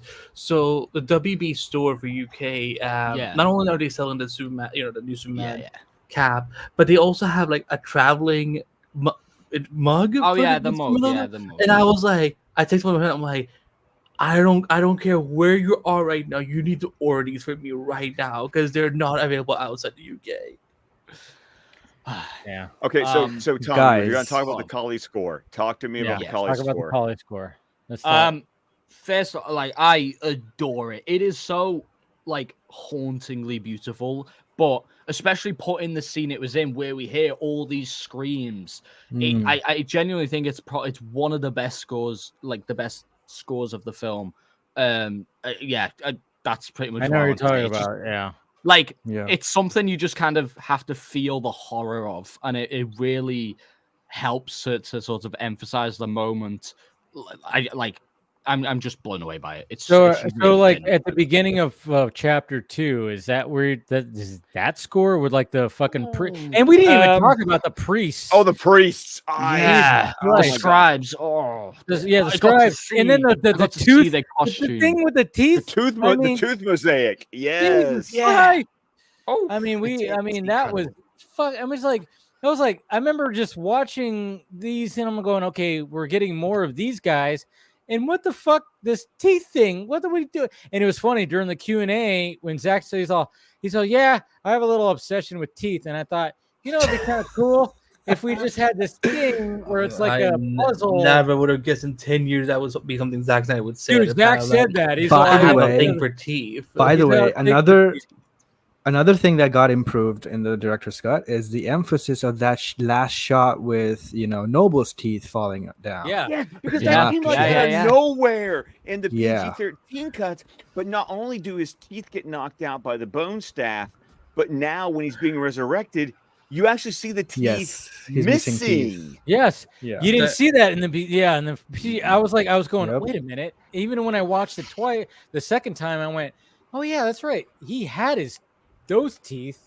You didn't see the whole, the whole, And I was like, oh wait, oh shit, yeah. And then Zach even mentioned that he's all, I have this thing. And I was like, yeah, I know. Like, don't let him make a movie about the Tooth Fairy at this point. Yeah, I know. Maybe he should. Tooth Fairy 2 with fucking Dwayne Johnson now. The Calais score I was referring to, by the way, I believe it is at the opening of chapter 2. It's where I believe it's where they're opening the portal to get.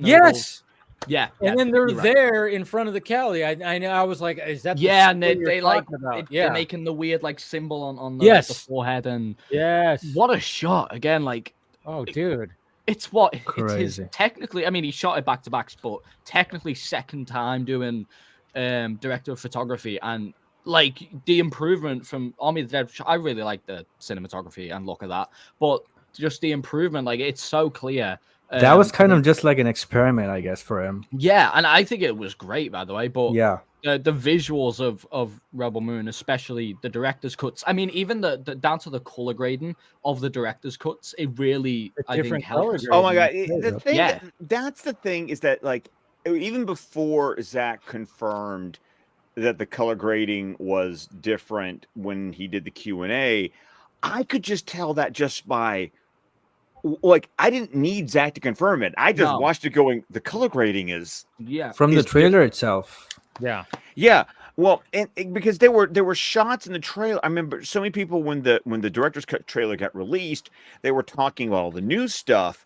And what grabbed my attention was the stuff that was like, wait a minute, that's a scene we saw in the PG-13 cut, but in this director's cut, it looks different. Completely much different. more cinematic. Much more cinematic.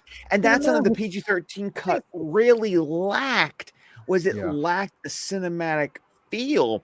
And there it was also but it lacked the color because of the color grading, and sometimes there was lack of it almost like that added to a lack of depth in the picture.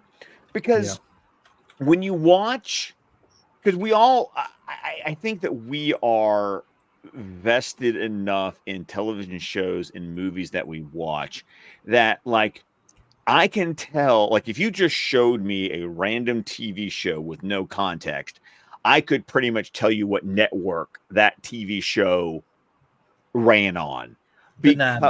Because networks have almost like a house look. And Netflix has a house look a lot of times. Yeah. And the PG-13 cuts look like the house look. The director's cuts looks like a Zack Snyder movie. Yep. I think the third act of chapter 1 is like, again, it's this weird feeling that it's such a small change and delicately done, but it makes a huge difference. The visuals of chapter 1's like third act, I'm forgetting the planet they're on, and I don't know why, but it looks great. Whereas that was one of my weird issues with part 1, is it just looked like in a nice way. It just didn't look nice, but I know exactly what I know exactly what you mean. But you know what's funny is like when Steven was on, was it last week? It was last week. Yeah, it was like he because he already had watched it and I hadn't watched it, and he actually maybe it was something he like we talked on one-on-one, but when you watch the PG-13 cuts, they do that thing, that generic thing where it's like, hey, what planet you're on? Hey, let's show the title. Yeah, the text. You don't see that. Point. You don't see that in here because there's enough explanation of like the journey where it's like, oh, we have to go to Pollux or whatever the hell. Yeah, it's telling a tale, not like a bedtime story. Like, yeah, but also Zach was like, I'm not the Russo brothers. I'm not gonna make these giant ass bonds. You don't have to force feed the audience like, hey, now we're on this planet. Civil War.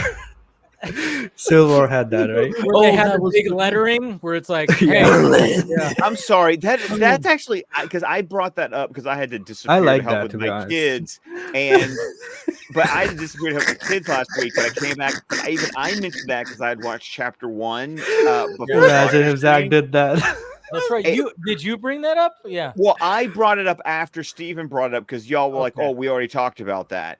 Yeah. But it's a pet peeve of mine because it's like you do a shot of like the Pentagon, or you do a shot of like the Yeah. Washington Memorial, and then it says Washington D.C., and I'm like, no fucking shit. Okay. Yeah, now I want to do an edit of those scenes with the giant text. Please do, because like I will do it. It was just so obnoxiously big that I'm like, oh, this is Earth. Oh, I had no idea. Yeah, this is okay. No. Could you imagine? At least they put the year. At least they put the year. You know, but it was a choice. But, It was a you know, it's choice. kind of like when they go to when Korra and Gunnar go to Providence.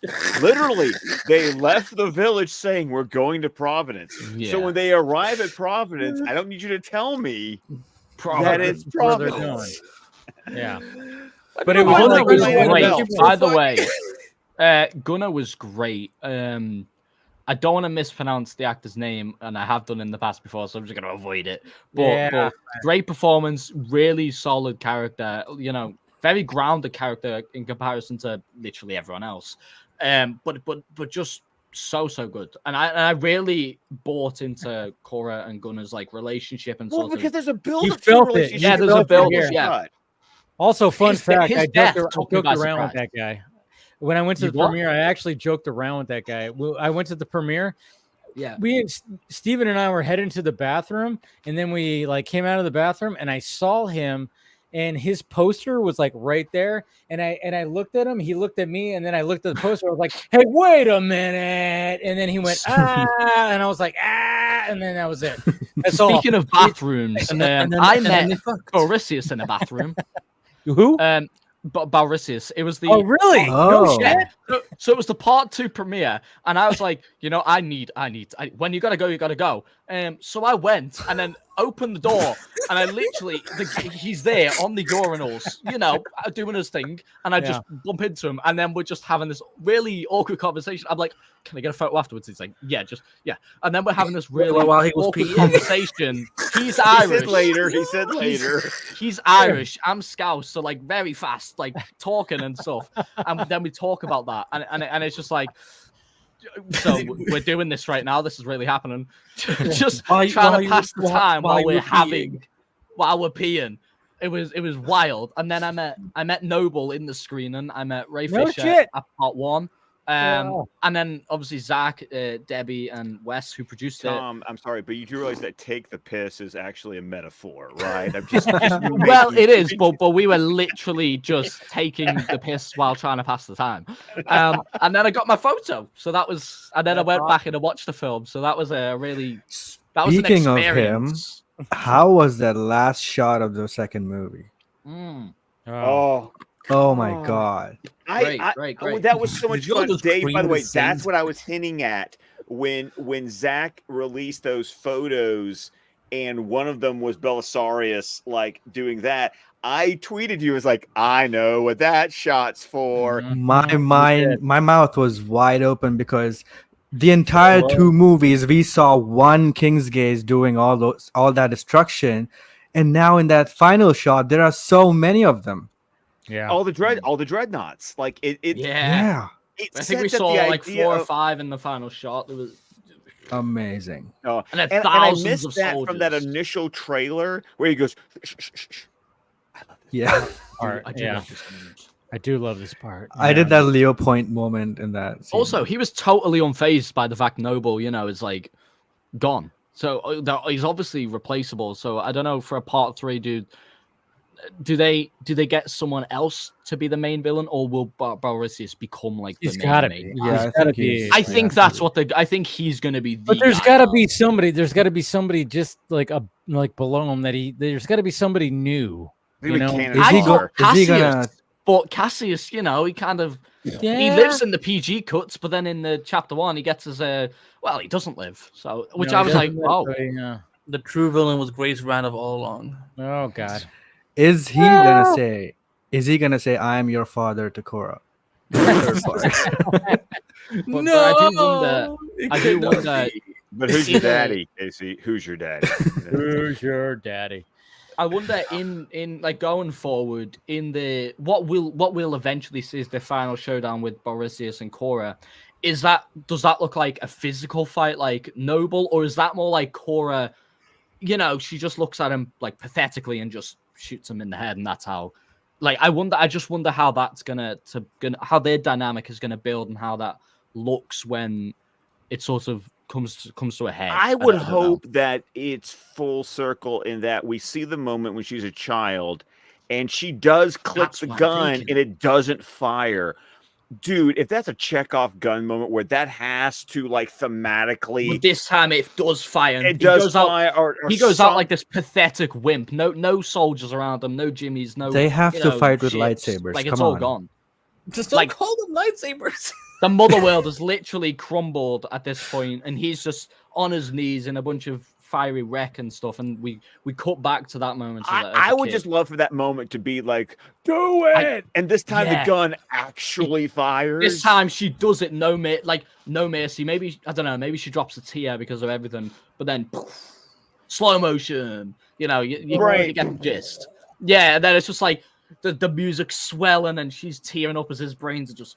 You know how he's but do it. at the same time, we're talking about Zach here, where he's gonna have some kind of intricate, weird fucking thing where it's like he's got something to snap his neck. It's like we could do that, but what if we do this and then this and then Wouldn't this, it be cool if that's the line that's gonna be that's one of the things he always says is like, yeah, that's cool, but it's like, and that's the plot of What If Season 4. Find out in every episode what shot he's actually gonna go with. There could be a lot of what ifs when it comes to. She's got a neck snap. Oh. Tell that. That's the full circle. But I am interested to see that go down. I think there's a lot of really good potential there with it. Well, let me ask you guys, like, as someone who hasn't seen it, do you guys like? I apologize, Scott. I did not mean to interrupt you. I was just gonna ask this entire panel. What are the chances right now of chapter 3? Sorry. that gets into that. We'll see. Before going on to chapter 3, there's one thing we missed. What? How she fucking sliced Noble's head. Oh god, yeah. Make sure he can't come back. Yeah, that was amazing. There's not really come on. If it was like just a normal decapitation, maybe they can put that back on. But like this is half of the guys. This is half of his head, and then it's that shot when you see Noble like falling, and then he like flips around and he's trying to grab the sword. I love that shot. And he's trying to reach nice. for it, and then he just and then he just topples over. And then of course, obviously what happens next, and then she slices his head in half.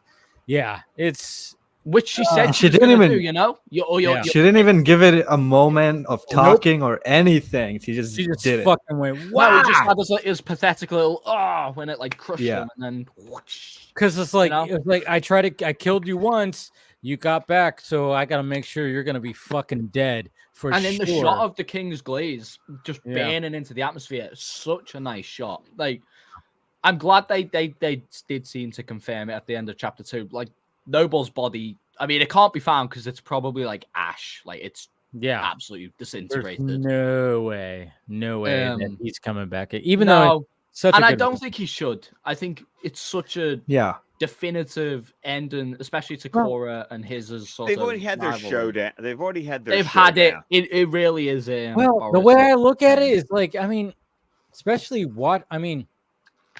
I watched the movies on like last Saturday.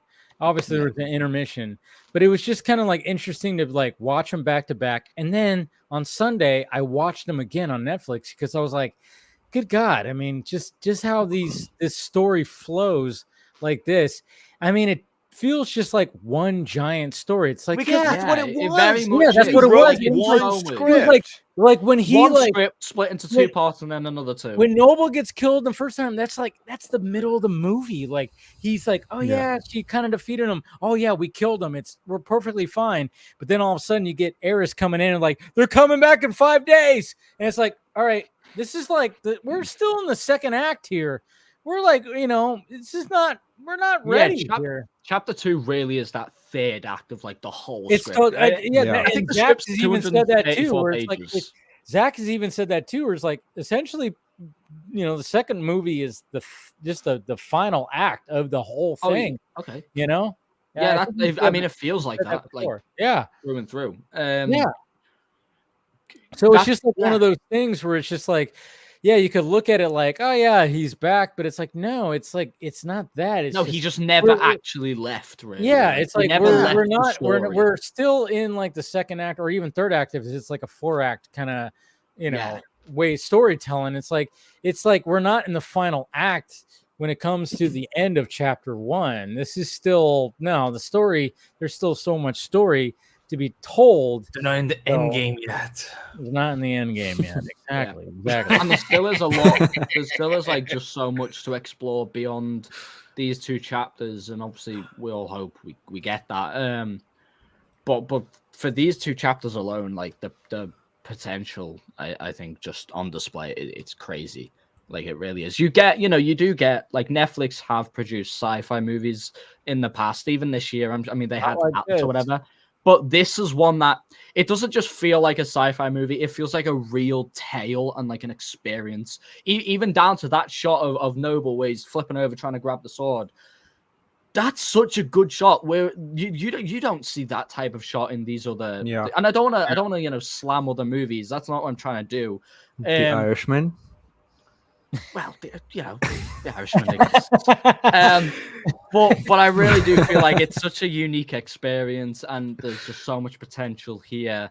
And we've got the Nemesis comic coming. That is coming. It's confirmed. The game is I think this year. But I don't know. I'm rambling on, but I just no. It's good that you're rambling on, because I mean you bring up a good point, because you can go through Netflix and see some shitty, so bad it's good sci-fi stuff. But again, it's like Zach took, he took 2 genres and he combined them together. See, I'm not big on the fantasy like genre. I've said it many times. Where I'm like, I'm not a big fantasy guy, but I will. There are certain things that I go, oh wow, that's intriguing, but I'm not big on Lord of the Rings or Harry Potter and that kind of stuff. I know I'm not. So I'm not really big on that kind of stuff, and the whole like fantasy. So that's what I'm here for. Yeah, I know, and that's totally Scott's bag right there. I'm not so much with that, but if you're going to combine that more, I mean, George Lucas did a little bit of that with Star Wars. Obviously, there's some fantasy that's incorporated that. Maybe not a little bit, but he did incorporate it. But it seems like Zach was like, all right, well, now I got to take it to the next level. And to me, he really took it to next level. Yeah.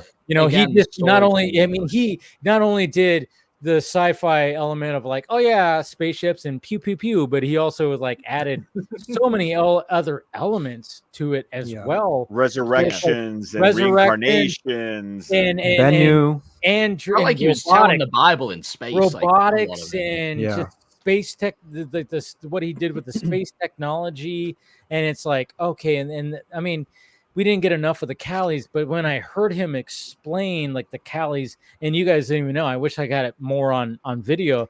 There's a full YouTube video, by the way, of the Q&A. Yeah, you could find it. You could find YouTube where he talks about the Callie and just more of that and the giants and all that stuff. Like he really explains more of it. There's so much mythology, and like I said, that we brought it up that portrait of Issa, like taking on the giants, that's meant for something. That's like in this world, it's like meant to be a myth, but it's like, well, that shit fucking actually happened, in this world, even though it's like looked at as a myth, So there's just things where you go, oh yeah, if we get more of this, we're gonna actually see some kind of craziness where we see this, this young girl with a sword who's just taking on giants. It's like, I want to see that shit. Like, how does definitely gonna see that? In a potential chapter 3.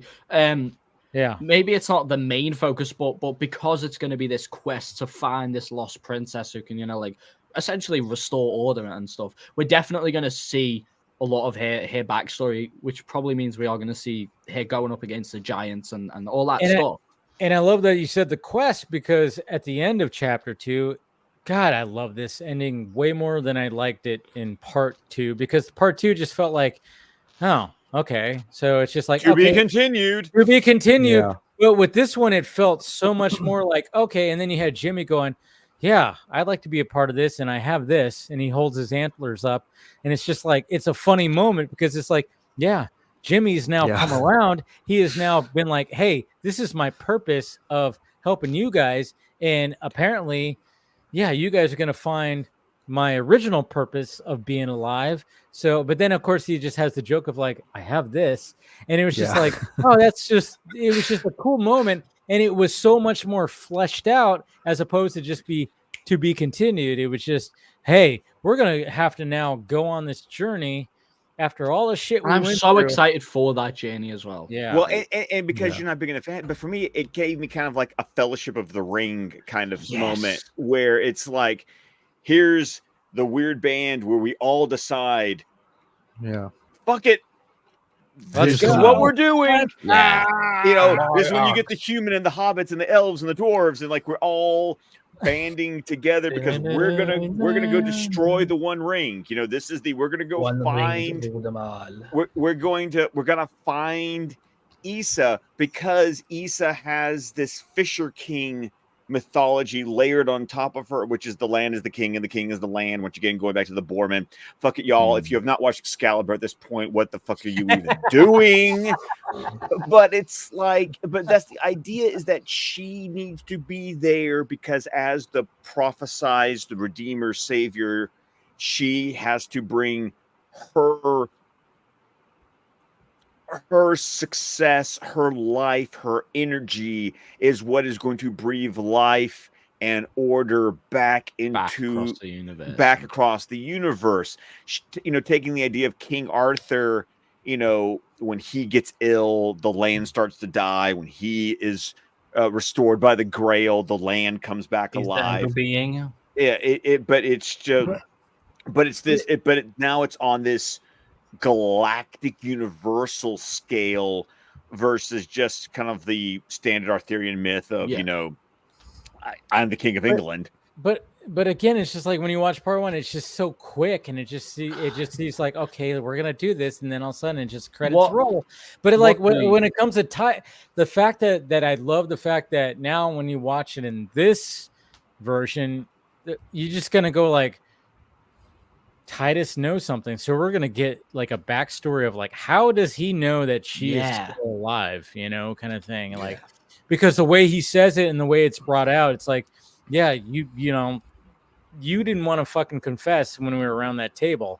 Yeah, I really noticed that this time. Yeah, and it's just more fleshed out in this version. Obviously, they've set it up as well. Sorry, like you know, Issa's sort of the prophecy. Even here, the king was like, Issa is the one who can bring, you know, that compassion that everyone else has lost back to the realm. And Carrie Elwes gets so much more to do as the king in this version. Yeah. So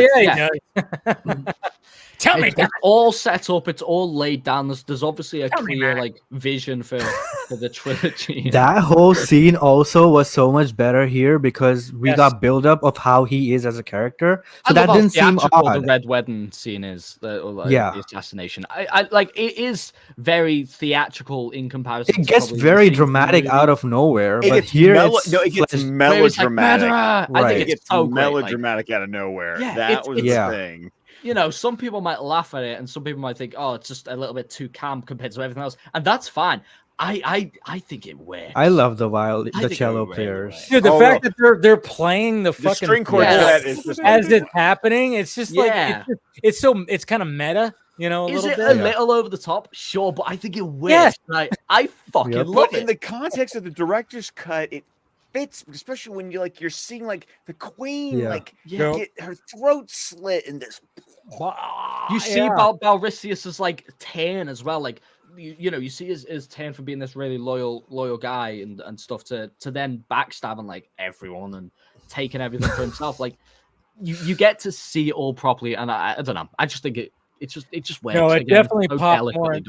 That's one of the scenes I was looking forward to chapter 2, because I was like, I really like that scene in part 1, but I was like, how is it gonna play out in this whole He's thing. got such beef with Issa as well. Also, yeah, him turning on the king also comes out of nowhere in the PG-13. But here you Yes. have a couple more scenes to build that up.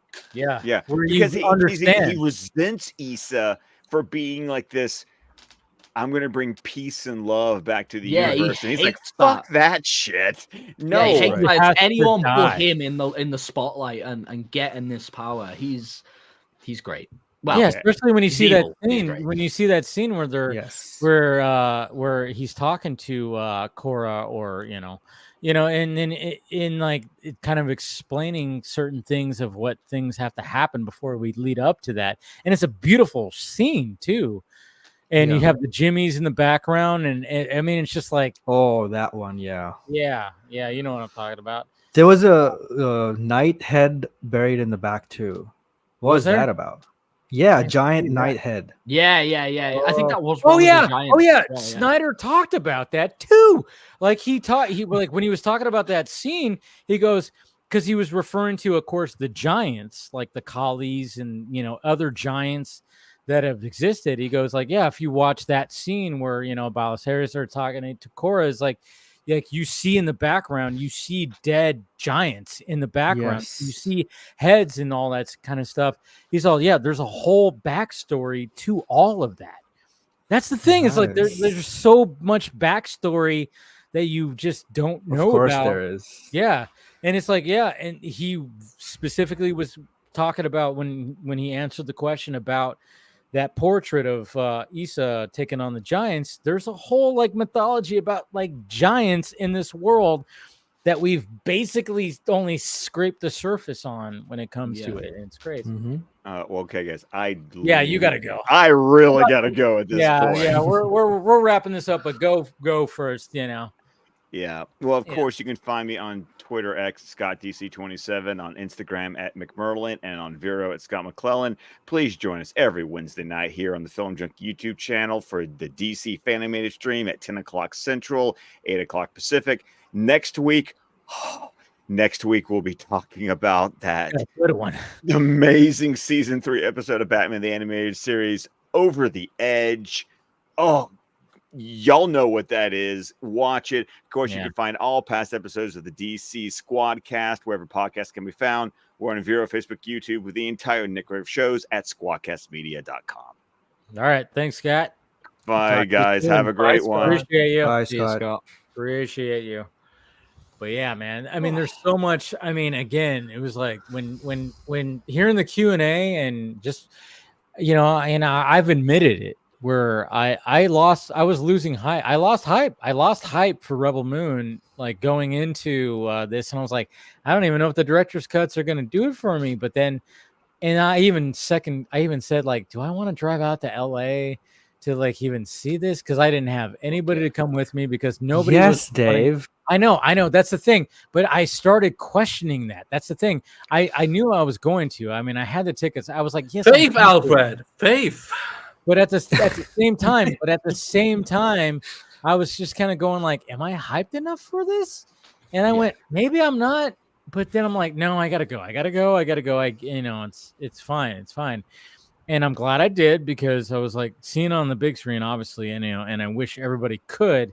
And then when I saw everything and heard Zach, answer questions and talk more about the mythology of all this, I was like, Jesus Christ. And like, it just reinvigorated that hype that I had back in December of last year when when all this stuff was about to happen. And and I remember just like the next day, Sunday, I woke up and I went, all right, I'm just going to put on chapter 1. I turned off my Netflix. I fucking activated it, and then I put on Rebel Moon chapter 1 and just had it on, and I was working. But then I was just like, I remember I kept on catching myself going, Jesus Christ. I was like, look at this right here. I was like, see, this is a Snyder film. Like, what the fuck? Like, people, and then of course, throughout the day, I was like, I worked on shit, and then I went to my mom's, and I came home and I put on chapter 2. Same thing. I was like working on shit, and I was like going. I just kept on catching my eye. I'm like, see, like stuff like this, like just little things. Okay, did anybody find both these movies funnier? Yeah. They were funnier. Yeah. They had more like zinger moments of like just like funny They had moments. wit and Yeah, so much small things. like I love the scene where in chapter 2, because obviously Gunnar and they and Cora they finally hook up. Oh. They finally hook up, and they have and then of course and There's so then the next day, like everybody else is going like, hey, she got laid last night, Yeah. I love Turek going like looking at her and doing like the eyebrow thing, like that wasn't in the original, it's just like it's just like all of a sudden they're just like, hey, look at she's freshly fucked, it's like that whole thing. It was just shit like that where it was like, and then of course Turek doing his thing where he got his. That was a whole like funny moment. There was just like funny moment. Even with Noble, there was funny moments too. Again, great performance. Yeah, that's Green. Good. I mean, I liked him in all the performances were great.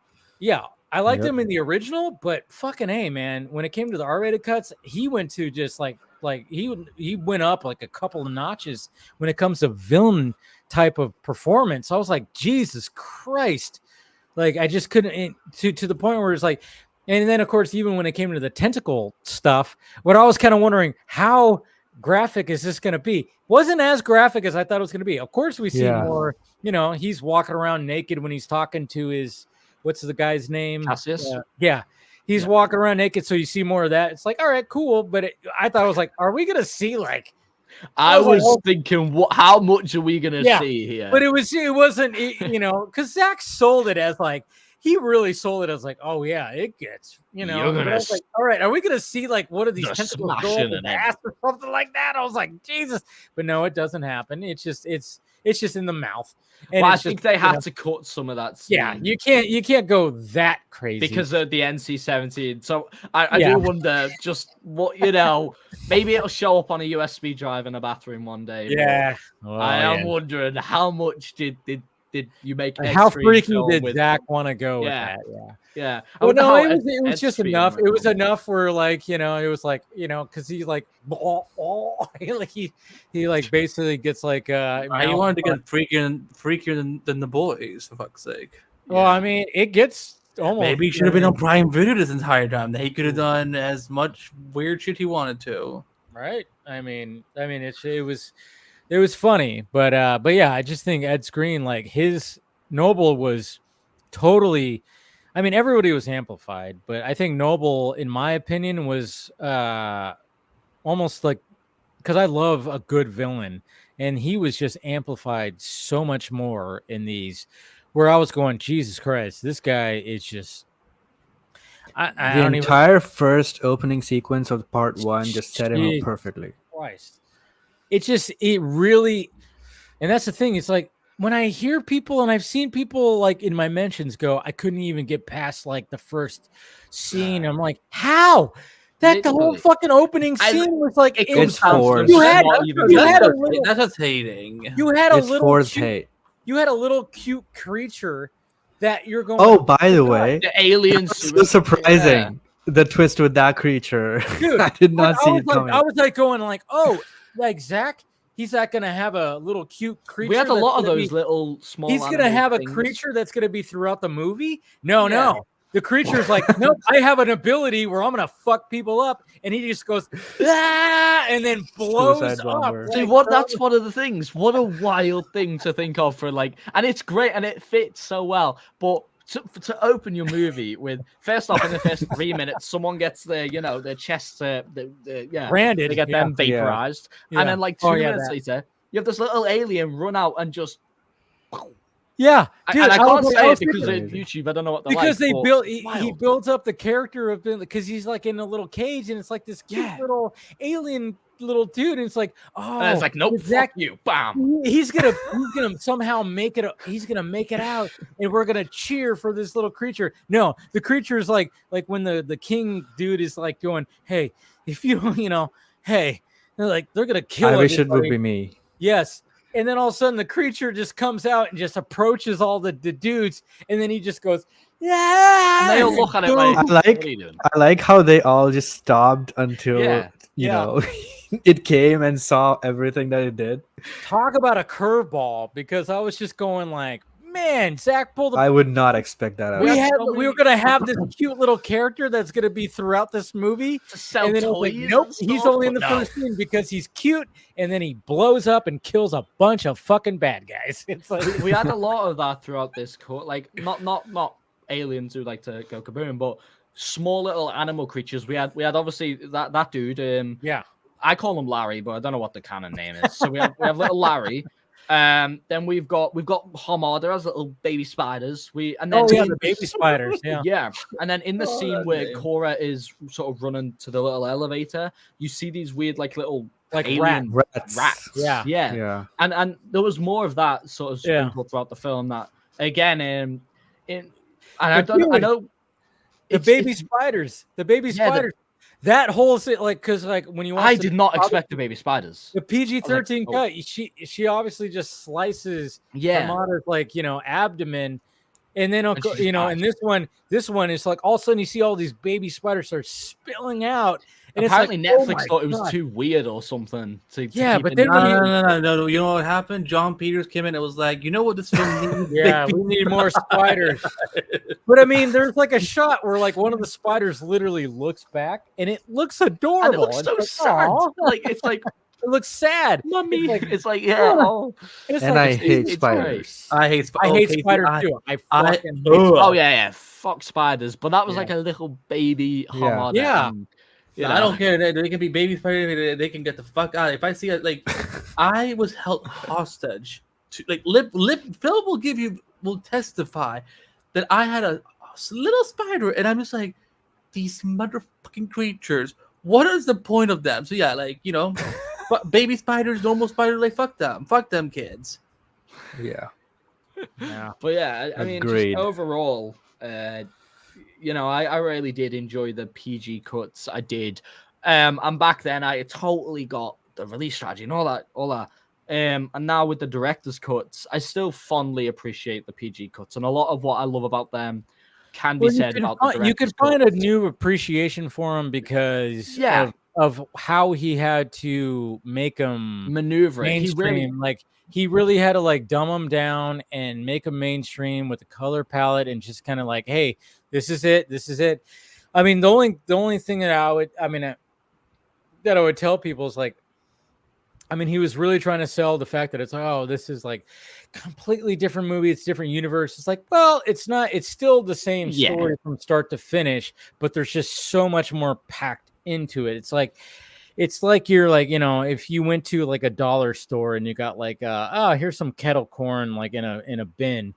And it's just like, oh, it's one flavor. It's like, okay, this is kind of lame. But then if you get the director's cut of Rebel Moon, you get like 4 different fucking flavors packed into one. And you're just like, oh, I'm going to reach into this. Oh, caramel. Oh, butter. Oh, cinnamon. Oh, you're just getting everything like packed into just like, oh, wait, there's so much more like to this, and it's not as drastic as, I still remember like when I went to, I think it was the second part? I don't know. It was another Q&A. Maybe it was the premiere. I don't know.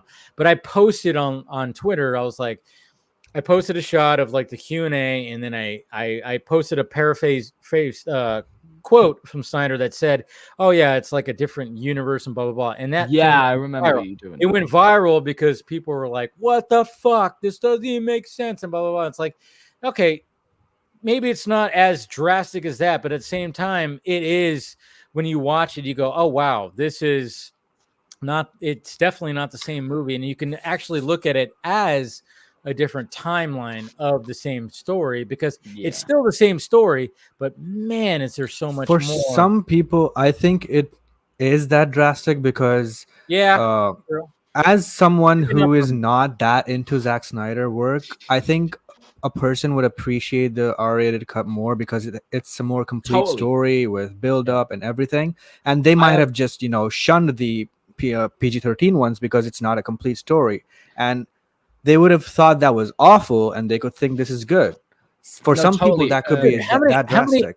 Well, KC, how many times have we seen like some like even in our group chat sometimes where we've seen some people tweet out something and like, hey, I didn't like the PG-13 cuts. They were awful. And then they were like, oh man, these R-rated cuts? Holy shit. It's a whole I have a friend who they just didn't like, and they're like a critic and all that. They didn't like the PG cuts, like pretty much at all. They thought they were really bad. But then they gave the R-rated, the director's cut to go. And I remember them tweeting, they were like, I'm astounded by how this is very good. And once they got past, that they said that on part 1, and then they did chapter 1 and chapter 2. Like they got through it all, and they really liked it. So there are people out there who totally think there is just a big difference between those cuts and the real. Yeah, I think us being Snyder fans, like we can see, like both times I watched it, I was going like, is that a different shot from what was the first one? I'm like, no, it's not. And then when I watched it again, I'm like, no, it's the same shot. But at the same time, I'm going again. It's just there's just more meat packed on there's just more meat on the bone. This is not just some, shitty little fucking 4-ounce steak that the PG-13 cuts are. This is a 14-ounce fucking porterhouse that we're literally getting. Zack Snyder's Rebel Moon. Yeah, and but at the same time, and I don't want to even get into the whole way they released it, but I'm just saying, like, just as a whole, when I was watching it here, I mean, I was appreciating it, watching it on the big screen. But of course, I'm in a movie theater and I'm sitting next to some smelly dude that I don't even know. And it's a little bit of a thing. So, but when I was watching it at home the next day, again, because I was just like, oh man. And I just found myself just going, God damn. There's just so much to appreciate. This is a 100% Zack Snyder film that has mythology, fantasy, sci-fi, gunfire. Like there's like gun action, like they're shooting. You don't see that much in Zack Snyder films of like pew pew pew pew. You don't see that. You see like when you saw that in Army of the Dead. I mean, obviously, like when it came to Netflix, it was just like, all right, now it's time to do that. But when it came to prior, it's just all the DC stuff, which everybody's there wasn't like a lot of that because it was superheroes doing their thing. It was a lot of hand to hand and doing all that stuff.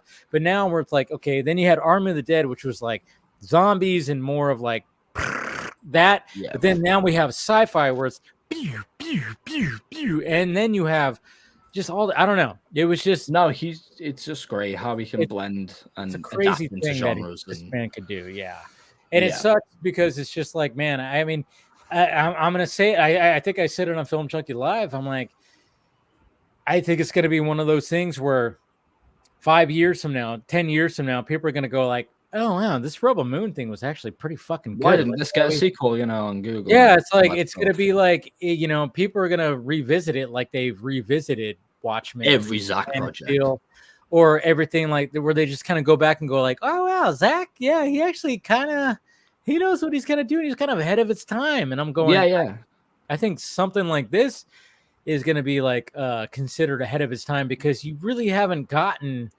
I'm sure there's been numerous pitches to do a live action heavy metal. Now I've watched the heavy metal, animated movie, and maybe Zack was absolutely right. Like, I was trying to like capture a little bit of that here, and he did.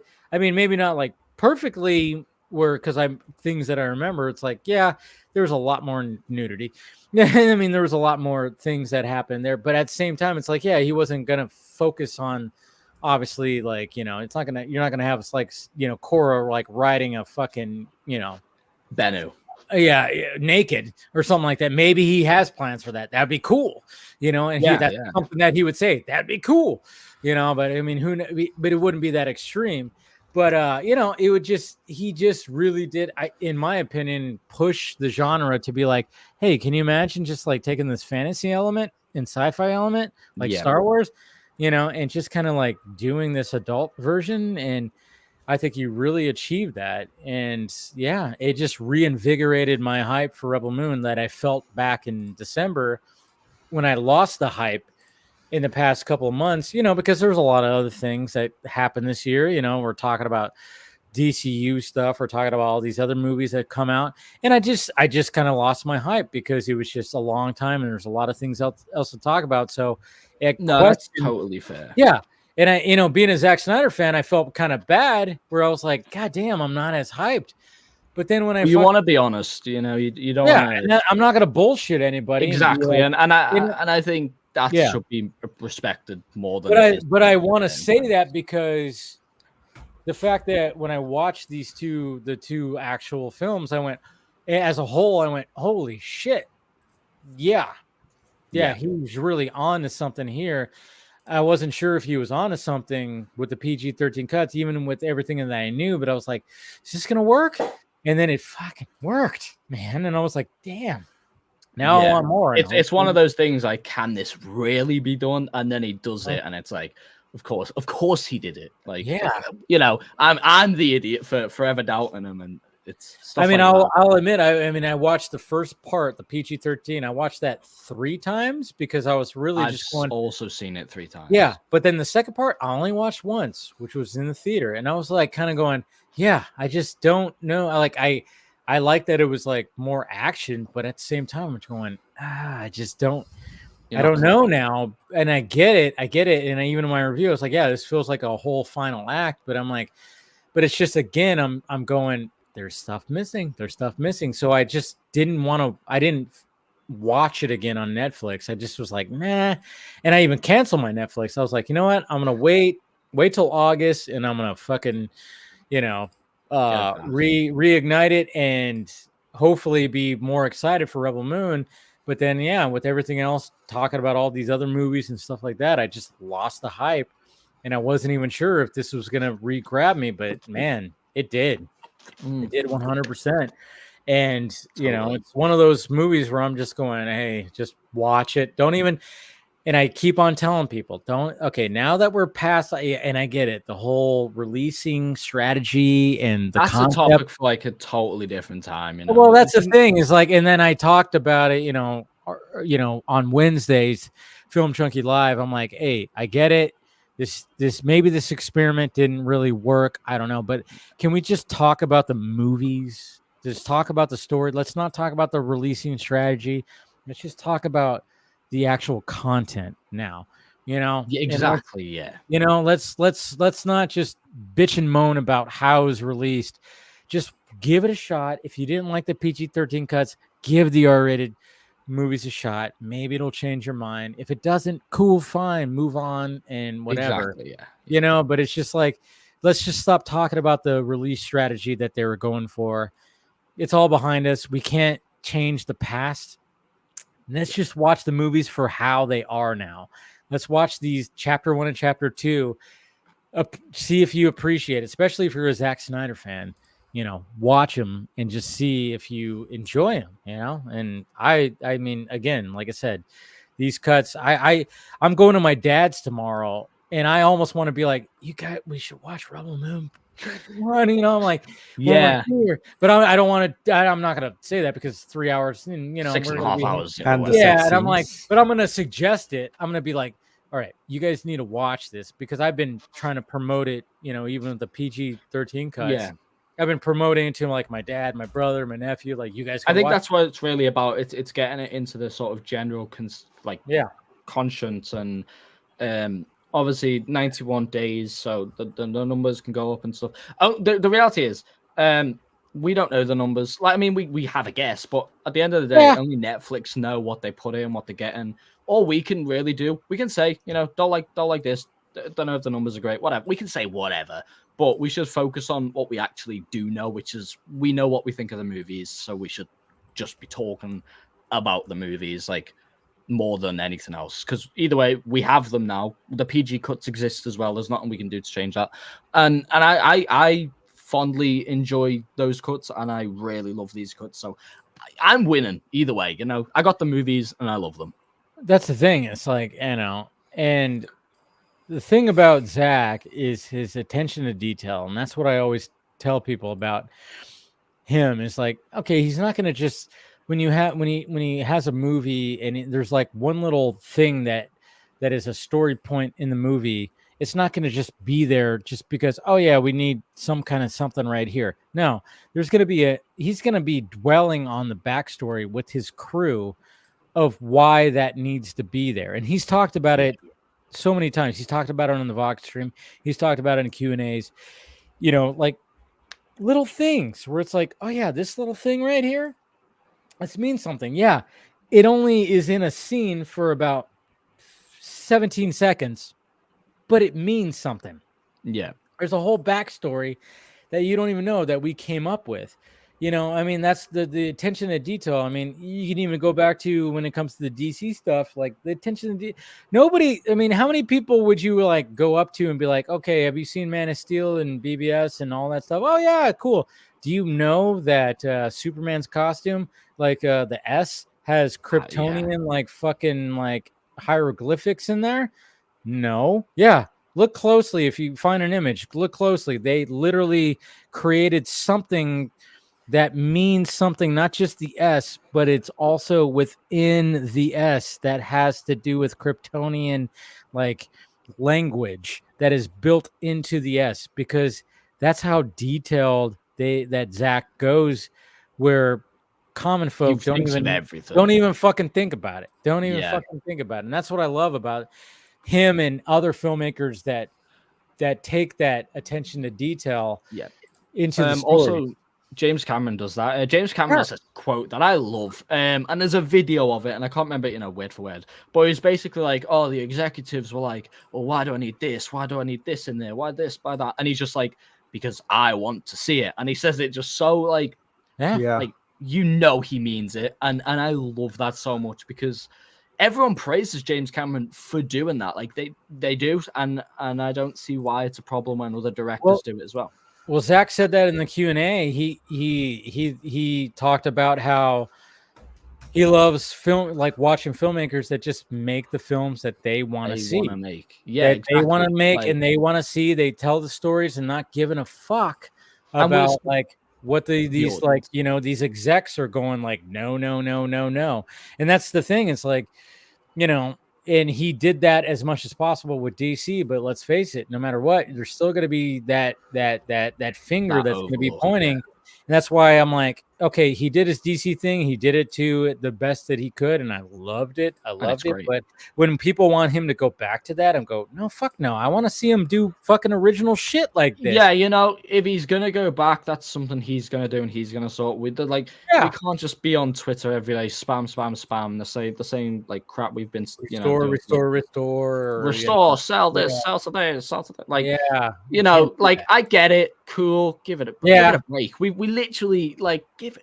I mean, you could even tell when Zach's asked about so have you know, when are you gonna do this? You could just tell he's gotten to that point where it's like, oh, he had a video recently, even at at last Saturday. Yeah, someone was like, so if you somebody was like, so if like, you know, if you were able to do it with somebody else, would you? And he goes, well, you know, it's like, you know, like he has to say like, you know, he's not gonna say like no. He's just gonna be like, "Hey, we'll see," or whatever. What happened? Yeah, that's why when I spoke to him, obviously, like because I had this like fan submitted part. So many questions were, "Have you had conversations with Netflix?" Blah blah. And I purposely avoided that and said, "I saw good, one." Thank you. Yeah, no, because it's, you know, I don't want to. It's just obvious. So I saw one. He wants to talk about the movie that he's making. Exactly. Now. You know, that's the thing. It's like, so, you know. But in that fan like part of it, because I'd asked everything I'd wanted to about Rebel Moon, all this stuff. There was a question. He was going to do a comic book with Scott Snyder, so I was like, okay, I'll ask that, because it's in a rapid fire round. We don't actually know what that is. We've never heard him talk about it, so I'll ask that, because, you know, the reality is, if I say, so Zach, are you going to do Justice League 2 next year? All he's going to say is the same thing he's said for years. Well, you know, man, never say never. Yeah. There's no answer there. Whereas the comic book question, there was an answer there. I got the answer. People were happy with it. If I had just said, Justice League 2, sell it. What do you think? Well, never say never. Like there's just not. It's been squeezed to death, and he's happy with Rebel Moon. I love Rebel Moon, and he's really excited. He's so excited to do the smaller project, whatever it's going to be. There's rumors, you know, but he's really excited for that, and I think. I try to squeeze it out of Wes. During intermission when we're Wes all is out. great, by the way. Oh yeah, Wes dude, I is love so that awesome. guy. Oh yeah, he recognized me at the after party, and it was just like, yeah, dude. When I was during intermission, when I walked up, he like looked at me. He pointed at me. He was like, "Hey," and then we just like did the whole like. And then I was talking to him, and we were just shooting the shit. I was like, "How's your summer been? What's going on?" And he's like, "Yeah, it's been, we were just shooting the shit." And then I was like, "So what's going on next? What's?" I just started going like, "So what's happening next?" I mean, I know Zach's been talking. There's been some, and then he looked at me. He's all, "I can't say anything." And I was like, all right, I know. Yeah, Said, no I tried. No VFX, and I was like, and then I saw this UFC thing. Where like he was hanging out with like Dana White, and there was like this one dude talking about, and he goes, "I can't say anything, man." I was like, Zach said on the talk with me, he's very, very. I asked, "Is it in development?" You can answer yes or no, but instead he chose to go I'm very, very interested in that. So it's like. That's the thing. That's what some people need to realize is like, okay, especially like the people who want him to go back to a specific thing. It's like, no, don't. He has so many other things he wants to do. If he wants to go back, he'll really make that push himself. Yeah. I mean, there's always a chance. I'm not saying it's 0% that he would actually, go back to do some DC stuff. Sure. No, and I think one day he will, but it's just not. 10 years from now, maybe it won't be the Justice League. Maybe it'll be something totally different. Maybe he'll do something for the DCU. Yeah, exactly. That shut a lot of people off. Dude, I said that to I'm in a group chat with somebody, Casey, I'm talking about. It's like I was like, what happens, who's who very much does not like that gun guy. I was like, what happens if he ends up doing a fucking movie for James Gunn because of things that might, just because of career things and maybe things didn't work out over at Netflix? It's like, well, what happens if he ends up doing this? Is like, how are you going to respond to that?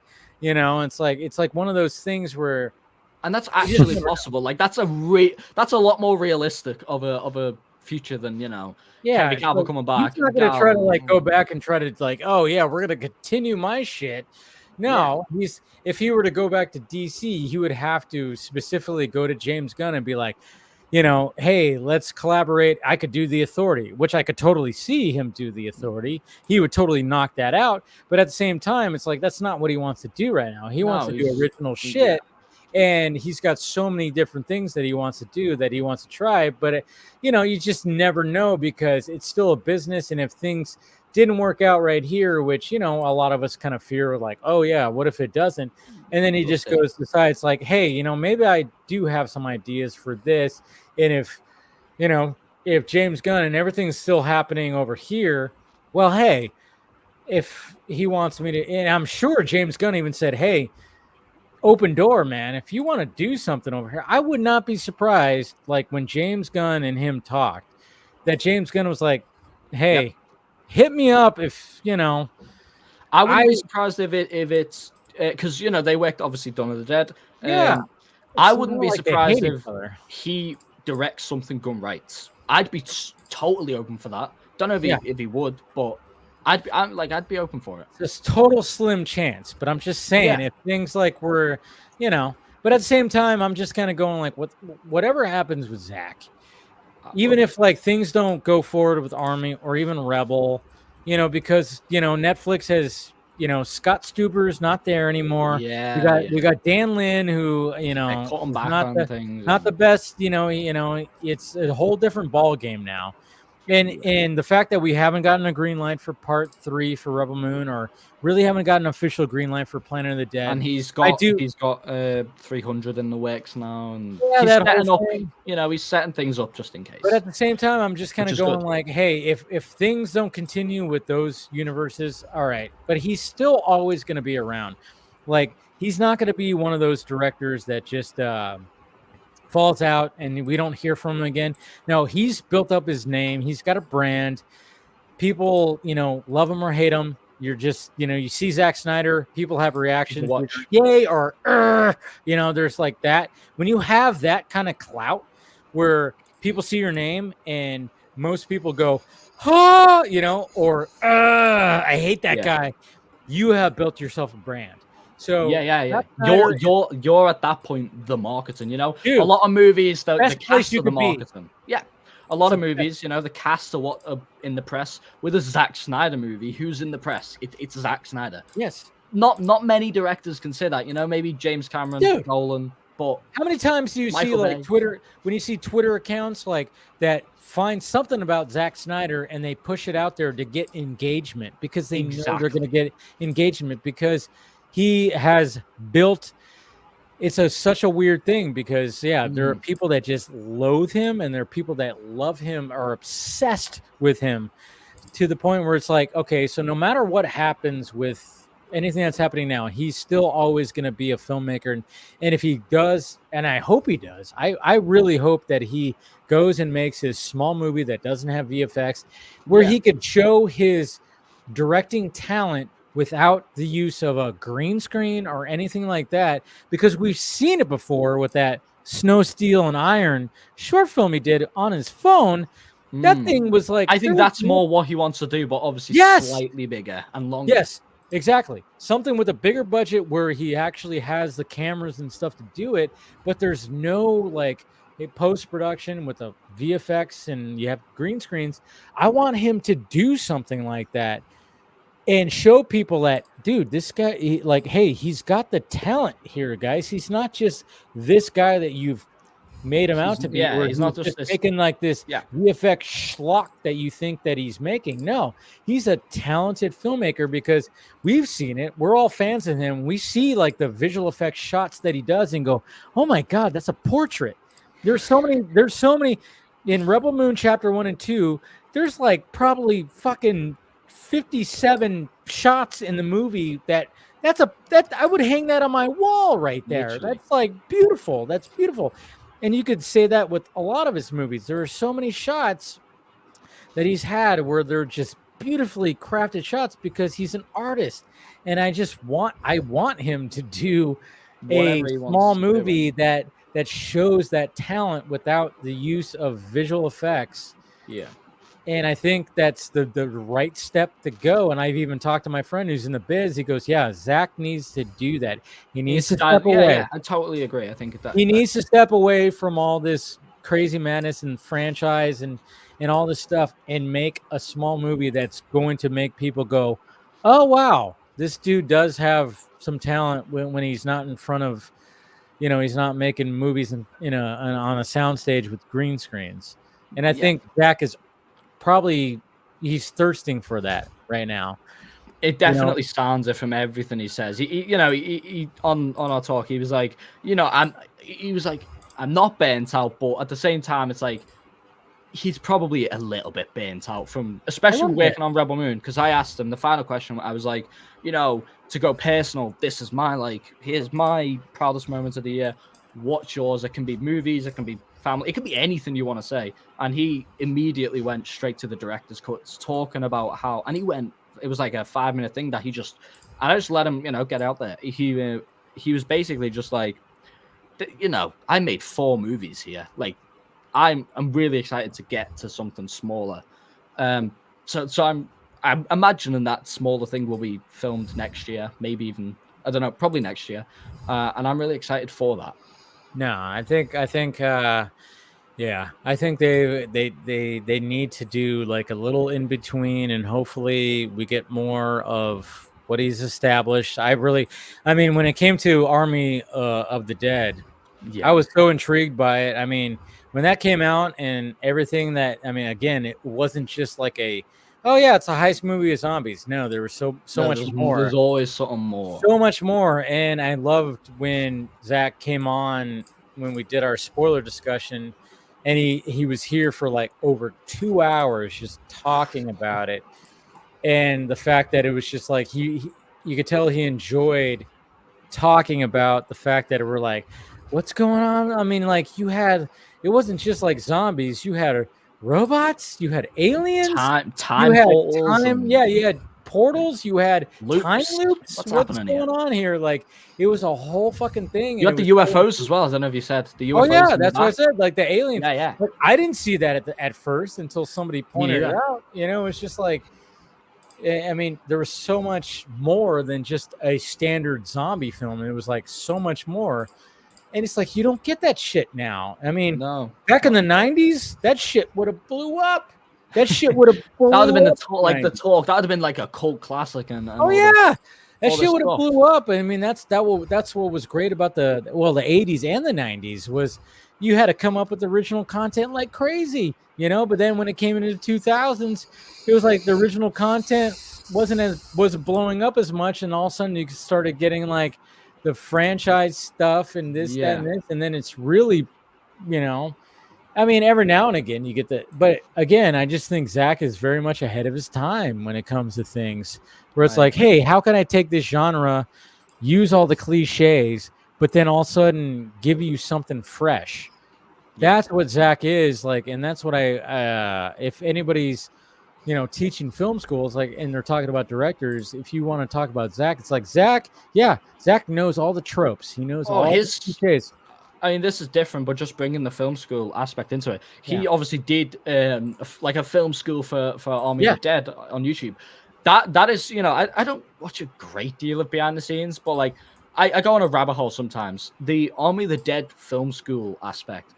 I remember that so vividly. Oh, I love those. Yes, it's so good, and it. What is really good is it's inspiring. You know, it's so well put together. There's so much detail in there, but ultimately, after I finished all of those, I was genuinely inspired, and I got the same feeling from the Creating a Universe Army of the Dead documentary and the Rebel Moon one, which I checked out yesterday. It's just seeing the amount of craft and attention to detail and delicacy and just all his like energy put into every single project he does. It's wild, and I think you just have to have appreciation and respect for that alone. And then obviously in my situation, what makes it even better is seeing all this effort in these projects, and I end up loving the projects as well. So it's like a bonus for me, you know. It's total bonus. And then when you start seeing like again, you start hearing from other filmmakers going like, I mean, you got somebody like Christopher Nolan, who is like top tier, just going like, Zach, and that dude knows what the fuck he's doing. He does. He's James doing Cameron too. James Cameron has said it. Ridley Scott. The moment Christopher Nolan comes out, because it's going to happen, I believe, one day, and someone asks him, "Hey, have you seen Rebel Moon?" Yes. Like maybe he didn't like it, but I guarantee he says something along the lines of, "Told you." Yeah, it's like one of those things. I mean, there's a reason why. And I'm really excited for that day to come. When Warner Brothers said, "Hey, you did Batman Grounded and great, and it was successful. Can you do Superman?" He went, "No, but I know a guy who can." You know, and he recommended Zach. He was like, I know, like, did you see Watchmen? The guy that did Watchmen, he could do your Superman movie. And he's still saying stuff about Watchmen 15 years later. Oh, yeah. Everybody, a lot of people are. I mean, again, ahead of its time. And I again, back to what you said, I do think that's going to be the outlook on Rebel Moon in a few years. Like, yes. And I'm not just saying that because I liked it. I genuinely, I could just, he's got a track record of it happening, for one, but you can just feel it in the movies. Like Christopher Nolan said, you just feel that passion for cinema and all that stuff. It's great, but yeah.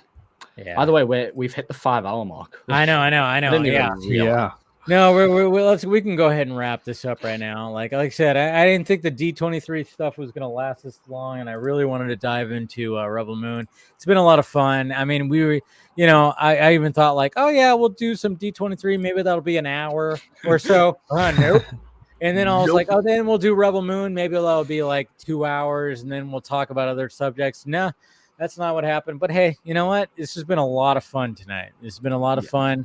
For sure. Just talking about things that came out of D23, and I keep on seeing a looped GIF right now of the Daredevil trailer of certain shots, and I'm like, God damn, I am so tempted to look at this bootleg trailer. You know, fucking Alex, Do it. Mr. Lobo out there, he fucking posting Do this it. shit right now. You know, I'm talking about this guy right here. I just see it. I'm like, oh God, this looks so good. This looks so good. I'm probably going to. I'm going to.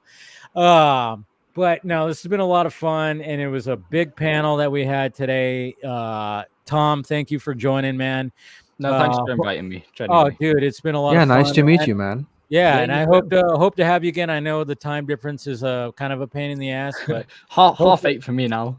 yeah, I know it's morning for you. It's morning for you, but No, you it's know, okay. It's been worth it. It's been great. yeah. Genuinely. No, if there's ever a time like you want to come back, if it's, you know, you don't have to come back. I mean, obviously get your sleep, but you know, if you're up in the morning, you got a cup of coffee, you want to come on and shoot the shit, man, you know, you're always welcome, dude. This has been fun. Yeah.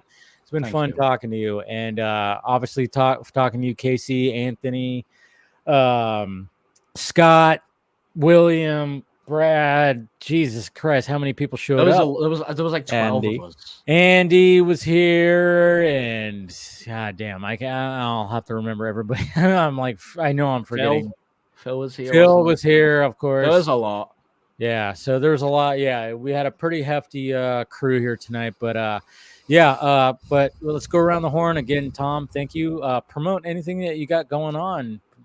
Honestly, you could just find me on any social, Vero, Instagram, YouTube, Twitter. Probably forgetting someone at TomMCJL. Just simply like that. There it is. What does the MCJL mean?